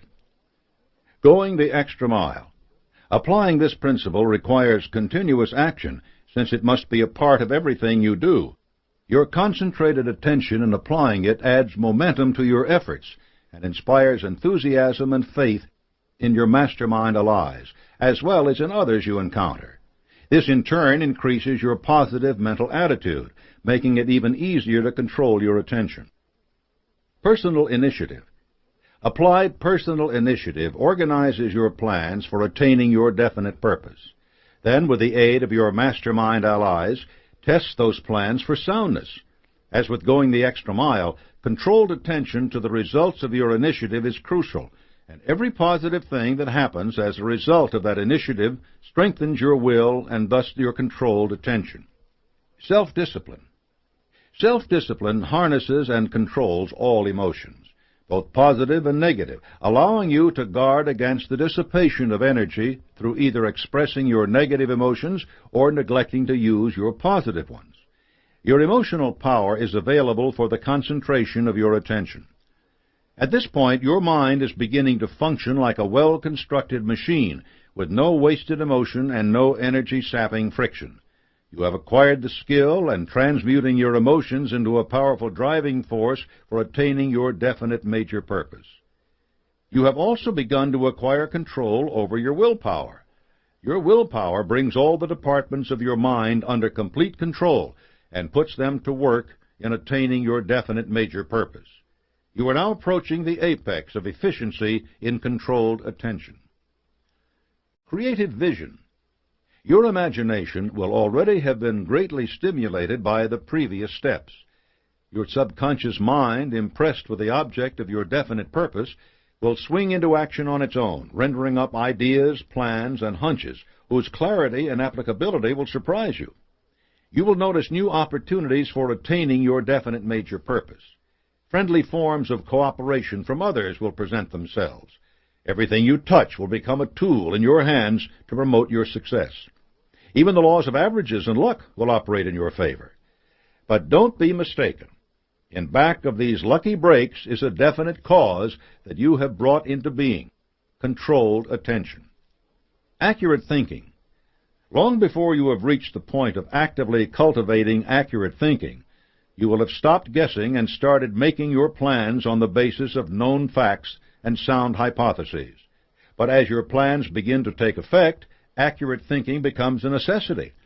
Controlled attention hones your thinking, and accurate thinking means that your attention is applied only where it is needed. Learning from defeat. When setbacks occur, you will use your controlled attention to find, examine, and nurture the seed of equivalent benefit that comes with every unhappiness. Defeat will be nothing but a signal for greater and more determined effort. It will be fuel to feed the fires of your willpower.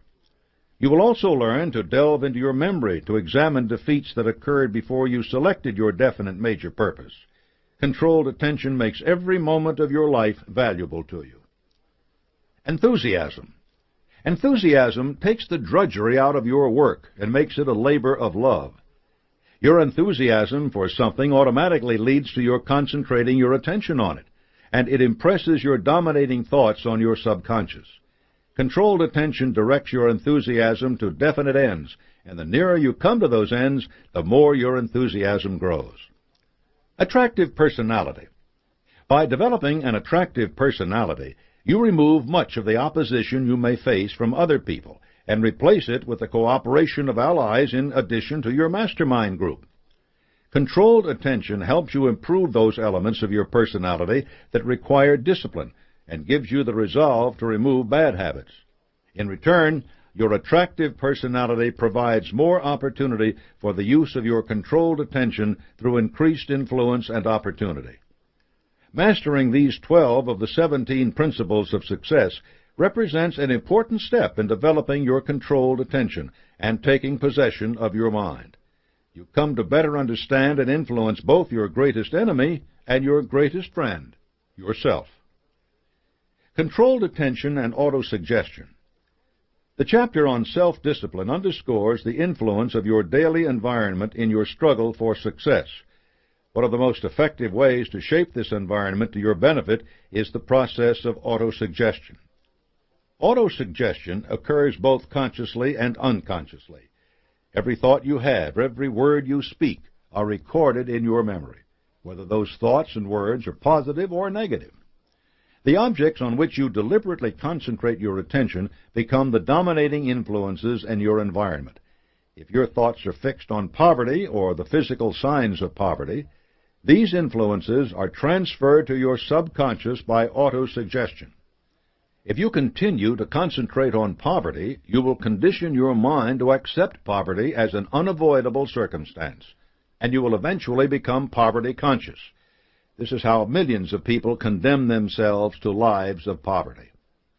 The principle of autosuggestion works in precisely the same manner when your dominating thoughts are fixed through controlled attention upon success and security. This habit leads to the development of a success consciousness. When you voluntarily fix your attention upon a definite major purpose of a positive nature and force your mind through daily habits of thought to dwell on that subject, you condition your subconscious mind to act on that purpose. Controlled attention, when it is focused on the object of your definite major purpose, is the medium by which you positively apply the principle of autosuggestion. There is no other way to do this. The difference between controlled and uncontrolled attention is great. You can feed your mind on thoughts which will produce what you desire, or you can neglect your mind, allowing it to feed on thoughts that will produce results you don't desire. Your mind is never inactive, even in sleep. It constantly reacts to the influences which reach it. The object of controlled attention is to keep your mind busy through thoughts which will be helpful in attaining the object of your desires. If you neglect controlling your attention, your mind will become fixed on negative influences. Controlled attention at work. Chemistry teaches us that individual elements can combine to form new substances that are very different from the components that constitute them. Water is a simple example. Both oxygen and hydrogen are gases, but when two oxygen atoms combine with one hydrogen atom, they form a liquid, and a highly useful one at that. Sodium and chlorine are volatile and dangerous in their pure states, but when one atom of each forms a pair, they become ordinary table salt. The same is true of thought. Thoughts of one nature can combine with those of another sort, and controlled attention is the means by which you decide the process. If your child is threatened by an oncoming car, fear for his or her safety and love for him or her will combine into thoughts of action, leading you to pull the child out of the way. Both the initial thoughts are strong, but it is the combination of the two that is strongest and most effective at preventing harm. Observation and experience have taught me that the following principles of success, when combined in your mind, can produce power bordering on the miraculous. 1. Definiteness of purpose. 2. Self-discipline through emotional control. 3. Autosuggestion applied to attaining your purpose. 4. Willpower, actively engaged and directed toward your purpose. 5. Controlled attention.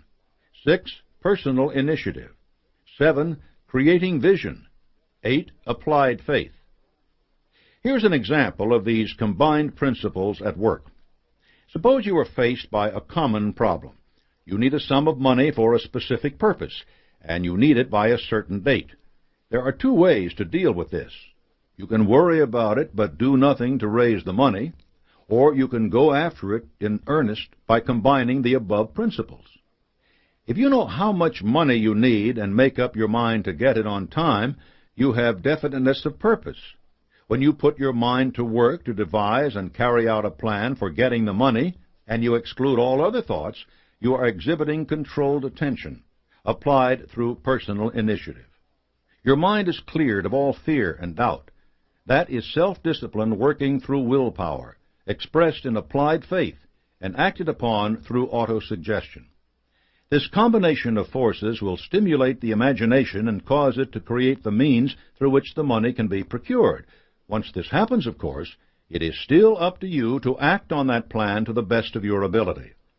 You can draw on any of the 17 principles in this process, although the major ones are listed above. The two constants in any combination must be controlled attention and definiteness of purpose. Thomas Edison once wrote, "The most important factors of invention can be described in a few words. They consist first of definite knowledge as to what one wishes to achieve, definiteness of purpose, creative vision. One must fix his mind on that purpose with persistence and begin searching for that which he seeks, making use of all other accumulated knowledge on the subject, mastermind group, controlled attention. He must keep on searching no matter how many times he may meet with disappointment, willpower. He must refuse to be influenced by the fact that someone else may have tried the same idea without success, self-discipline, applied faith. He must keep himself sold on the idea that the solution of his problem exists somewhere and that he will find it, autosuggestion. When a man makes up his mind to solve any problem, he may at first meet opposition, but if he holds on and keeps on searching, he will be sure to find some sort of solution. The trouble with most people is that they quit before they start. In all my experiences, I do not recall having ever found the solution to any problem connected with my work on my first attempt.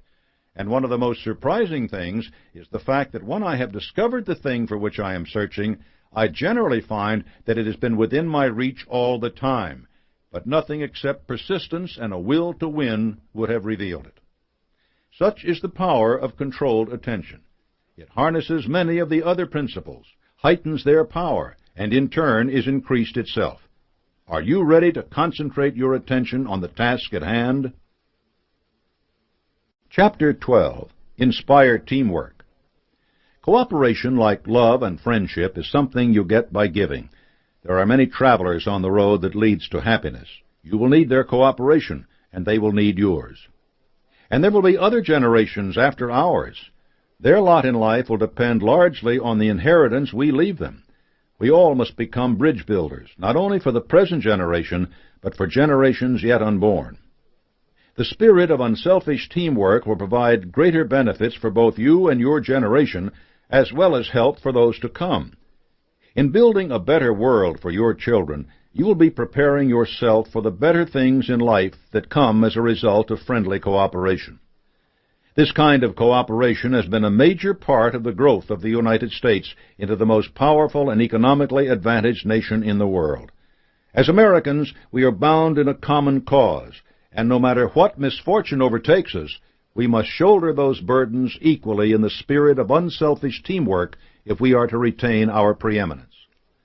Until we become inspired with the spirit of teamwork and recognize the oneness of all people and the fellowship of all humanity, we will not truly benefit from the principle of cooperative effort. Greed and selfishness have no part in this spirit. In this chapter, you will see examples of the power of cooperation at work and learn how to inspire it in the people you work with. What is teamwork?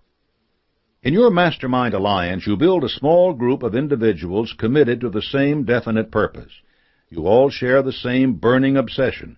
You each benefit from the increased enthusiasm, imagination, and knowledge, and you are in agreement on the division of the rewards of your labor. Teamwork establishes much the same relationship, but since it involves working with people who probably don't have the same burning obsession you do, it requires more effort on your part to maintain a commitment to the work you seek from others and for them to discover their own desires.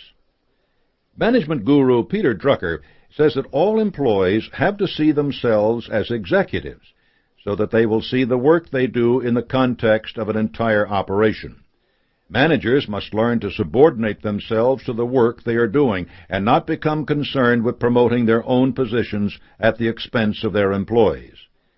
Drucker recalls the example of General Douglas MacArthur, who started every staff meeting with a presentation from the most junior officer present. MacArthur allowed no one to interrupt because he knew it was important to build the confidence of his officers. He wanted and needed that confidence. Your habit of going the extra mile must extend to your associates. Even if your benefits are generous and your salaries good, people can come to take these things for granted.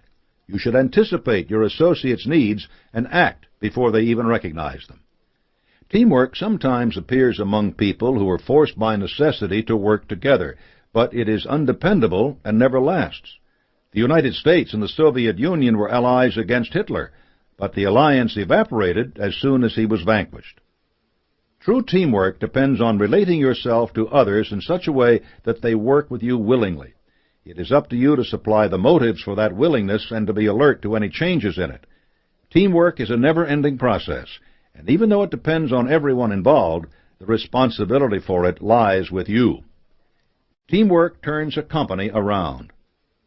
During its early years, National Cash Register found itself in financial difficulty because a negative attitude had set in among its sales representatives. Hugh Chalmers, the company's sales manager, called his reps together to address this problem. Chalmers realized that the sales reps were the company's greatest asset, which could be preserved only by restoring the fullest measure of teamwork. When the reps were assembled, Chalmers stood up in front of them and said, "Some of our competitors have started a whispering campaign that this company is in such financial difficulty that we will not be able to pull through. There are rumors that we intend to cut our sales force and lay many of you off. This simply is not true. Some of you have been influenced by these reports until your sales have dropped off alarmingly. I brought you here to give you an opportunity to speak for yourselves. I hope you will speak frankly, no matter how you feel. The meeting is now open to you. Will each of you please tell what has happened to curtail your sales and what you think we should do to restore that old team spirit which existed before these rumors were spread?" One of the reps stood up. "My sales have been dropping off because I have a territory that has been hit hard by drought. Nobody is buying cash registers because their business has suffered. Worse, our competitors are cutting prices and offering deals which make it impossible for me to compete with them." And the rep continued, "This is a presidential election year, and everyone in my territory is worried about the outcome. No one seems to be interested in buying anything until they know what will be happening in Washington next year." A second rep stood up. His story was even more negative than the first one, full of woe and an evident conviction that the company was doomed. He announced boldly that he was looking for another job. Before he finished, Chalmers jumped up and held out his hand for silence, and then exclaimed, "This meeting will take a 5-minute recess while I get my shoe shined. Please remain seated." And to the astonishment of the sales force, Chalmers sent for the young boy who shined shoes in the company's factory, a common service in those days. Paying no attention to his audience, Chalmers chatted with the boy. At the end of the conversation, Chalmers handed the boy a dime, and then announced that the youngster was going to make a speech. No one could have been more surprised than the shoeshine boy. "I don't know how to make a speech," he protested. "Yes, you do," Chalmers replied, "and you can make a better one than the last two we heard. I'll help you." "How old are you?" Chalmers asked. 11, the boy replied. "How long have you been shining shoes in this plant?" 6 months. "Good. How much do you get for shining shoes?" "I get a nickel," the boy replied, "but sometimes I get another for tips, like you gave me." "Who had your job before you did?" "It was a boy named Ted." "And how old was he?" Chalmers queried. 17. "Do you know why he left?" "I heard he thought he couldn't make a living." "Can you make a living at a nickel a shine?" Chalmers asked. "Oh, yes, sir. I give my mother $10 on Friday, and I put $5 in the bank, and I have $2 left for spending money. Some weeks I make more than that. I'm saving on the side to buy a bicycle, but my mother doesn't know anything about that." "Thank you," Chalmers said. "You have made a very fine speech." Turning to his audience, Chalmers said, "You have heard this boy's story. Now let me tell you what it means. In the first place, I want to call your attention to the fact that this boy is doing a job that used to be held by someone 6 years older than he, doing the same work, charging the same price, and serving the same people who work in this plant. The older boy quit this job because he couldn't make a living from it. But this boy not only has money for himself and his dreams, but helps support his family. He is working the same territory the older boy worked, but he is working it in a different mental attitude. He is cooperative. He goes about his work with a smile on his face. He expects success, and he is finding it. The older boy was indifferent, moody, and never took the trouble to say thank you when his patrons handed him a nickel. Therefore, that was all they did hand him. No tips, no great amount of repeat orders for his services. Of course he couldn't make a living. Furthermore, at this point Chalmers was interrupted by a rep. "I get the point. Those of us who've been failing in the field have been buying other people's hard luck stories instead of selling them cash registers. I know that's what I've been doing. I've been trying to do my job with a negative mind, and that's why my sales have fallen off.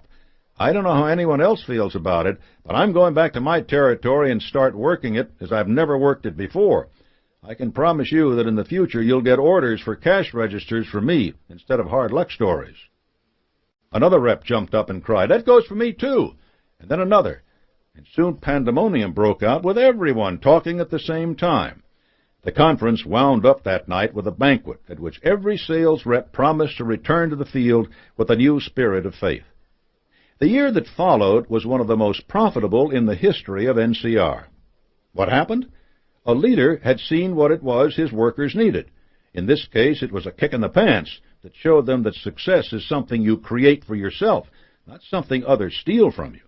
Chalmers refired their dedication to their tasks with a vivid example of the success that was available to anyone committed to its pursuit. Although he strongly suspected what ailed his reps, he was wise enough to give them the opportunity to express their concerns. Chalmers knew he needed a frank working relationship with his force. He didn't punish those who had the courage to speak up. He offered every one of them, complainer or not, the same thing, a vision of what he could accomplish. And he started his speech with the reassurance that the company was standing behind its sales force. Chalmers maintained a positive attitude in his relation with his reps, and he influenced them to respond in kind. Teamwork costs so little in time and effort, and it pays huge dividends. One wonders why so many people go out of their way to make life miserable for themselves and others by failing to realize this. Teamwork as a model for business. Years ago, an article by Robert Littell in Reader's Digest described a management system in use by the McCormick Spice Company in Baltimore. This system was revolutionary in its time, though more and more companies have now adopted something similar. McCormick called it the multiple management plan, which is just another way of saying teamwork. When Charles P. McCormick succeeded his uncle as head of the company, he decided to share the responsibilities of running the show with those who could be taught to take it. He picked 17 young people from the company's front office and made them the junior board of directors. They were charged with examining and discussing everything the company did, and presenting their findings to the regular board, as long as they were unanimous in their decision. As Littell wrote, a flood of energy and new ideas was released. Men who had felt themselves to be merely glorified clerks tasted responsibility and clamored for more. Even in the first year and a half, practically all of the juniors' recommendations were adopted.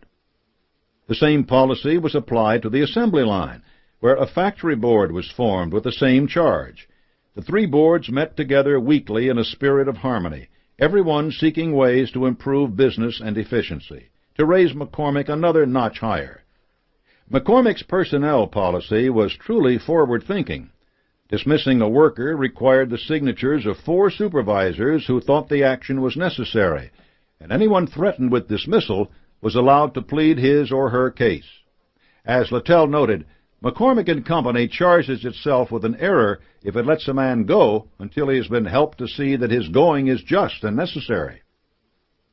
The multiple management plan worked for McCormick & Company because of the spirit of human understanding and teamwork the individual workers put into it, a spirit which began with management and was readily embraced by the employees. And obviously, this spirit of understanding and teamwork served to provide sound economies in the management of the company because it recognized and appropriately awarded merit down to the humblest employee, and at the same time eliminated the unwilling and unfit from the organization. People will work harder for personal recognition and a word of commendation where it is deserved than they will for money alone. No one wants to feel as if he or she is merely a cog in a wheel. Your job as a leader is to see that everyone has a role in your group or organization, and that he or she recognizes the importance of that role. Through the multiple management plan, McCormick put the soul back into his firm and provided every worker with a very real desire and worthwhile motive to go the extra mile and to do it with a positive mental attitude. That is the essence of teamwork. There is no record of anyone's ever having made a great contribution to civilization without the cooperation of others. Even great artists like Michelangelo depended upon assistants, craftsmen, and patrons to make their work possible. There is a state of mind that tends to make people akin, establishes rapport between minds, and provides the power of attraction that gains the friendly teamwork of others. This state of mind, like so many of the other priceless assets of life, is usually attained by the concentration of the mind on attaining a definite major purpose backed by an appropriate motive and self-discipline. That state is enthusiasm. It is contagious. Infect others with your enthusiasm, and teamwork will be the inevitable result.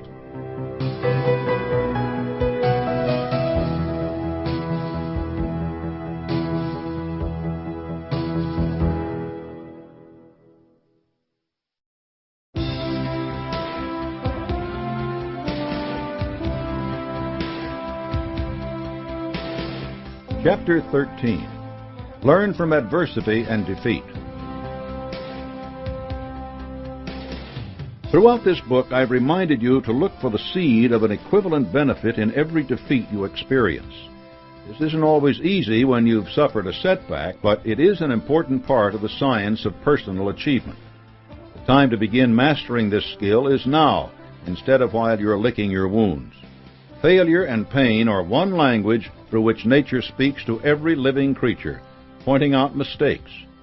Animals may become timid so that they avoid a threatening situation when it arises again. You must become humble so that you can acquire wisdom and understanding. Realize that the turning point at which you begin to attain success is usually defined by some form of defeat or failure. With this realization, you need not accept defeat as failure, but only as a temporary event that may prove to be a blessing in disguise. Everyone faces defeat. No one who has attained success has not met with some form of failure comparable with the scope of his or her success. Edison failed with more than 10,000 different attempts to create a light bulb before he hit on the formula that worked. Jonas Salk tried countless different media to cultivate the polio virus for a vaccine before he discovered that monkey brain tissue did the job. Debbie Fields founded the high-profile Mrs. Fields cookies chain with a single store and expanded it worldwide very quickly. Too quickly, in fact. The cost of expansion crippled the company, and Fields found herself deeply in debt. She learned that trying to own and run all the stores was simply too much. Now she franchises operations instead of running them herself, and the company is profitable and growing once more. Defeat should be accepted merely as a test which permits you to discover the nature of your thoughts and their relation to your definite major purpose. Knowing this modifies your reaction to adversity and keeps you striving toward your goal. Defeat is never the same as failure unless and until it has been accepted as such. Emerson said, "Our strength grows out of our weakness. Not until we are pricked and stung and sorely shot at will it awaken the indignation which arms itself with secret forces. A great man is always willing to be little. While he sits on the cushion of advantages, he goes to sleep. When he is pushed, tormented, defeated, he has a chance to learn something. He has been put on his wits, on his manhood. He has gained facts, learned from his ignorance, been cured of the insanity of conceit, has got moderation and real skill." Defeat, however, does not promise the full-blown flower of benefit, only the seed from which some benefit may be coaxed. You must recognize the seed, nurture and cultivate it by definiteness of purpose. Otherwise, it will never sprout. Nature looks with disfavor on any attempt to obtain something for nothing. You need to thank your faults when they are revealed to you, because you cannot truly understand them until you have fought them. Adversity becomes a blessing. Milo C. Jones operated a small farm in Wisconsin. He was barely subsisting at it when disaster struck. He suffered a paralyzing stroke. His relatives were so convinced that he was a hopeless invalid that they put him to bed and left him there. Unable to use his body, Jones turned to his mind. Almost immediately, he had an idea that was destined to compensate him for his misfortune. He summoned his relatives together and charged them with planting his entire acreage with corn. That corn would be used to feed a herd of pigs. Those pigs would be slaughtered and turned into sausage. Within a few years, Jones sausage was being sold in stores all across the nation. You know it as Jones Farm sausage. Milo Jones and his family became wealthier than they had ever dreamed. This happened because Jones was forced by adversity to turn to a resource he had never really used, his mind. He formed a definite major purpose and a plan for realizing it. He created a mastermind alliance with his family, and with applied faith, they carried out the plan that a stroke had brought to a poor farmer. When defeat overtakes you, don't spend your time counting your losses. Save it to count your gains and assets, and you will realize that they are greater than any loss you have suffered. You may wonder why Milo C. Jones had to be overcome by a debilitating ailment before he discovered the power of his mind. Others might say that his compensation for that ailment was only financial, and therefore not equivalent to his loss of mobility. But Jones also received spiritual benefits in realizing the power of his mind and the strength of his family. His success, to be sure, did not restore control of his body, but it did give him control of his destiny, which is the highest form of personal achievement. He could have lived out his life in his bed, worrying about himself and his family. Instead, he was able to bring them security they would otherwise never have known. Prolonged illness, like any crippling defeat, often forces us to stop, look, and listen. We learn to understand that still, small voice which speaks to us from within and leads us to take inventory of the factors which have led to defeat and failure in the past. Again, Emerson points the way in these matters. A fever, a mutilation, a cruel disappointment, a loss of wealth, a loss of friends, seems at the moment unpaid loss and unpayable. But the sure years reveal the deep remedial force that underlies all facts. The death of a dear friend, spouse, brother, lover, which seemed nothing but privations, somewhat later assumes the aspect of a guide or genius, for it commonly operates revolutions in our way of life, terminates an epoch of infancy or of youth which was waiting to be closed, breaks up a wanted occupation, or a household, or style of living, allows the formation of new ones more friendly to the growth of character. It permits or constrains the formation of new acquaintances, and the reception of new influences that prove of first importance to the next years, and the man or woman who would have remained a sunny garden flower with no room for its roots and too much sunshine for its head, by the falling of the walls and the neglect of the gardener, is made the banyan of the forest, yielding shade and fruit to wide neighborhoods of man. Time is relentless in preserving the seed of an equivalent benefit that hides within a defeat. The best time to begin looking for that seed in a new defeat is now. But you can also examine past losses for the seeds they contain. Indeed, sometimes the weight of the loss prevents you from searching at the time. But now, with your increased wisdom and experience, you are ready to examine any loss for the lesson it can teach you. The major causes of personal failure. To give you some perspective on the losses you face, I have below listed the most common and powerful causes of failure. When you recognize any that have hampered you, it is important that you do not berate yourself for their presence in your life. Instead, you must resolve to do something about them, and do it now. 1. The habit of drifting through life without a definite major purpose. 2. Meddlesome curiosity about other people's affairs. 3. Inadequate education. 4. Lack of self-discipline, manifested as both uncontrolled appetites and indifference to opportunity. 5. Lack of ambition. 6. Ill health that results from negative thinking and poor diet.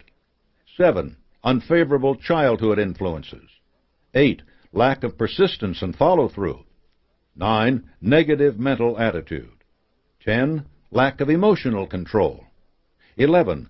The desire to get something for nothing. 12.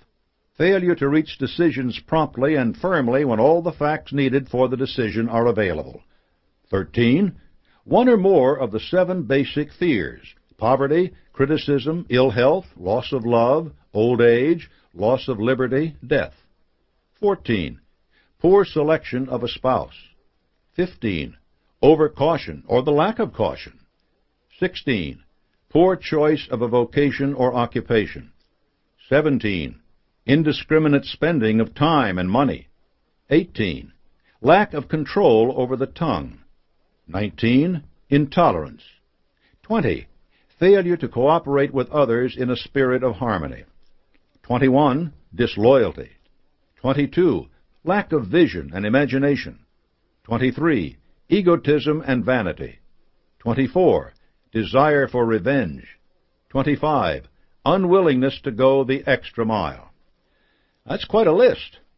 But the causes of failure are many, and often you will find more than just one has led to your downfall. In my youth, I founded a magazine in Chicago dedicated to exhorting readers to strive for success. I lacked the capital for this venture, so I entered into a partnership with my printer. The magazine was a success, and even though I had to work long, endless hours, I was happy. But I was not paying attention. My success threatened another publisher, and without my knowledge, he bought out my printer partner and took over my magazine.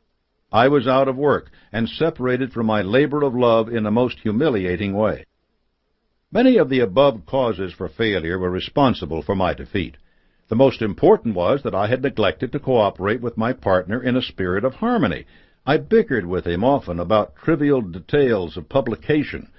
When the opportunity came to be free of me and to make a profit doing it, he jumped at the chance. My egotism and vanity were responsible for much of this, as were my general lack of caution in business affairs and my sharp tongue. But, and this is an important but, I did manage to find the seed of equivalent benefit by seeing these flaws in my way of doing business. I left Chicago for New York, where I founded a new magazine, one over which I retained control. To achieve this end, I truly had to inspire cooperation in my new business partners, who were risking their money without the power my former partner had kept. I also had to be much more cautious in my business planning, since I depended more deeply on my own resources. The result was a magazine that within a year had more than twice the circulation of my previous venture.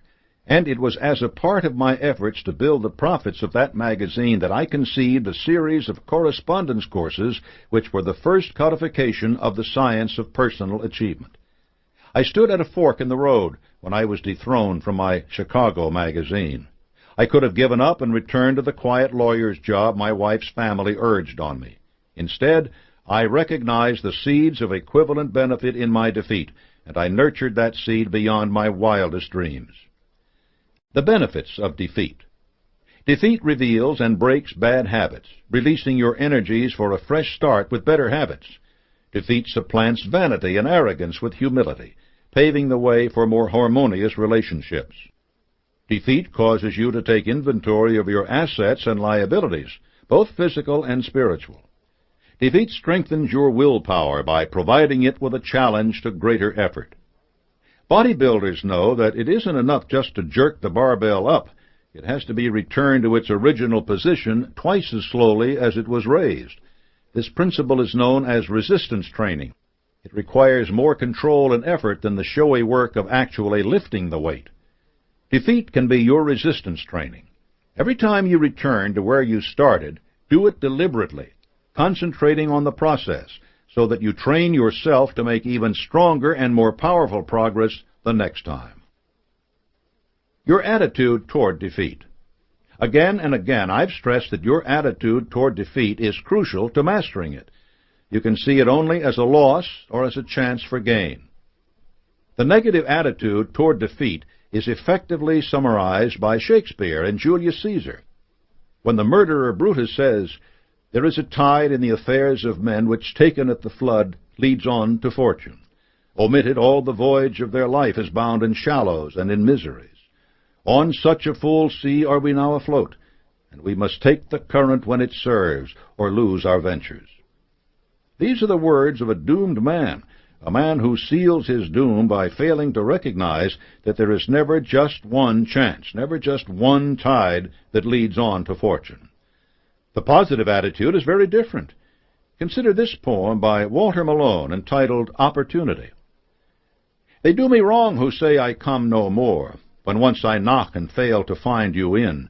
For every day I stand outside your door and bid you wake and rise to fight and win. Wail not for precious chances passed away. Weep not for golden ages on the wane. Each night I burn the records of the day. At sunrise every soul is born again. Laugh like a boy at splendors that have sped. To vanished joys be blind and deaf and dumb. My judgment seal the dead past with its dead, but never bind a moment yet to come. Malone's vision of defeat is the one you will prefer when you have discovered that every defeat carries the seed of an equivalent benefit. Remember, at sunrise every soul is born again. That rebirth is the opportunity to put defeat behind you. Fear, self-limitation, and the acceptance of your defeat as final will cause you to be bound in shallows and in miseries, as Shakespeare suggests. But these things can be overcome by applied faith, a positive mental attitude, and a definite major purpose. If you accept defeat as an inspiration to try again with renewed confidence and determination, attaining success will only be a matter of time. The secret to this is your positive mental attitude. Remember, a positive mental attitude attracts success. You need that attraction most when coping with defeat. Redouble your efforts to maintain and build your PMA when adversity strikes, and use your applied faith in yourself and your purpose to put your PMA into action. That is the fundamental lesson in learning from adversity and defeat. Chapter 14. Cultivate Creative Vision. Creative vision requires you to stimulate your imagination to work toward your definite major purpose, and to put the results of that imagination to work. Expressed by people unafraid of criticism, creative vision is responsible for the shape of civilization today. It has brought every advancement in thought, science, and mechanics that allows our current standard of living. It inspires you to pioneer and experiment with new ideas in every field. It is always on the lookout for better ways of doing things. Creative vision belongs only to people who have the habit of going the extra mile, for it recognizes no 9-to-5 working hours, and it isn't concerned with monetary rewards. Its aim is doing the impossible. This chapter will give you great examples of creative vision and show you how to understand the process by which it works so that you can apply it in your own life. Synthetic imagination. Imagination, like reasoning, takes two forms, synthetic and creative imagination. Each can contribute to the betterment of your own life and the world around you through creative vision. Synthetic imagination combines previously recognized ideas, concepts, plans, or facts in a new way, or puts them to new use. An excellent example of synthetic imagination is Edison's invention of the light bulb. He began with one recognized fact that other people had discovered. A wire could be heated by electricity until it produced light. The problem was that the intense heat quickly burned the wire out. The light never lasted more than a few minutes. Edison failed more than 10,000 times in his attempt to control this heat. When he found the method, it was by applying another common fact which had simply eluded everyone else. He realized that charcoal is produced by setting wood on fire, covering it with soil, and allowing the fire to smolder until the wood is charred. The soil permits only enough air to reach the fire to keep it burning without blazing. When Edison recognized this fact, his imagination immediately associated it with the idea of heating the wire. He placed the wire inside a bottle, pumped out most of the air, and produced the first incandescent light. It burned for 8.5 hours. Edison's creative vision depended on several important principles of the science of personal achievement. He applied the habit of going the extra mile because he labored without immediate pay. He worked with definiteness of purpose and was inspired by applied faith to carry on with his work through an incredible number of failures that would have broken most people. Finally, he applied the mastermind principle by assembling a team of skilled chemists and mechanics to perfect his invention, finding the right kind and thickness of wire, the right quantity of air to leave in the bulb, the best way to construct the bulb, so that his invention took on the most efficient form possible.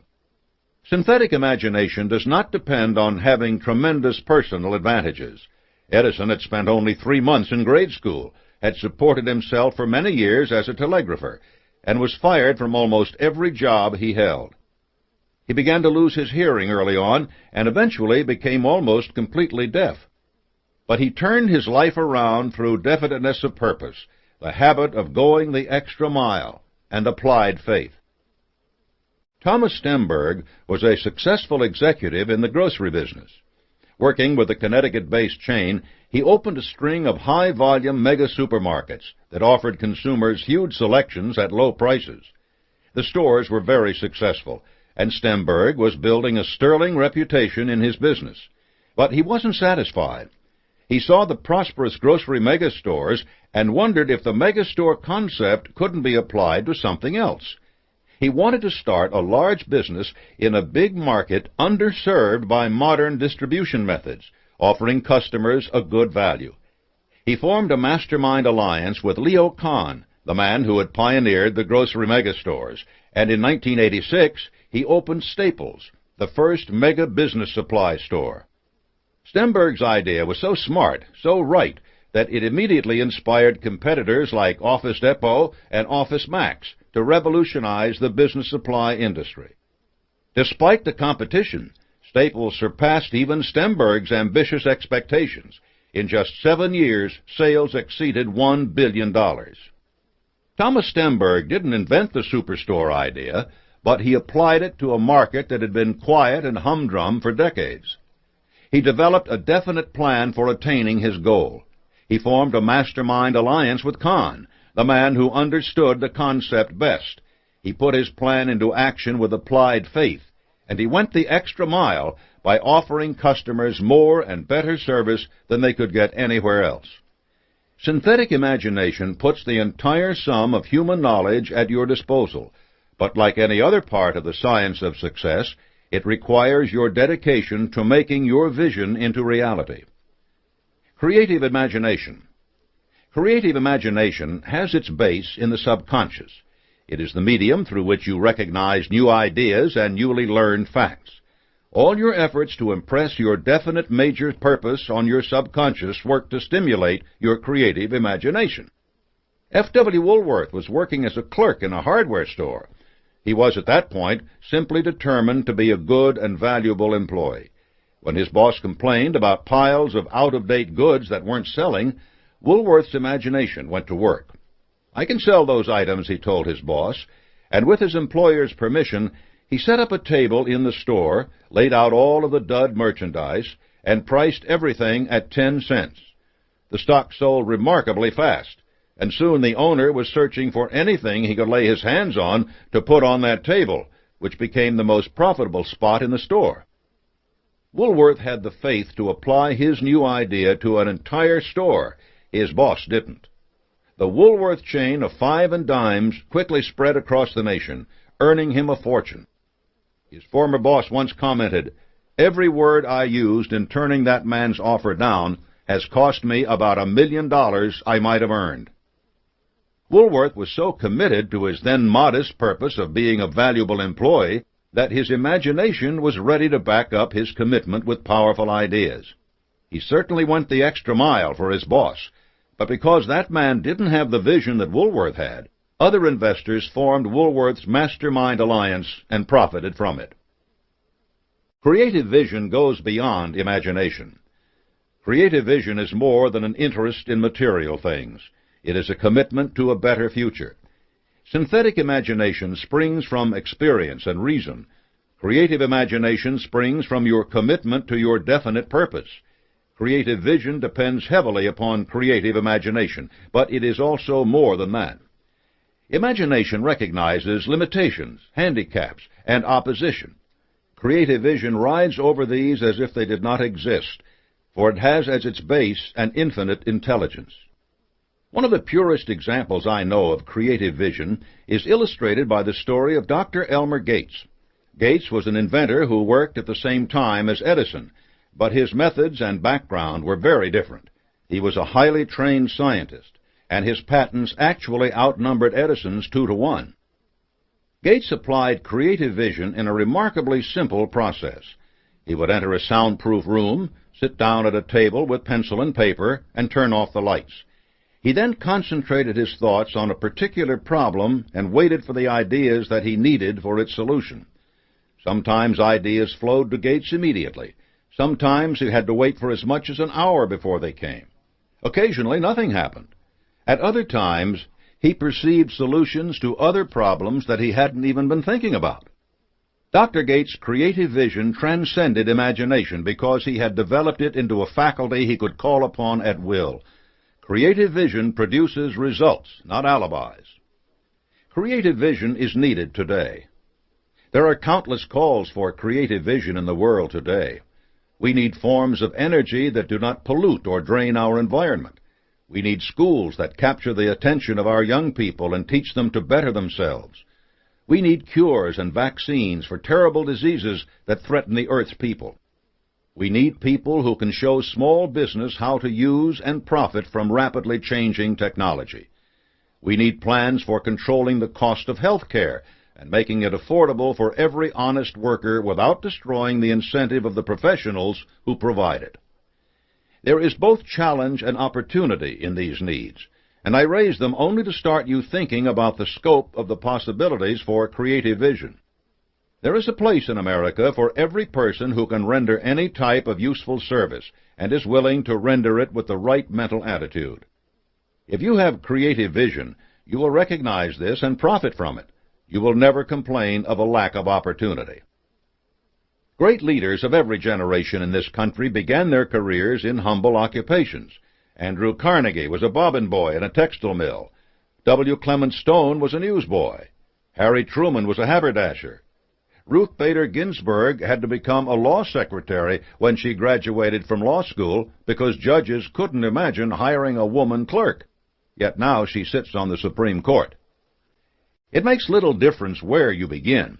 The important thing is, where are you going? What motive inspires you to give your best? Are you willing to go the extra mile? Are you a clock watcher, eager for the day to end? Or do you look for the opportunity to make yourself indispensable to others? These are the questions you must ask yourself. If you have creative vision, you can answer them. You know where you're going, you know what you desire, and you know that life never lets you get something for nothing without eventually forcing you to pay more for it than it is worth. When you have creative vision, you know that you can succeed only by helping others to succeed, and you know that it isn't necessary for anyone to fail in the process.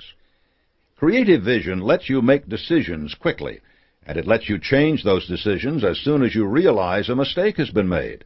It frees you from fear of others, for it makes you feel at peace with yourself in your knowledge that you are fair and honest.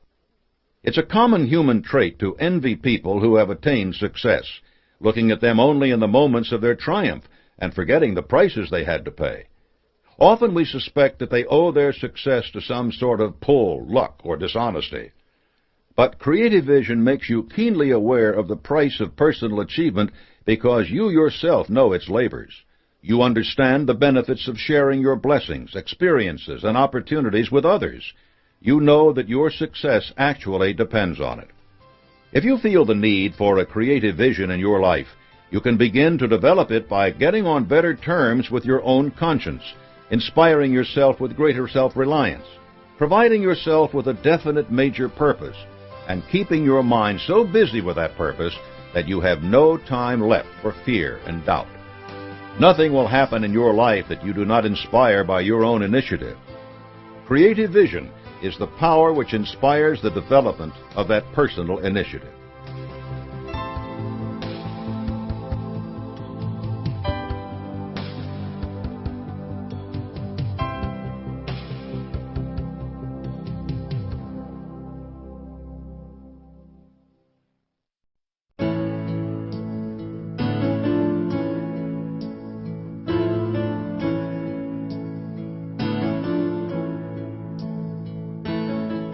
Chapter 15. Maintain Sound Health. You want to get the greatest vigor and fullest use from your body. You can do this if you understand two important points. 1. Your body and mind are one, effectively a mind-body. 2. Your mind-body is in turn at one with nature. The health of your mind and body cannot be separated. Anything that affects the soundness of your mind will affect your body, and anything that affects your body will touch your mind. This is why I refer to you as a mind body. But you are also affected by your environment, subject to natural laws that govern your mind body just as much as they affect trees, mountains, birds, and beasts. Understanding the way in which you can maintain a sound mind body depends, therefore, on understanding the way nature works. You must learn to work with natural forces, not fight them. The rhythms of life. When you consider the waves of the ocean, the passing of the seasons, the waxing and waning of the moon, you will see that nature moves in rhythms. There is even a rhythm in your own life, from birth through childhood and adolescence to full maturity, old age, and finally birth of a new generation. Light, energy, and matter are made up of waves, either moving out in their own rhythm or bound like a neutron around the fixed point of the nucleus of the atom. Nothing about life is static. Movement is constant and rhythmic, though sometimes that rhythm is too large or small for us to perceive immediately. This is one reason why we enjoy music, for it reflects the rhythms and waves of our experience. You must learn to bend and sway with the rhythms of life, not to stand fixed and immobile against them. A sandy beach moves and changes with the rhythms of the waves and lasts for eons. A breakwater is soon destroyed. Take a look at your life. Is it rhythmical? Are you following work with play, mental effort with physical effort, eating with fasting, seriousness with humor, sex with transmutation of sex into creative effort? Your subconscious does its best work on your behalf while your conscious mind is at rest. True inspiration most often comes after your subconscious has been given a task and while your conscious mind is then occupied elsewhere, that is, while your mind is playing. Archimedes had struggled with the complex problem of determining the relative mass of two objects without finding a solution. It was only when he decided to relax and slip into his bath that his subconscious was stimulated by the water he displaced in his tub. He sprang from his bath with that now famous cry of "Eureka!" and the solution he had been seeking. Are you giving your mind a chance to relax by playing? Interference with normal rhythmical patterns produces so many problems. If you don't give your mind a rhythm of work and relaxation, your body will be so constantly stimulated that you will likely end up with a stress-related disorder. And without highs and lows, the things that you value begin to pale. Your past failures are what make success sweet. You don't really want continuous happiness, for then your happiness would seem dull. One of the major goals of marriage counseling is getting couples to understand that there is no such thing as being constantly in love. People in love have a series of loves, like waves on the oceans. In the troughs, they are neutral in their feelings, but troughs make the peaks of the waves so much more poignant. As in life, not all the ocean's waves are of the same intensity. There are a few for each of us that reach great heights, and it is the memory and exhilaration of these moments that we store up to call upon when the going gets difficult. You have to learn to understand the waves and rhythms in your life and to live within those rhythms in order to be in harmony with the world. The influence of your mind. Just as you have to understand nature as a complex whole moving with its own rhythms, you have to understand that your mind and body are a whole, each influencing the other. Humans are the only thinking creatures, and this power allows you to modify your world and to learn its laws. You need only to conceive the idea and believe in it to achieve the idea. This is the story of all the successful people who have changed the path of civilization. It took countless hundreds of millions of years for evolution to develop from all the animals that walked or swam to a bird that could fly.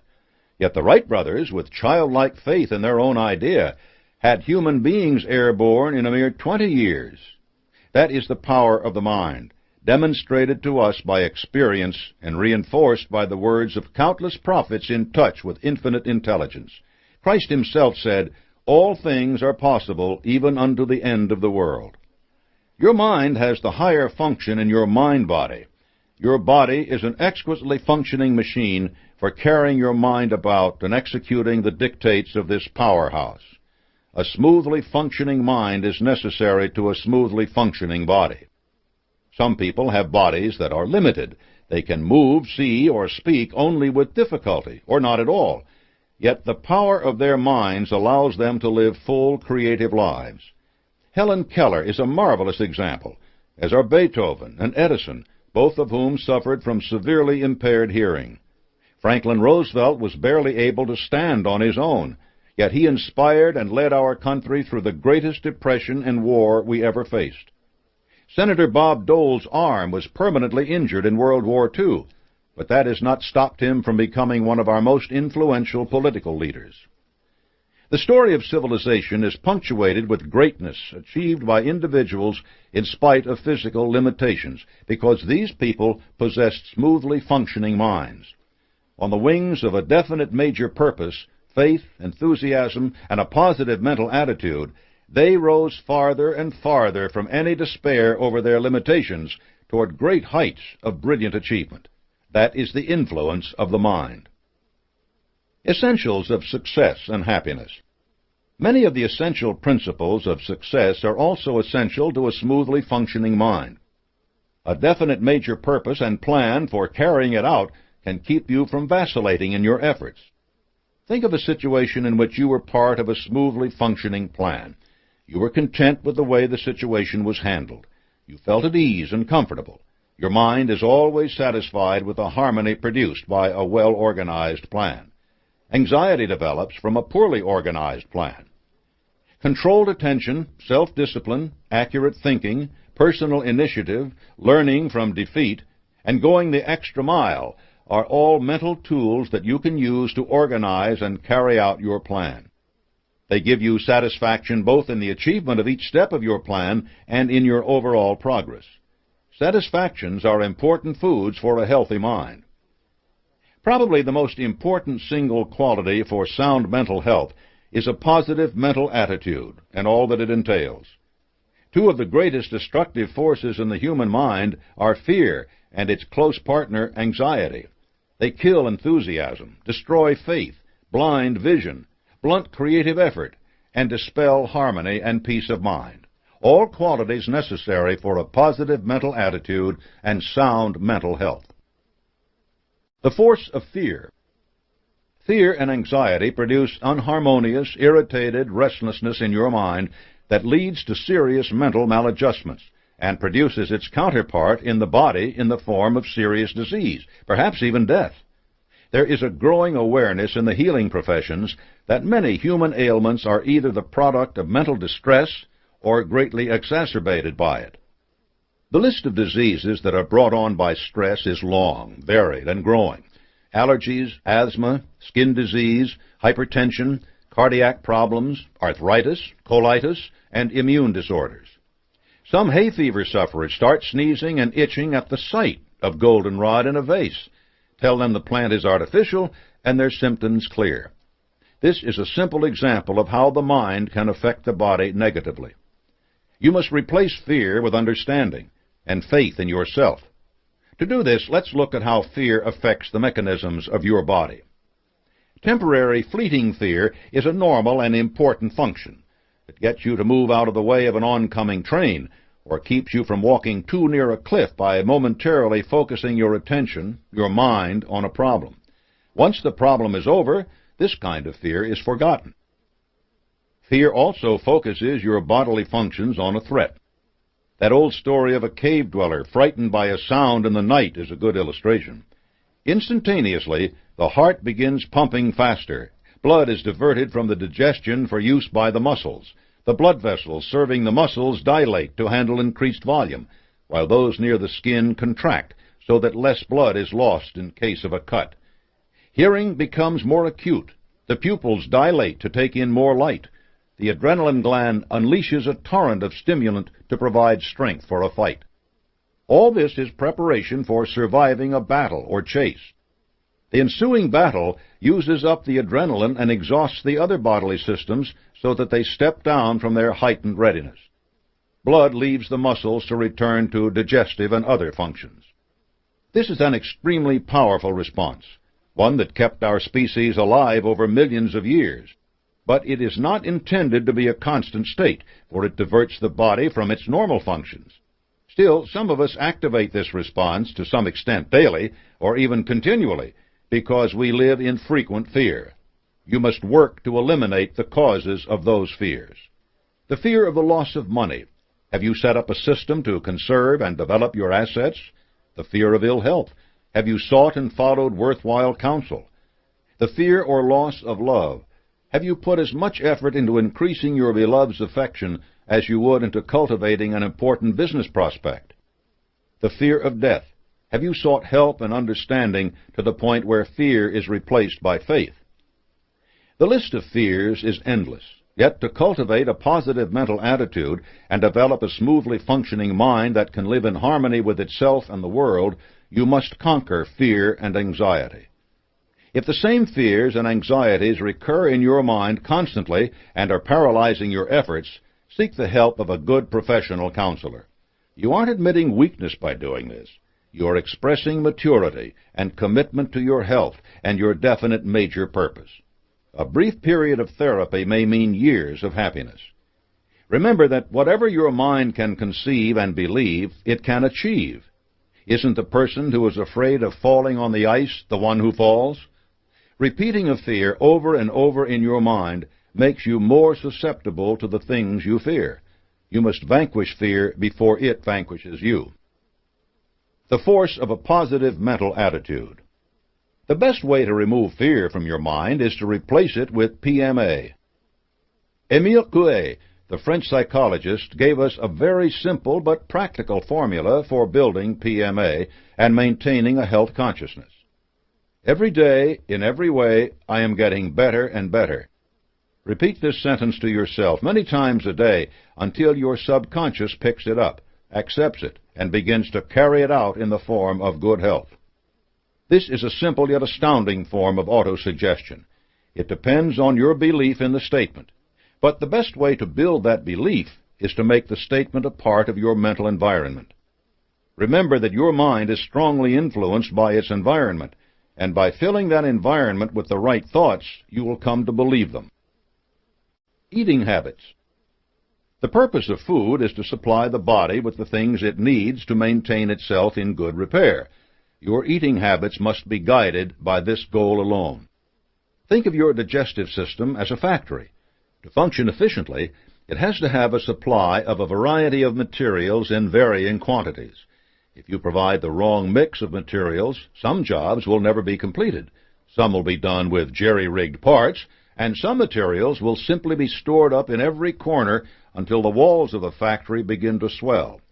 Finally, the walls burst, the roof caves in, and the factory is either out of business or in need of serious and expensive repair. Information about nutritional requirements continues to evolve as scientists work to understand more and more about the body. Pay attention to new information, but do not be swept along by fads as it becomes available. In the main, however, some simple points will keep your diet balanced. 1. Fresh fruits and vegetables should make up the largest portion of your meals. They supply complex mixes of vitamins and trace elements, and your body is designed to avail itself of them easily. 2. Complex carbohydrates, such as breads, grains, and potatoes, should be the next largest. 3. Protein, in the form of lean meats, fish, and dairy products, is important, but it should not be the center of your meals. Select small amounts of foods you enjoy rather than gorge yourself on steak at every meal. 4. Avoid fats. Limit your intake of butter and oils, and stay away from deep-fried foods. Also avoid sugars like candy and colas, which provide little but calories. Seek variety as well. Your body's nutritional needs run a wide gamut, and the best way to serve those needs without becoming a food chemist is to be sure that you eat a wide spectrum of foods. Don't say, "I can't eat that way," for all you're really saying is, "I don't want to eat that way."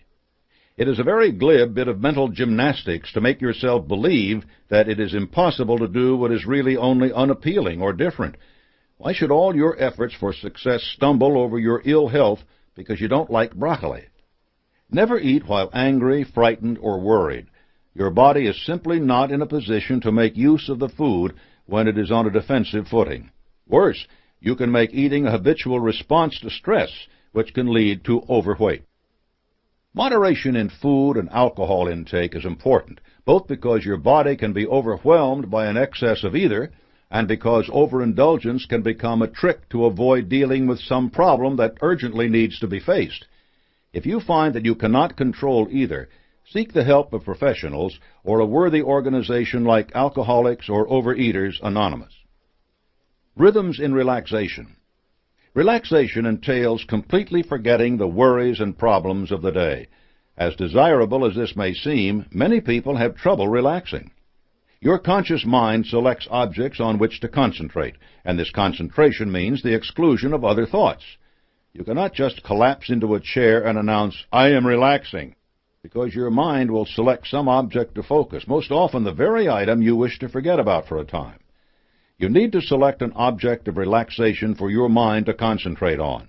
It can be kite flying, gardening, reading a novel, or anything else which will absorb you. Television and the corner bar are not the answers. Cultivate a variety of interests that take your mind to new places. Practicing controlled meditation will do wonders for your mental powers. Physical activity can be a terrific thing to immerse yourself in. Not only do you relax your mind, but you strengthen your body. Short periods of relaxation throughout the day can break tension and give your subconscious a chance to work. Read a magazine article.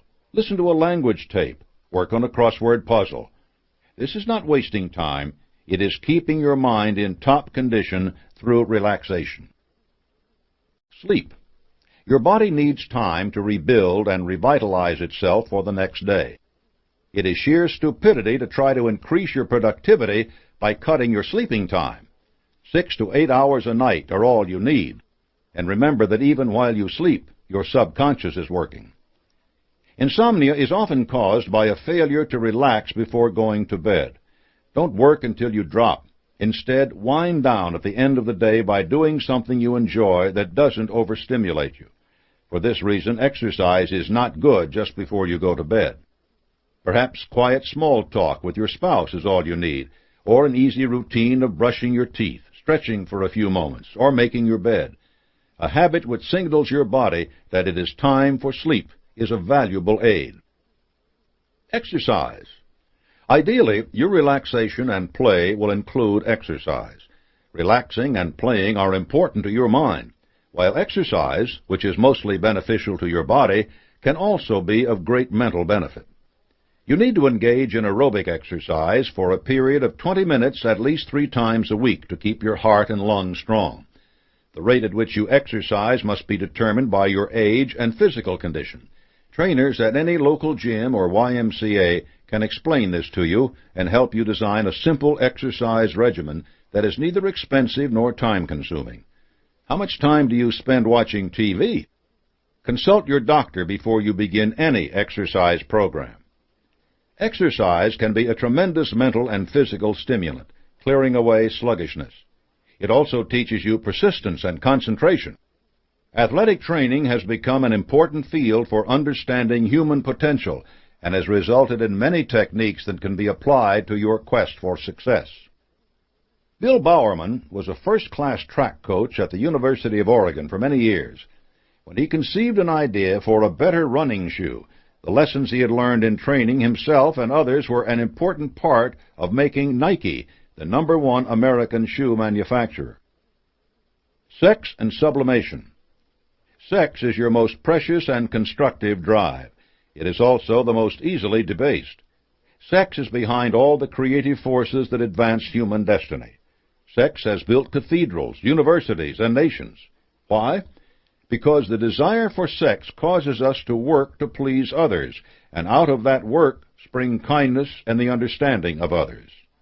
Sex is a completely natural desire. Do not fear or deny it, but realize that you must direct it, like all desires, to definite ends instead of letting it become an end in itself. If sex is all you want, you will do anything to get it, forgetting your faith in yourself, your definite purpose, and your moral standards. When you want sex, remember that you cannot get something for nothing. The intimacy of sex is gained by constructive work at building a committed relationship. If you channel your desire for sex into creating and providing for that relationship, you will not only get what your heart desires, but also attain the heights of achievement. To work to your greatest good, sex and sublimation need to be alternated in a rhythmical pattern, just as work and play do. Effective mind-body stimulants. At any given time, your mind-body may need a boost. Many of the best boosters are things you are already doing. You just need to be conscious of the effect they have and seek them out. Sexual expression, or a sublimated sexual drive, keys up the mind so that it works rapidly and well with real inspiration. Love, the ultimate aim of sexual desire, serves a similar purpose. When the two are combined, they are unbeatable. Fanning your burning obsession is a strong stimulant. Work is a wonderful opportunity for creative expression. Do something small and definite, yet satisfying, like making a phone call or writing a thank you note. A burst of exercise releases pent-up energy, drives away frustration, and stimulates the brain with increased blood and oxygen. A little play lets the subconscious go to work. Music is full of rhythms, beats, and pulses. You can select it to boost your enthusiasm or help you calm down. Friendship is a great stimulant. Talk your problems over with others. Laugh with them. Your children can inspire you.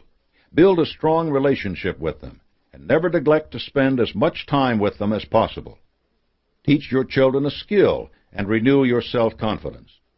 Let your children talk to you and renew your faith. Mastermind alliances are powerful stimulants. Seek out the enthusiasm and experience of other people when you need a boost. Mutual suffering causes people to pool their mind power and direct it to relieve that suffering.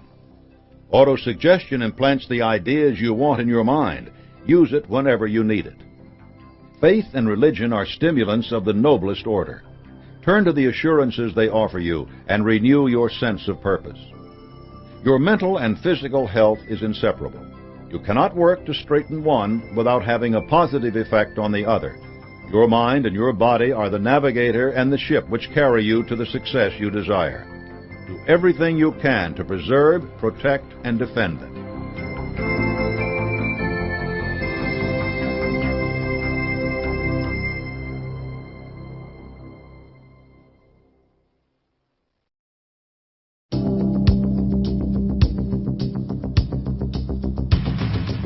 Chapter 16. Tell me how you use your time and how you spend your money, and I will tell you where and what you will be 10 years from now. Time and money are precious resources, and few people striving for success ever believe they possess either one in excess. Understanding how you use them is an important part of evaluating your progress toward success and analyzing what may be holding you back. We'll begin this chapter by taking an inventory of your progress towards success with a special emphasis on the role of time. Once you have seen how to improve your use of time, you'll be able to devote more of it to managing your money, and any review of the overall path you are following is always valuable. A personal inventory. Ask the following questions of yourself and answer them honestly. You want to identify areas needing improvement, not win a prize for a high ranking. Feeding your ego by lying to yourself about the truth will only waste the time you spend on the inventory and undermine your self-confidence. 1. Do you have a major definite purpose? What plans do you have for attaining it? How much time are you devoting to those plans on a persistent daily basis? How often do you work on your plans? Only when the notion strikes you, or when you can snatch a few minutes during commercials? 2. Is your definite major purpose a burning obsession? When and how often do you fan its flames? 3. What have you planned to give in return for realizing your definite major purpose? Are you doing it yet? When will you start? 4. What steps have you taken to build your mastermind alliance? How often are you in contact with the members? How many of them do you speak to monthly, weekly, daily? 5. Have you made a habit of accepting temporary defeat as a challenge to greater effort? Let's hope your temporary defeats are few, but they are inevitable. How quickly do you seek out the seed of equivalent benefit when adversity strikes? How do you spend more of your time, carrying out your plans or brooding over the obstacles you face? 7. How often do you forego personal pleasure in order to have more time to work on your plan? How often is it the other way around? 8. Do you seize every moment of time as if it were the only one you were sure you had? 9. Have you looked at your life as the result of the way you spent time in the past? Are you happy with your life to date? Do you wish you had spent it some other way? Do you regard each second that passes as the opportunity to change the course of your life for the better? 10. Is your mental attitude always positive? Is it positive most of the time? Some of the time? Is it positive now? Can you make it positive in the next second? How about the one after that? 11. How often do you display personal initiative by backing your positive thoughts with action? 12. Do you believe that you will succeed by luck or a windfall? When are these things going to happen? Do you believe that you will succeed as the result of your own efforts? When are you going to make those efforts? 13. Do you know anyone who inspires you with his or her personal initiative? How often do you seek that person out? How often do you actually model your behavior on him or her? 14. When do you go the extra mile? Does it happen every day or just when you think someone is paying attention? Is your attitude good when you do it, or do you begrudge the additional work? 15. How attractive is your personality? Do you look at yourself in the mirror every morning and work to improve your smile, your facial expressions, or do you just brush up before an important meeting? 16. How are you applying your faith? When do you act on the inspiration from infinite intelligence? How often do you ignore it? 17. Are you building your self-discipline? How often do uncontrolled emotions cause you to do something you quickly regret? 18. Have you mastered your fears? How often do you display their symptoms? When do you replace them with your ambitions? 19. How often do you accept other people's opinions as fact? Do you question those opinions every time you encounter them? How often do you call on accurate thinking as the solution to your problems? 20. How often do you inspire cooperation by giving it? Are you doing it at home, at the office, in your mastermind alliance? 21. What opportunities do you allow your imagination? When do you apply yourself to problems with creative vision? What dilemmas do you have that need to be solved this way? 22. Are you relaxing, exercising, and paying attention to your health? Were you planning to start at the new year? Why can't you start right now? This inventory is designed to get you thinking. Your use of your time reflects the degree to which you have made the principles of personal achievement a part of your life. Don't be discouraged if your answers to these questions are not yet what you'd like them to be. I have sold books to millions of people and lectured to thousands more. Many of them gained great success afterward, but none of them did it overnight. Although the benefits from success can accrue very quickly, most truly successful people need much of a lifetime to get everything they want. Those are lifetimes well spent. Doers and drifters.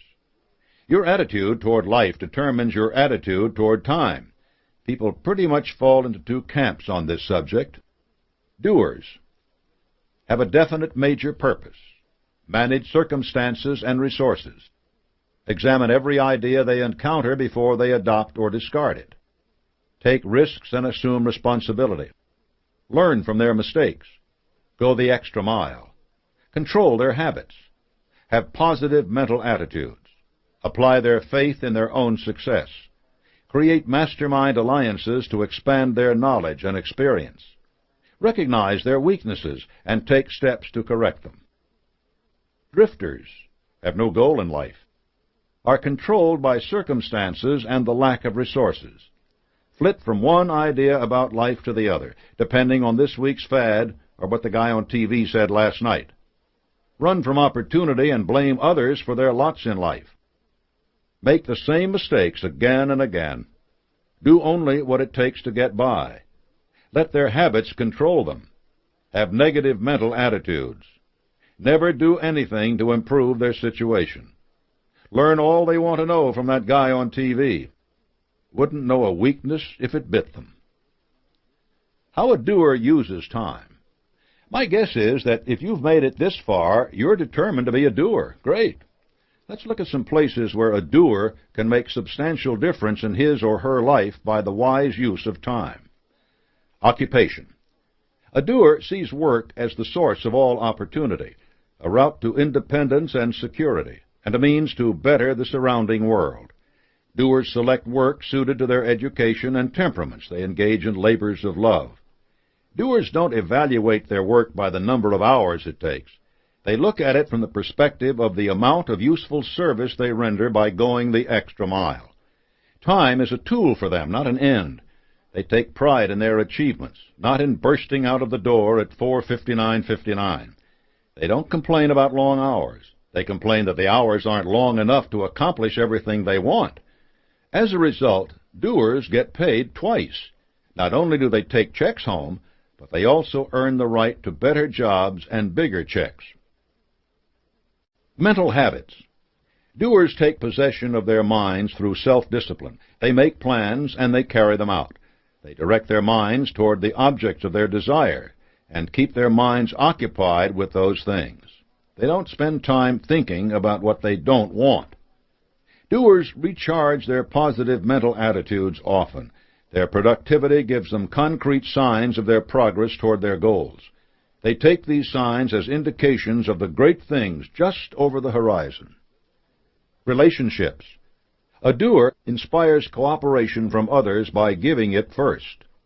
Doers don't spend time arguing, nitpicking, or gossiping, and they avoid people who do. Doers don't waste their time with drifters. They realize that defeatist attitudes can be contagious, and they don't want to be infected.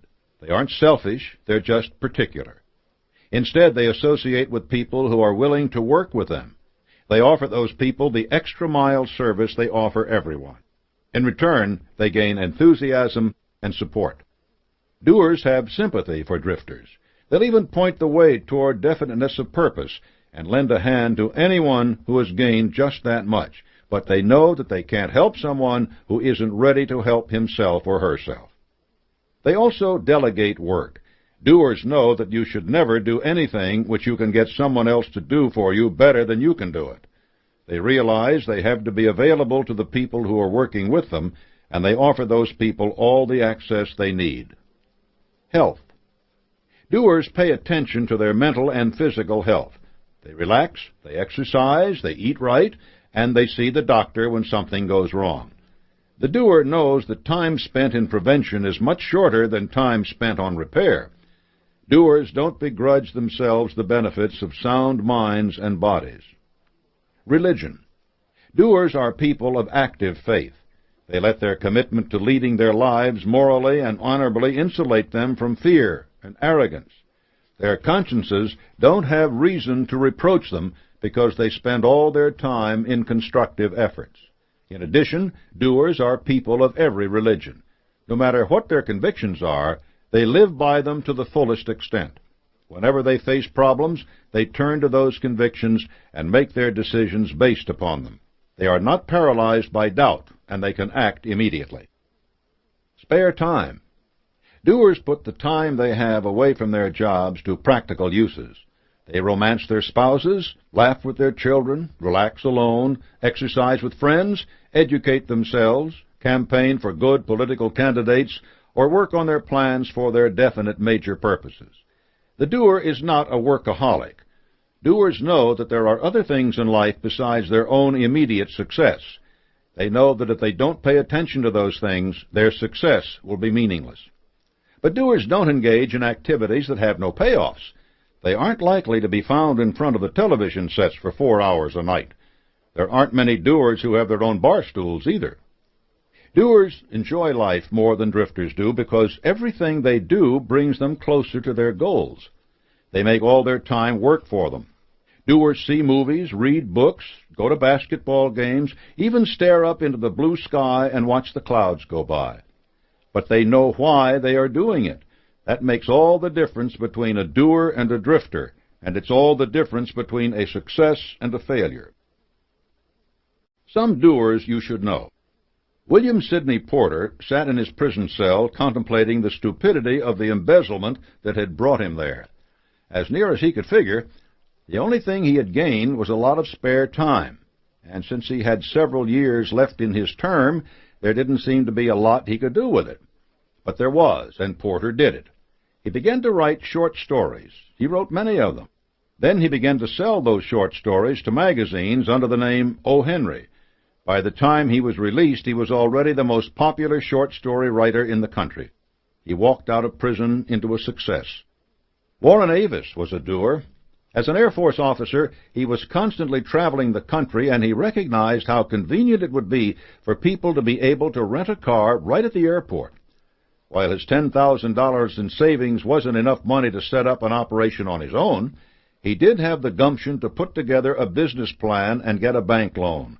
Within 8 years, he had car rental counters in airports across America and was able to sell the company for almost $8 million.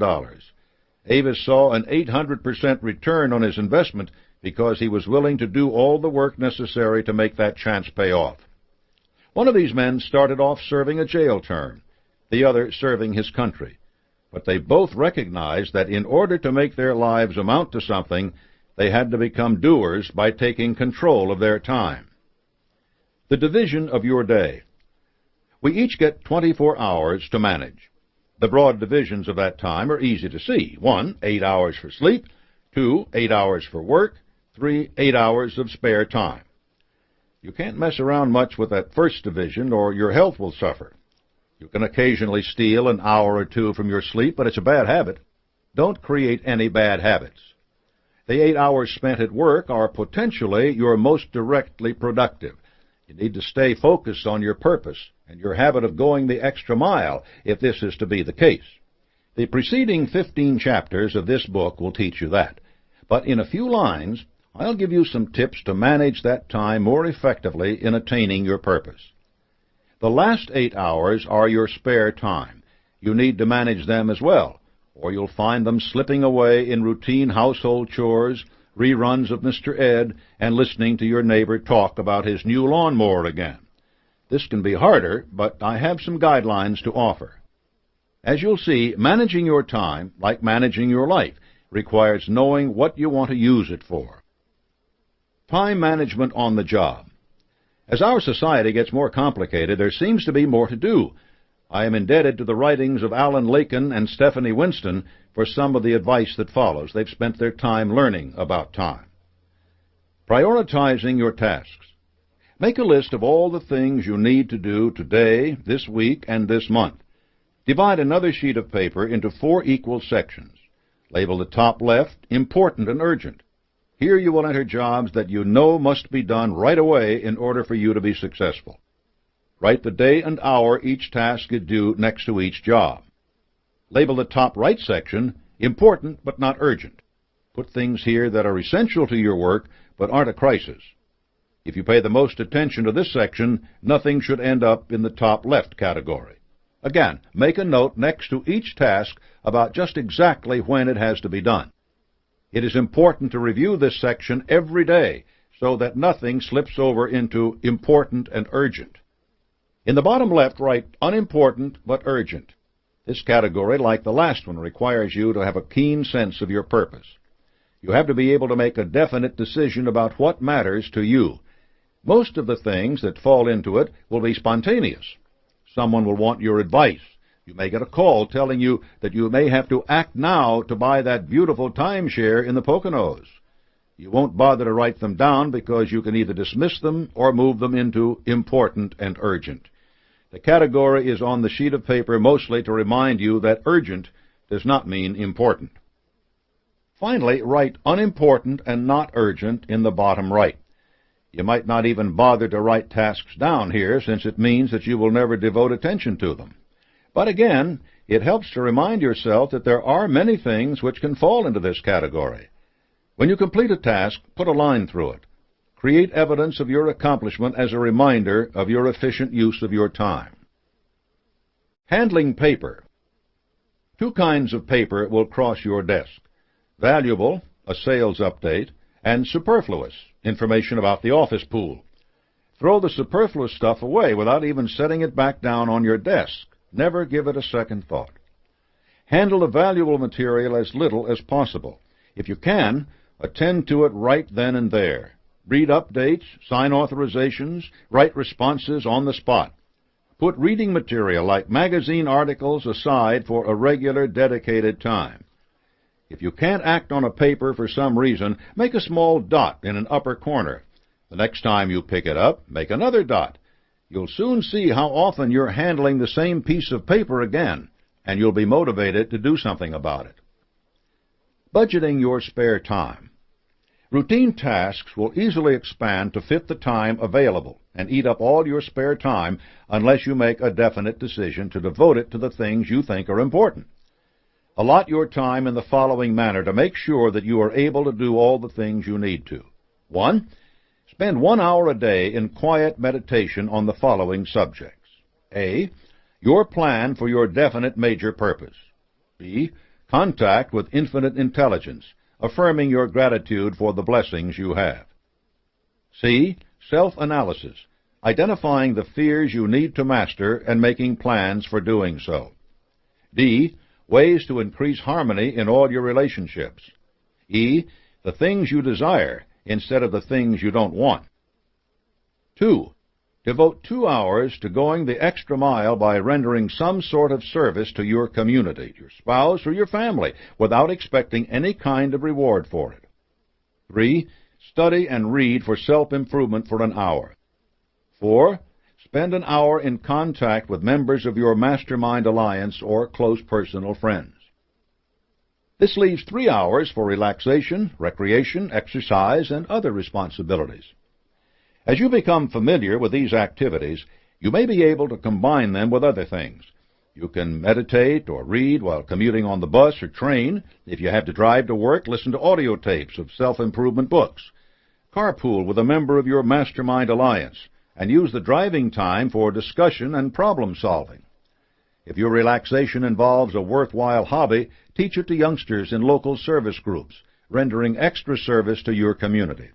The possibilities are as many as you can make them. Follow this schedule 6 days a week, and set aside 1 day for nothing but mental and physical relaxation and your religious and philosophical activities. You can spend much of this time with your family. You all will be glad you did. Budgeting your money. Many people have written good and valuable books about specific ways of managing your money. Seek them out. I won't provide you with the nitty-gritty details, but I will remind you of the importance of budgeting your money. Like time, money should be spent with a definite purpose in mind. You must create a budget for all your expenses, and you must use self-discipline in sticking to it. Your first priority in any budget should be to set aside a fixed percentage of your income for savings.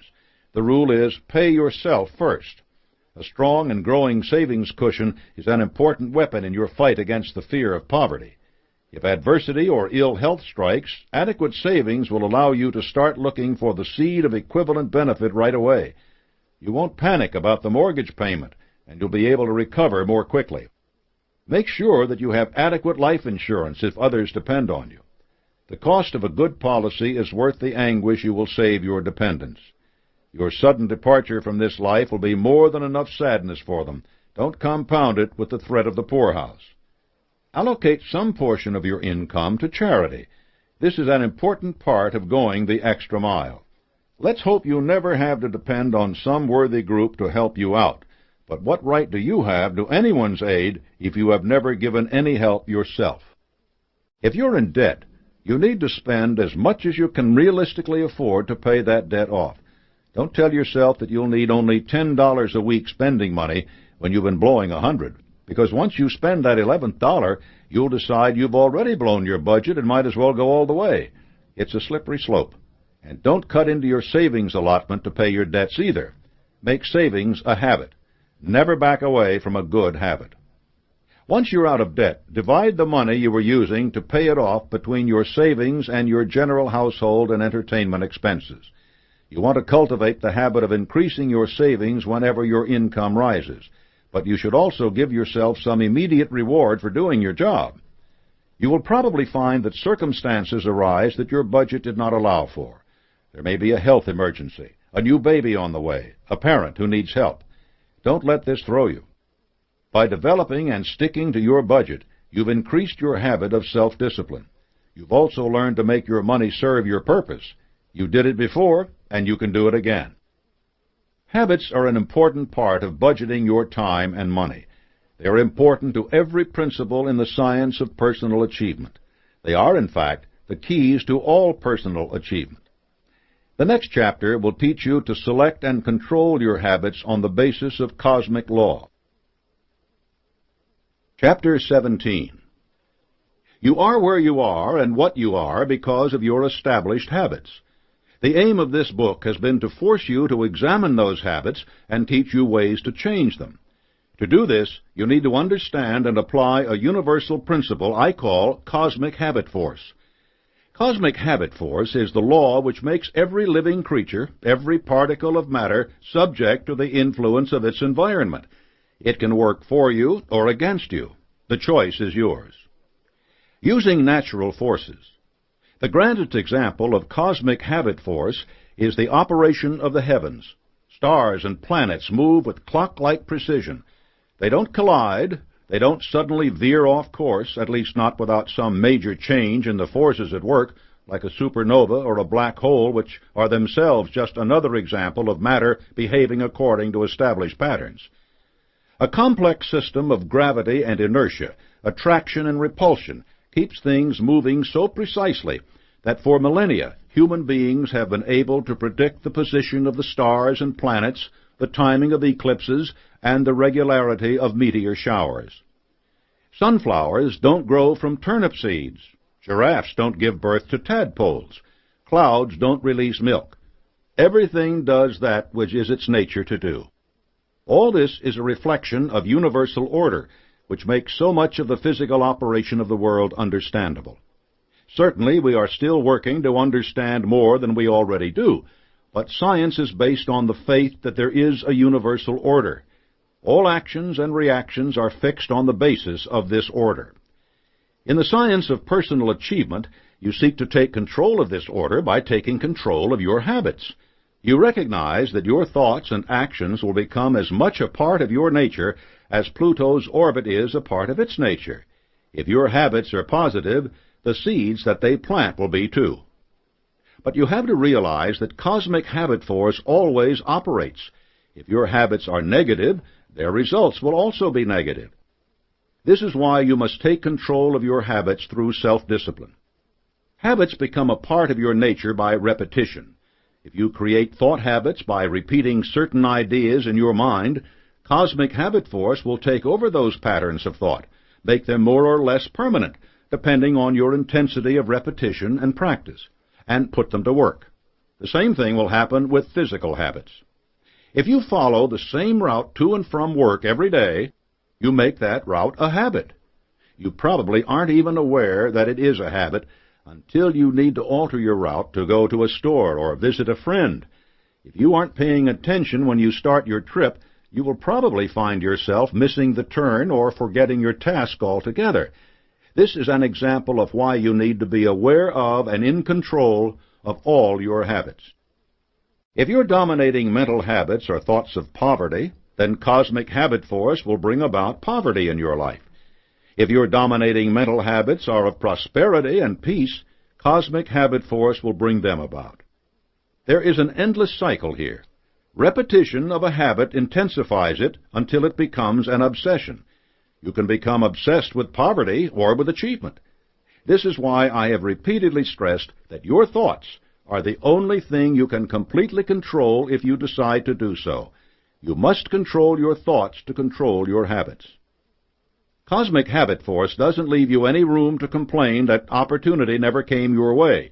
You will know that as long as you have the power to form and express your thoughts, you have the power to change the circumstances of your life into whatever you want them to be. If your life isn't already what you want it to be, it is because you have drifted into your present circumstances by virtue of cosmic habit force. You can change that. Definiteness of purpose, backed by the power of cosmic habit force and enforced by self-discipline and personal initiative, can bring you to the circumstances you want. Money-making habits. So the circumstances you want include making more money, do they? Here's how to go about using Cosmic Habit Force to do just that. Step 1. Create a clear mental image of just how much money you want to make. A lot is not a good answer. You need a concrete figure or a percentage above your current income. Step 2. Imagine some of the results of having that money. A new home, sending your daughter to medical school, a comfortable retirement. Doing this clarifies which of the 10 basic motives are driving you.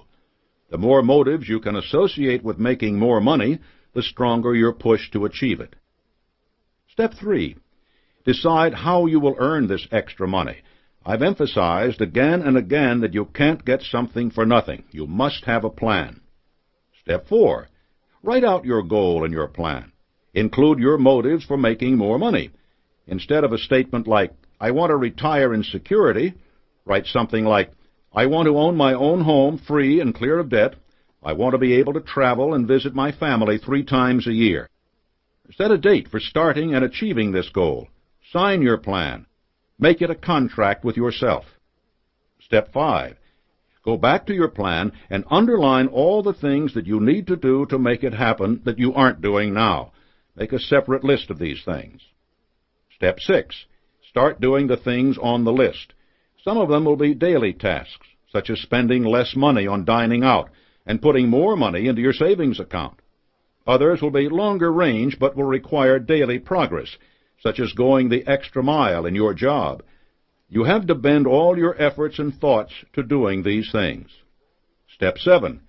Every day, read your goal aloud to yourself until you have it memorized. Repeat it in your mind when you get out of bed, when you start your job, when you come back from lunch, when your workday is finished, and before you go to sleep. Yes, this is just what you should be doing anyway in connection with your definite major purpose. You are giving Cosmic Habit Force a pattern to follow. The length of time you need to start conditioning your mind to get positive results depends almost entirely on the amount of faith and enthusiasm you place behind your words and actions. All voluntary positive habits are the products of willpower directed toward the attainment of definite goals. If you say to yourself, sometime in my life I want $100,000, you are saying, I am uncertain about my goals. Here, Cosmic Habit Force cannot come into play because there is no definite pattern for it to follow. If you say instead, 6 months from now, I want $100,000, and I will do X, Y, and Z to get it. Cosmic Habit Force has a pattern to follow, but it will follow that pattern only when your thoughts and actions lead it there. If you don't do X, Y, and Z, you won't develop Cosmic Habit Force. Flexible habits. Be sure to make your plan sufficiently flexible so that you can change it when you are so inspired. The key word here is inspired. As you put your plan into action and develop applied faith, infinite intelligence may hand you a better plan than the one you have made. Treat such inspiration respectfully, for it will help you strengthen your plan where it is weak. Don't express contempt for your hunches.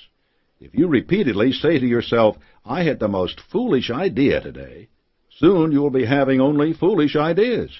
Instead, write down your hunches as soon as they occur to you. Examine them carefully, and be sure you are not rejecting them simply because they involve something that hasn't been done before, or because they don't conform to your current habits. The purpose of Cosmic Habit Force is to make your habits serve you, not the other way around. Don't let your habits become so ingrained that whatever useful purpose they once served, they now limit your opportunity, tolerance, faith, and enthusiasm. American Express enjoyed huge success with its charge card in the 1980s. It became a symbol of prestige, and millions of new members signed on. More businesses than ever accepted the card because they wanted to attract card members' dollars. Then the economy changed, but American Express habits didn't. As it became necessary to stretch every penny and to watch every percentage of margin, cardholders began switching from the high-fee American Express card to no-fee cards from Visa and MasterCard that offered almost the same benefits. Merchants became angry because American Express claimed a higher percentage of each charge than other cards. Worse, it was slow to credit merchants' accounts. The number of cardholders began to fall dramatically. In Boston, a group of restaurants even organized a boycott of American Express to protest its policies toward merchants. Profits disappeared and losses mounted. Cosmic habit force was at work. American Express kept doing business the way it always had until a crisis hit it right between the eyes. The habits that had made it the premier charge card were not the habits that would keep it the premier charge card. Its habits ruled them, not the other way around. Whatever your habits, Cosmic Habit Force will carry them out. It isn't enough merely to develop good habits and leave it at that. You must remain alert to the effect of your habits and be willing on a moment's notice to change them when new ones will serve you better. Beware of these habits. The good news is, ironically, if you have any of these habits, they will eventually cause some sort of defeat that will inspire you to eliminate them. Of course, you can spare yourself that trouble if you're willing to examine yourself, identify your negative habits, and resolve to replace them with positive ones. Poverty, imaginary illness, laziness, envy, greed, vanity, cynicism, drifting without aim or purpose, irritability, revenge, jealousy, dishonesty, arrogance, sadism. Embrace these habits. You can replace any of the above with one of the following and profit by doing it.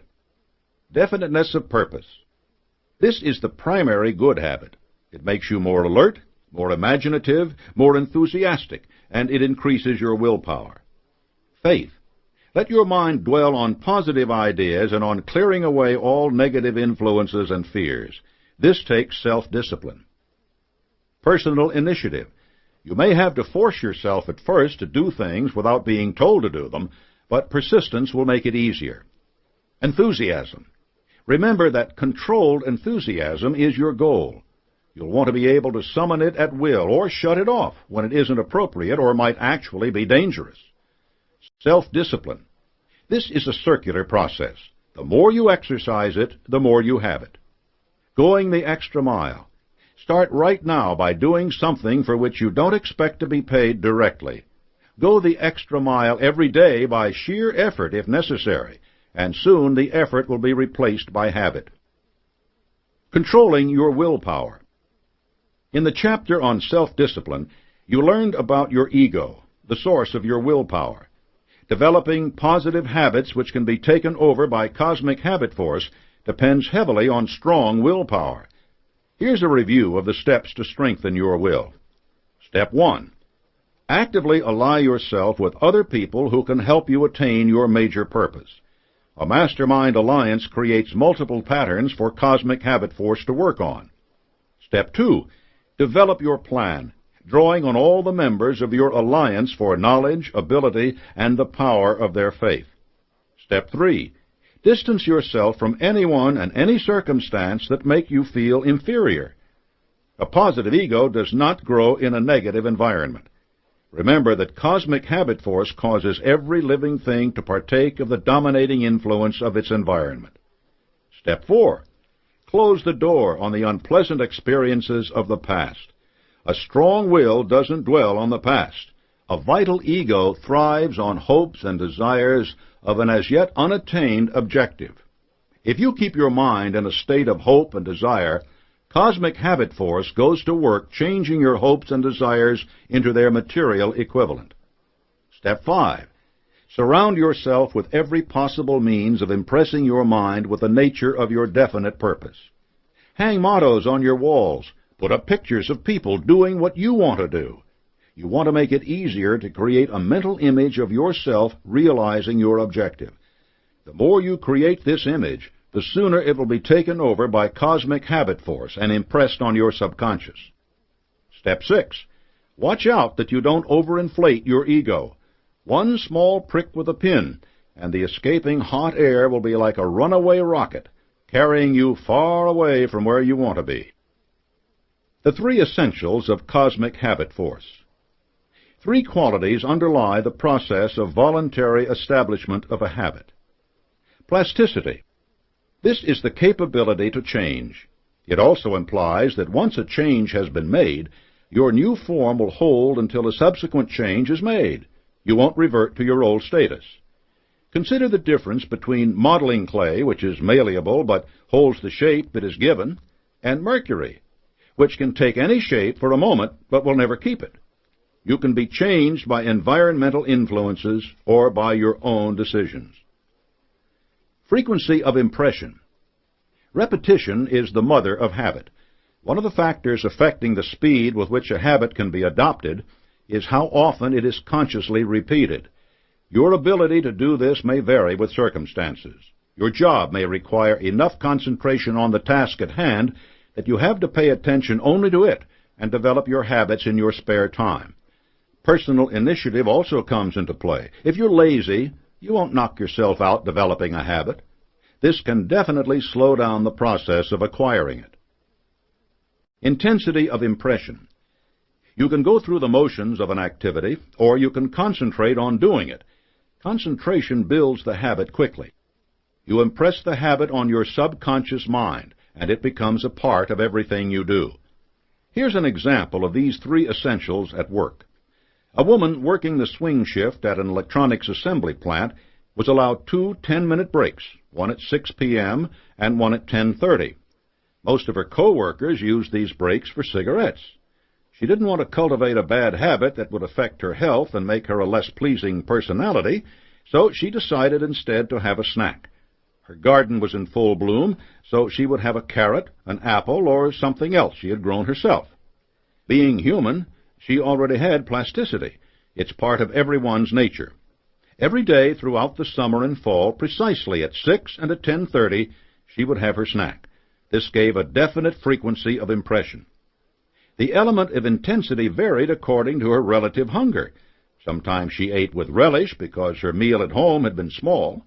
Sometimes she skipped a meal before coming to work, and the intensity of her hunger was even greater. But whenever the break came, she ate, no matter how hungry she was. As the months passed, she realized that regardless of what she had eaten, she got hungry before her breaks. She watched the clock, waiting for a chance to eat. Sometimes it seemed the time would never come. And when her garden was no longer producing good, fresh food, she switched to anything else she had at home. A candy bar, a donut, cookies. This is a clear example of the voluntary establishment of a habit. But it wasn't really a good habit. She began to put on weight and found she was distracted from her work for half an hour before her breaks. So she decided to break her habit and stopped bringing food. This wasn't the answer, because there was food in the vending machines at the plant, and she just started buying that. Not only was she still eating, but she was now spending more money to do it. At this point, she really had to seize possession of her mind, inspire it with a strong motive, and take definite action. She set a definite minor purpose to break her habit. She did this by reading, substituting the desire for knowledge and inspiration for the desire for food. When her break came, she reached for a book instead of a candy bar. The same frequency of impression was there, of course. The only thing different was the intensity. At first the feeling of hunger persisted, but after a few days she acquired an appetite for reading, which overwhelmed the old physical desire. She established a new habit to supplant the old. Any worthless, superfluous, or harmful habit can be broken and replaced with a more desirable one if you want it to be so. The nucleus of the entire science of personal achievement lies in this concept. Cosmic habit force is the means for incorporating every one of the 17 principles of success into your life. Control your mental attitude. Keep it positive by exercising self-discipline, and prepare your mental soil so that any worthwhile plan, purpose, or desire may be planted by repeated, intense impression. Know that it will germinate, grow, and find expression, bringing you whatever it is you want from life. Whatever your mind can conceive and believe, your mind can achieve.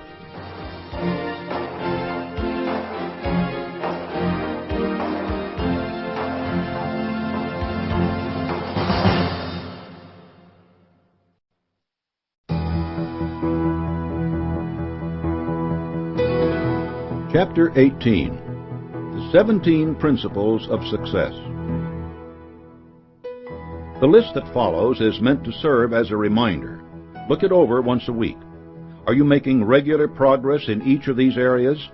If you routinely evaluate your efforts to embrace the principles, you are less likely to be caught in a crisis because you've neglected to think accurately, for instance, or to find that your coworkers suddenly regard you as an opportunistic shark. 1. Develop definiteness of purpose. 2. Establish a mastermind alliance. 3. Assemble an attractive personality. 4. Use applied faith. 5. Go the extra mile. 6. Create personal initiative. 7. Build a positive mental attitude. 8. Control your enthusiasm. 9. Enforce self-discipline. 10. Think accurately. 11. Control your attention. 12. Inspire teamwork. 13. Learn from adversity and defeat. 14. Cultivate creative vision. 15. Maintain sound health. 16. Budget your time and money. 17. Use cosmic habit force. A detailed evaluation. Following are concise summaries of the steps to making each principle a part of your life. Read them through, and then at the end of each section, stop the tape, write down specific actions you plan to take to implement the principles, then restart the tape for the next section. The summaries themselves will give you concrete recommendations about what to do. Under the definiteness of purpose, you might write down that you will define your major goal, write out a plan for achieving it, and read that plan aloud to yourself every day, all of which are mentioned in the summary. But if you also include a date by which you will have your plan written down, you will be making a commitment to yourself that will provide you with extra motivation. So do not simply parrot back the summary suggestions. Consider carefully the changes you need to make, and be as detailed as possible in writing them out. In a few weeks or months, you can look at these notes, recognize the progress you've made, and renew your commitment to success. 1. Develop definiteness of purpose with PMA. The starting point of all worthwhile achievements. You should have one high, desirable, outstanding goal, and keep it ever before you. You can have many non-conflicting goals which help you to reach your major definite goal. It is advisable to have immediate, intermediate, and distant objectives. When you set a definite major goal, you are apt to recognize that which will help you achieve it. Determine or fix in your mind exactly what you desire. Be definite. Evaluate and determine exactly what you will give in return. Set a definite date for exactly when you intend to possess your desire. Identify your desire with a definite plan for carrying out and achieving your objective. Put your plan into action at once. Clearly define your plan for achievement. Write out precisely and concisely exactly what you want, exactly when you want to achieve it, and exactly what you intend to give in return. Each and every day, morning and evening, read your written statement aloud. As you read it, see, feel, and believe yourself already in possession of your objective. Engage in personal inspection with regularity to determine whether you're on the right track and headed in the right direction, so that you don't deviate from the path that leads to the achievement of your objective. To guarantee success, engage daily in study, thinking, and planning time with PMA regarding yourself and your family, and how you can achieve your definite goals. Whatever your mind can conceive and believe, you can achieve when you have PMA and apply it. Now stop the tape and write your commitment to use this principle in your life. Then restart the tape. 2. Establish a mastermind alliance with PMA. A mastermind alliance is two or more minds working together in the spirit of perfect harmony toward the attainment of a specific objective. This principle makes it possible for you, through association with others, to acquire and utilize the knowledge and experience needed for the attainment of any desired goal in life. Your mastermind alliance can be created by surrounding yourself or aligning yourself with the advice, counsel, and personal cooperation of several people who are willing to lend you their wholehearted aid for the attainment of your objective in the spirit of perfect harmony. You can create a mastermind alliance with your spouse, your manager, a friend, a co-worker. Once a mastermind alliance is formed, the group as a whole must become and remain active. The group must move in a definite plan, at a definite time, toward a definite common objective. Indecision, inactivity, or delay will destroy the usefulness of the alliance. There must be a complete meeting of the minds without reservations on the part of any member. You can have several mastermind alliances, each with different objectives. That is, an alliance with your spouse to reach your family objectives, an alliance with your banker or investment counselor or attorney for your financial objectives, an alliance with your minister or clergy for your spiritual objectives, and so on. Now stop the tape and write your commitment to use this principle in your life. Then restart the tape. 3. Assemble an attractive personality with PMA.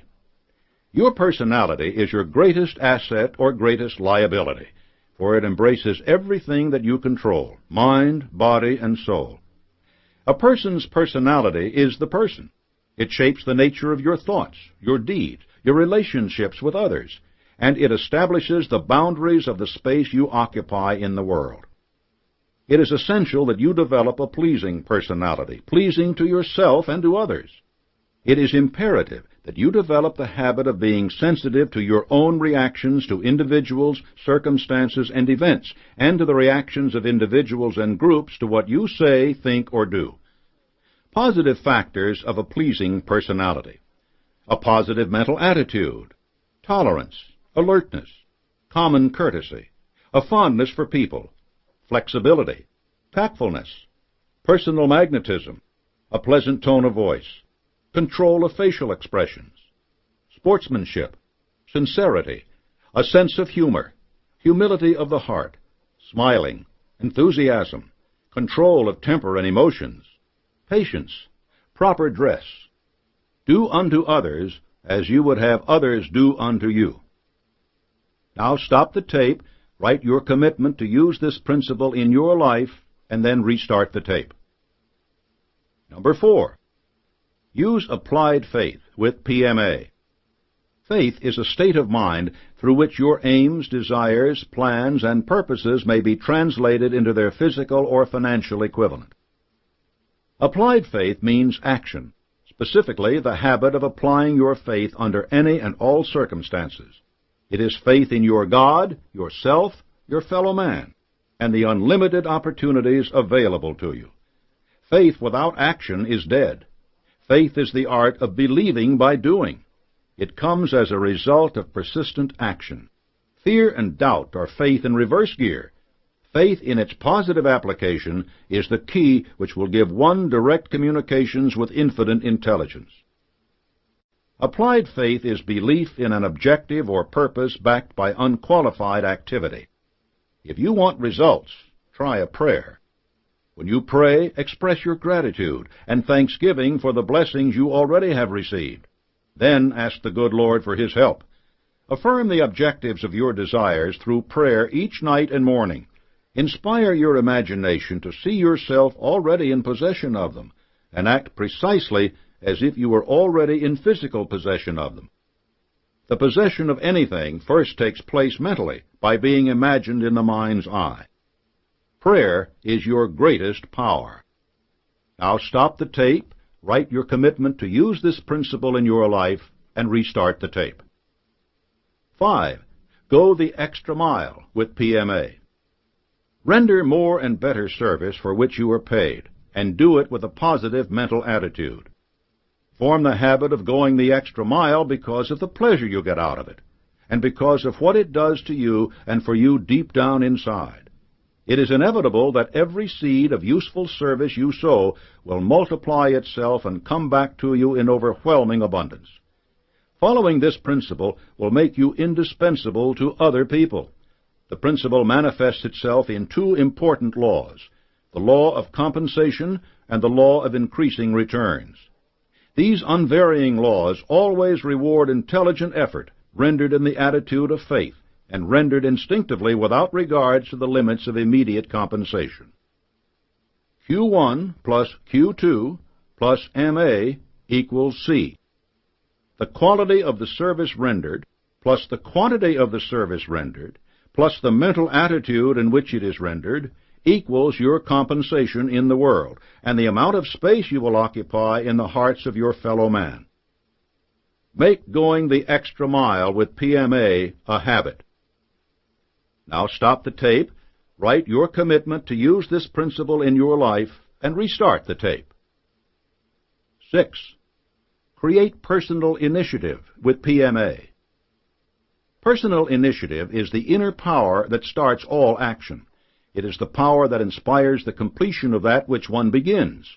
It is the dynamo that starts the faculty of the imagination into action. It is, in fact, self-motivation. Motivation is that which induces action or determines choice. It is that which provides a motive. A motive is that inner urge only within the individual which incites you to action, such as an idea, an emotion, a desire, or an impulse. It is a hope or other force which starts in an attempt to produce specific results. When you know principles that can motivate you, you will then know principles that can motivate others. Motivate yourself with PMA. Hope is the magic ingredient in motivation, but the secret of accomplishment is getting into action. Use and develop the self-starter. Do it now. Now stop the tape and write your commitment to use this principle in your life and then restart the tape.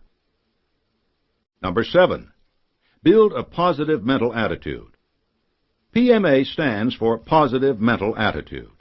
A positive mental attitude is the right, honest, constructive thought, action, or reaction to any person, situation, or set of circumstances that does not violate the laws of God or the right of one's fellow man. PMA allows you to build on hope and overcome the negative attitudes of despair and discouragement. It gives you the mental power, the feeling, the confidence to do anything you make up your mind to do. PMA is commonly referred to as the I can, I will attitude applicable to all challenging circumstances in your life. You create and maintain a positive mental attitude through your own willpower, based on motives of your own adaptation. To develop PMA, strive to understand and apply the golden rule. Be considerate and sensitive to the reactions of others. Be sensitive to your own reactions by controlling your emotional responses. Be a good finder. Believe that any goal can be achieved, and develop what are understood to be right habits of thought and action.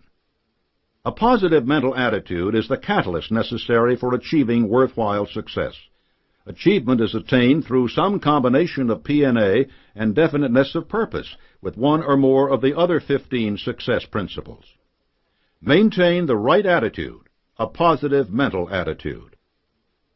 Stop the tape and write your commitment to use this principle in your life. Then restart the tape. 8. Control your enthusiasm with PMA. A person without enthusiasm is like a watch without a mainspring. Father John O'Brien, research professor of theology at the University of Notre Dame, says, "The first ingredient which I believe is absolutely necessary for a successful, efficient, and competent individual is enthusiasm." He adds, "Enthusiasm comes from the Greek words that let you look into the root of this word, into its basic, fundamental, and original meaning. The first is theos, which means God. The other two words are ente, so that in the early usage of this term of the ancient Greeks, it literally meant God within you. Further, no battle of any importance can be won without enthusiasm.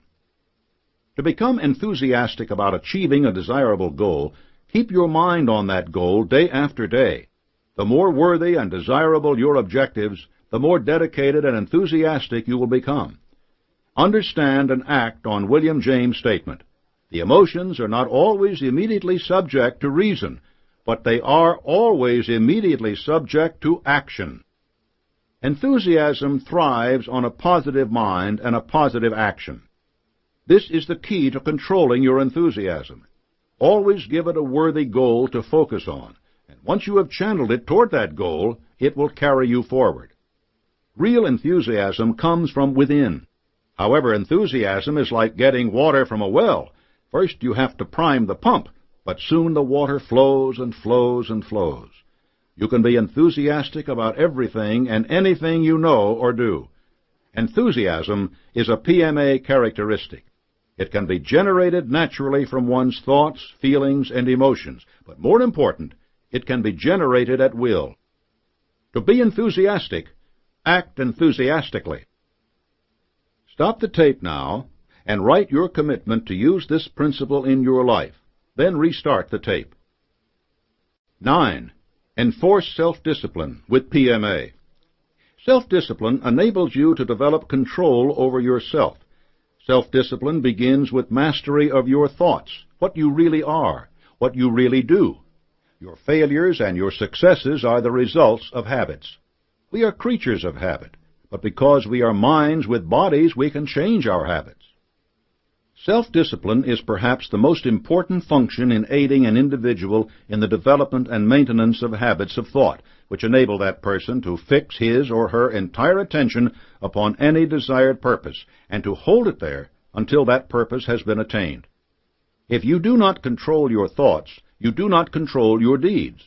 Think first and act afterward. Self-discipline is the principle by which you may voluntarily shape the patterns of your thoughts to harmonize with your goals and purposes. Direct your thoughts, control your emotions, ordain your destiny with PMA. Stop the tape now and write your commitment to use this principle in your life. Then restart the tape. 10. Think accurately with PMA. Accurate thinking is based on two major fundamentals. 1. Inductive reasoning, based on the assumption of unknown facts or hypotheses. 2. Deductive reasoning, based on known facts or what are believed to be facts. In school, we are taught deductive and inductive reasoning, and the fallacy that results in starting with the wrong premise in the one instance and making the wrong inference in the other. Accurate thinking and common sense are in part the result of experiences. You can learn from your own experiences as well as those of others when you learn how to recognize, relate, assimilate, and apply principles in order to achieve your goals. 1. Separate facts from fiction or hearsay evidence. 2. Separate facts into classes, important and unimportant. Be careful of others' opinions. They could be dangerous and destructive. Make sure your opinions are not someone else's prejudices. The accurate thinker learns to use his or her own judgment and to be cautious no matter who may endeavor to influence him or her. Truth will be truth regardless of a closed mind, ignorance, or refusal to believe. Stop the tape and write your commitment to use this principle in your life. Then restart the tape. 11. Control your attention with PMA. Controlled attention is organized mind power. It is the highest form of self-discipline. Controlled attention is the act of coordinating all the faculties of the mind and directing their combined power to a given end or definite objective. It is an act that can be obtained only by the strictest sort of self-discipline. It is obvious, therefore, that when you voluntarily fix your attention upon a definite major purpose of a positive nature and force your mind through your daily habits of thought to dwell on the subject, you condition your subconscious mind to act on that purpose. Controlled attention, when it is focused upon the object of your definite major purpose, is a medium by which you make positive application of the principle of suggestion. The mind never remains inactive, not even during sleep. It works continuously by reactions to the influences which reach it. Therefore, the object of controlled attention is that of keeping your mind busy with thought material which may be helpful in attaining the object of your desire. Controlled attention is self-mastery of the highest order, for it is an accepted fact that the person who controls his or her own mind may control everything else. Keep your mind on the things you want, and off the things you don't want. Now stop the tape, write your commitment to use this principle in your life, and restart the tape.